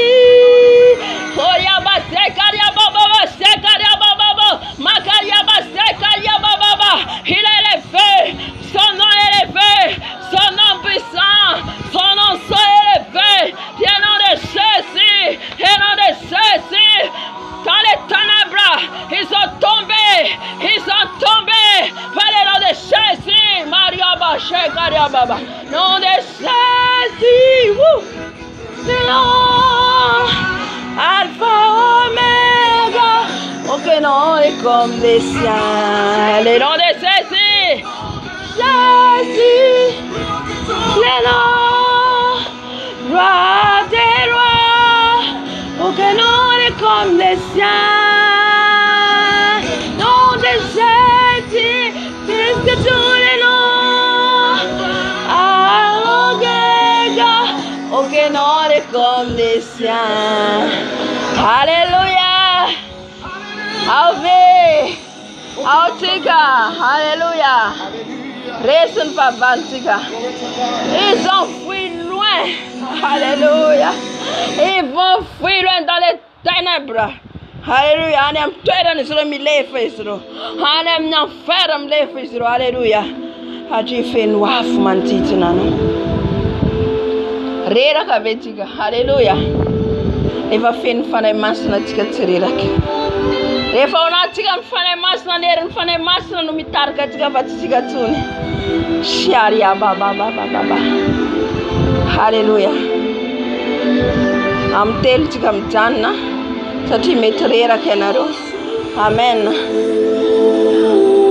Androka tsika ny devoly ny zazavavin-drano, ny devoly any anavy anatin'ny rano, ny devoly avy any amin'ny cimetière l'esprit des morts. Hitantsika pasteur Jonas niteny teo manao magie izy ireo akahery izy ireo dia mandeha eny amin'ny fasana manao fifanekena amin'ny maty.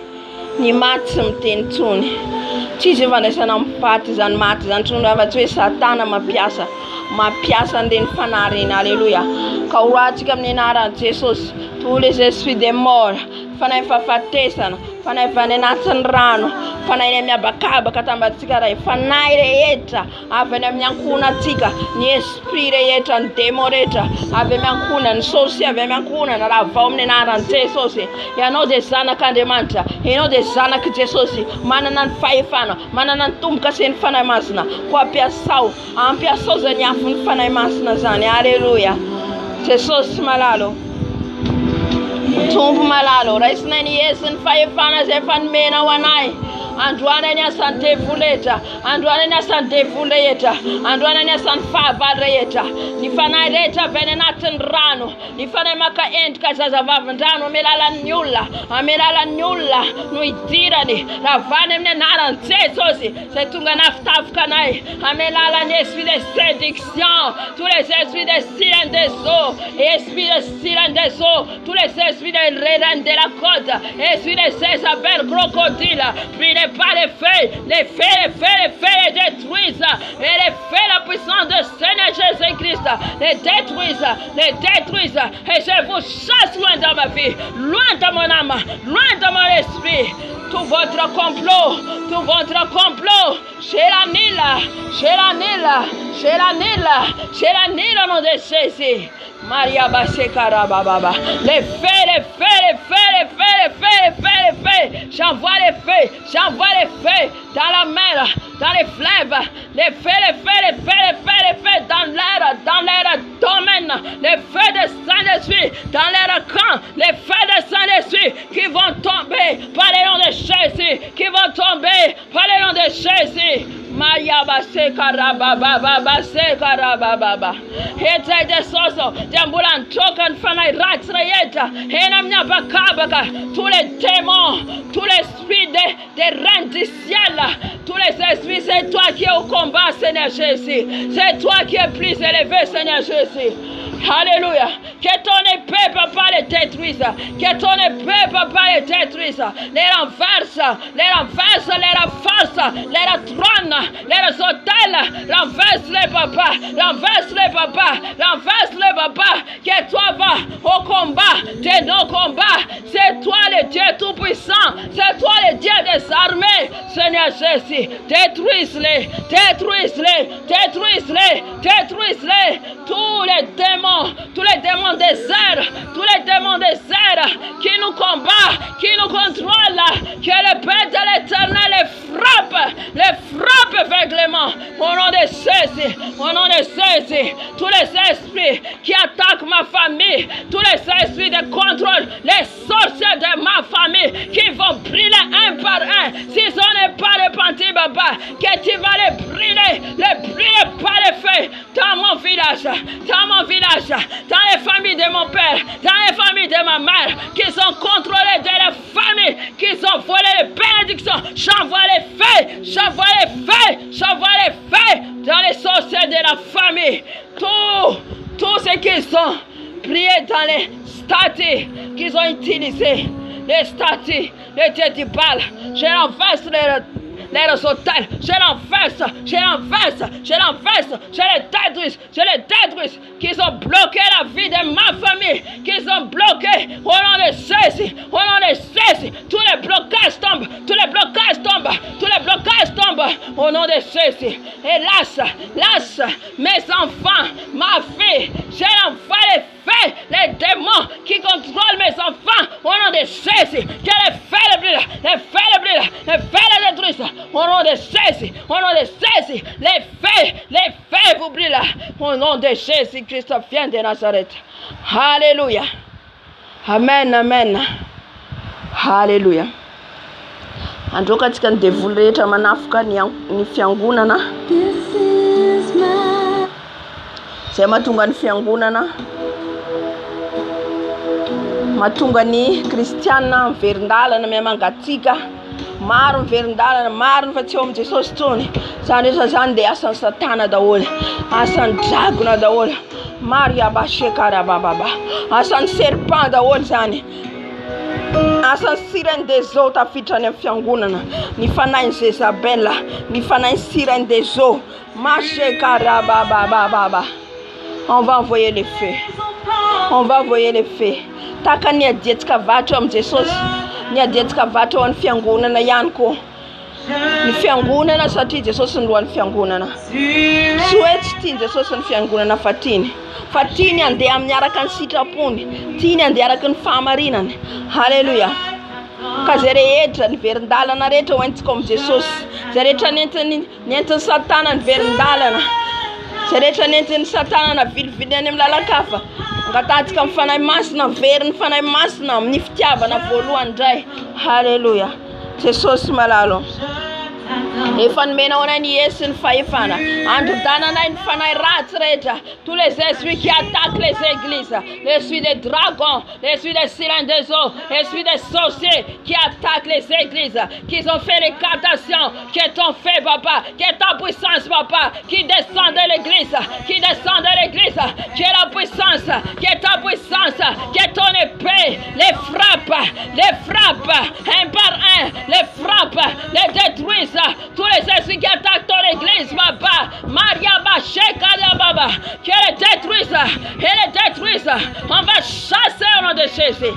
On va chasser au nom puissant de Jésus tous les esprits des serpents, des séductions, esprits des sirènes des eaux, esprits des sorciers qui attaquent les églises, qui ont fait les incantations dans l'église, qui les fait briller. Seigneur Jésus, que toi descends, que ta puissance descend, les frappe, les détruisent au nom puissant de Jésus, au nom puissant de Jésus. Et tous les âmes qu'ils ont volées, on va les amener par la puissance des Saint-Esprit. Ramène les Saint-Esprit, ramène-les vers toi, ramène papa, tous ceux qui sont partis éloignés de toi, ramène encore, ramène Saint-Esprit, amène vers toi, je l'amène vers toi, tous les âmes qui ont perdu, je l'amène vers toi, au nom de Jésus, Alléluia, amen, amarana tsikazy urekipere tsika zay rehetra nalainy zay reo amin'ny fiainantsika amen zay rehetra nangalany zay reo amin'ny fiainantsika voalohany indrindra ro arodantsika satria zay nitenin'ny pasteur atao hoe arodana aloha le homme fort femme fort eo amin'ny fiainantsika halleluja zay rehetra tia anjaka amin'ny fiainantsika arodantsika renversentsika avy eo alaitsika zay rehetra nalainy izy reo zay naiza nitondrany izy reo ny bonheur atsika ny bénédiction tsika alaitsika zany ny malédiction teneniny izy reo rehetrarehetra mivadika ao bénédiction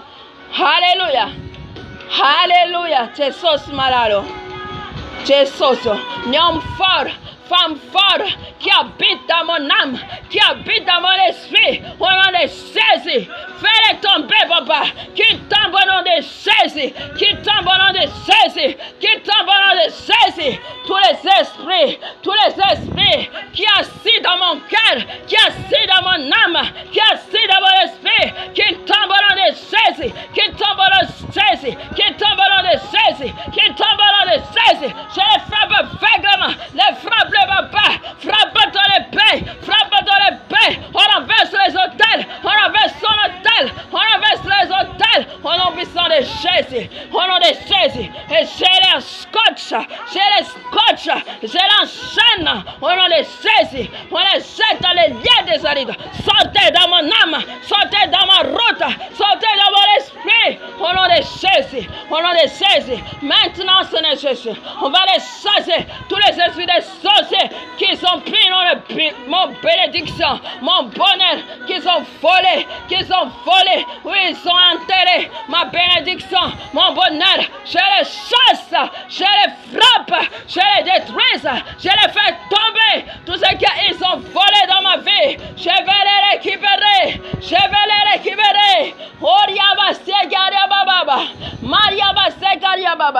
et toutes les malédictions qu'ils ont parlé, Baba. Je renverse les malédictions en bénédiction. Je renverse en bénédiction dans ma vie. J'ai béni ma vie.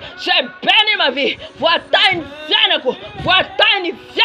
Fita ina mrotsa kan fianako. Amse aleko. Amse atauko. Kase fan sunare tetene na leo. Teti sampina. Mi verna namna rao. Ni fan sunare tetene na leo fianako. Aria like sere tana galar na leo fianako. Mi verna tiamko. Alaiko mjern te sos Kristi tu verna zareta. Nice. Nante funa na leo.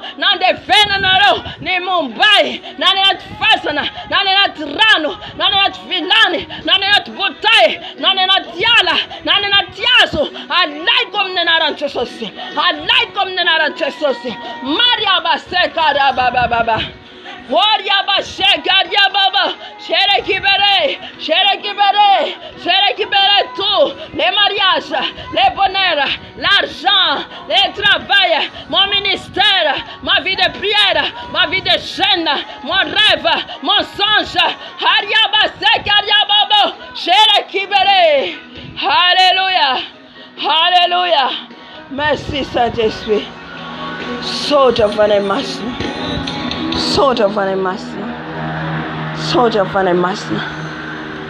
Amen. Saute en double betika vanyara kamtikis. Nyara kamtika Jesus. Andia nulte na tika. Atuluru en Jesus on fiena no. Atuluru en Jesus on mumba no reki. Faz en fiena no, eyes en fiena ko. Jesus malalo dete manulte na wano. Jesus. Manultan fena na yazwan kareta eto pelatana no. Rise de soson mumbanai. Rise de soson fena nai. Rise de soson fanauzai. Rise de soson takawizai. Antakao ni fena na reeta. Ni mumbana reeta. Avide soso. Manzaka de soso. Manzaka do. Anawa de soso. Anani fena de soso. Anani mumbareta de soso. Tia de soso. Manaiko irakao. Manaiko biasaino. Manaiko mtuera metunjana wai. Tia de soso. Amiantupiano kreeta. Anawa de soso. Tizatul mandealo. Fayanonu mandea. Yanonu mitarka. Avide soso. Manzaka tompuko. Manzaka mfisainako. Manzaka mfeteretako. Manzaka mnilelako. Manzaka mnetokreeta. Kanilela kulela na utesoso. Ni fuku na utesoso. Ni masku na utesoso. Ni visana kuvisana na utesoso. Ni atantana kutentana na utesoso. Ni aliantung kudentung na utesoso. Baba shekarada. Jésus. Tete za utesoso manultena. Jesus. Yeko zabaku yabakayo bokayo ngwada bakina bakada bakana makaruma. Makani bogotu makado goshu bakado goshu bakada boda bakado boda bakado goshu makado boda. Ngakata bakaya katbasia koja bakani koja bakado goshu ngani ngara goshu ngada banyani. Makado kaja bakani koja goshu makado goshu bakado. Yoko bakaya goshu makado koja bakado goshu dola bakani koja. Ayo koja bakani koja bakada kani. Agada na.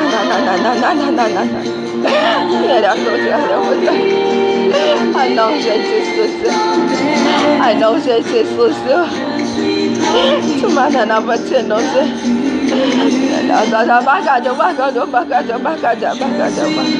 I know that Jesus on the cause. Anjakao zay Jesosy eo.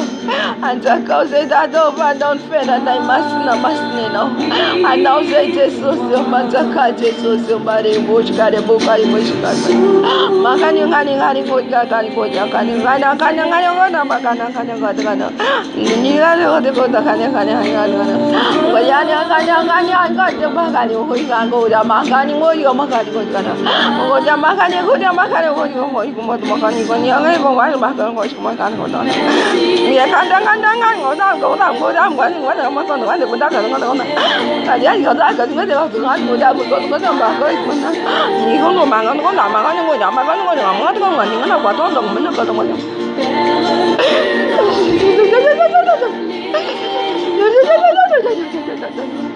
Goja goja goja goja. Ni goja makani goja makani.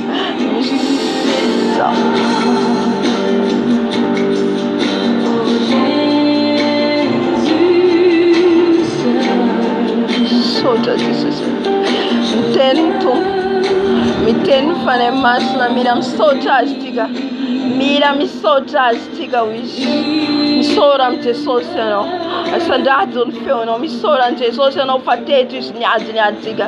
Jesus yo misoja Jesus yo. Misoja dada malalo. Misoja patete no nyara kamnai. Na pandese nai. Mampaere nai. Soja Jesus yo. Makasita ka Jesus yo.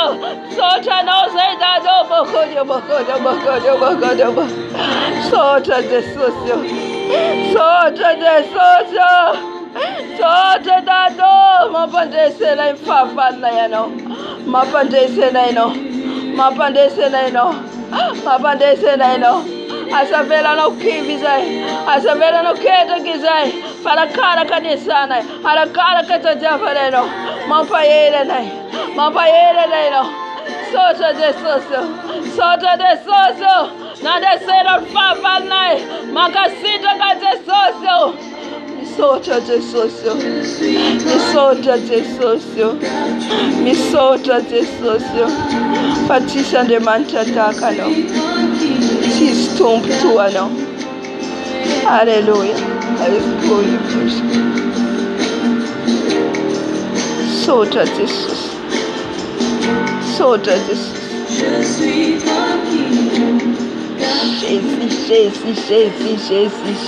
Jesus. Soja Jesus. Eu falo tiano.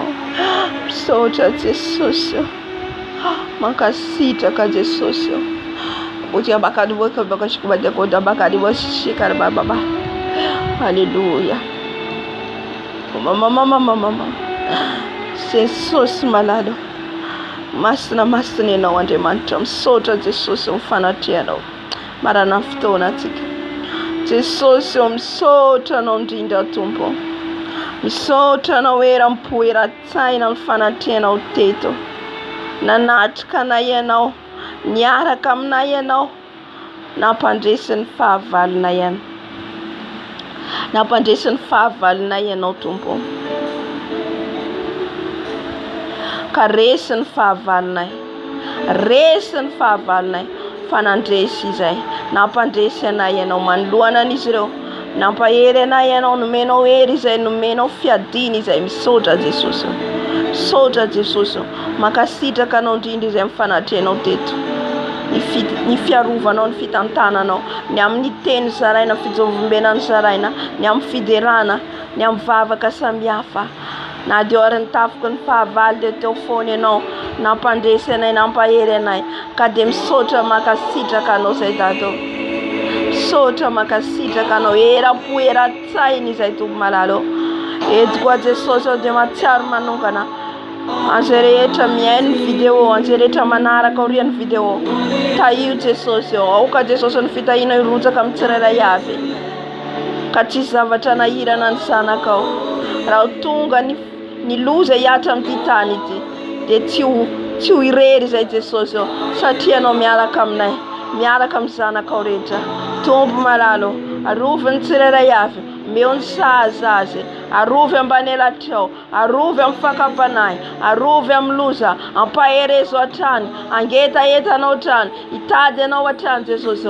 ameo hery vaovao, fa satria tsy nomenao fanahy osy izay, fa fanahy maheriny ao anatinay Jesosy, ka hitombo isanandro zany fanahy masina ao anatinay zany, hitombo isanandro Jesosy, mandra-piavinao, afanay mitahiry ilay soloka, ka dia misotra, mankalaza, midera, voninahitra ho anao zay tramitaolo indrindra ho mandrakizay, sotra Jesosy. Amen. Amen. Misotra Jesosy tsika tehaka ho an'i Jesosy. Alleluia. Misotra Jesosy. Misotra Jesosy fanatrehanao. Misotra dado. Alleluia. Dia mirary soa tsika rehetra fotoanatsika ny amin'ny alahady amin'izay dia samy arovan'i Jesosy tsika, mbola samy velonaina amin'izay fotoana izay mbola miverina eto hatrany. Amen. Amen. Natainy tompo daholo tompoko.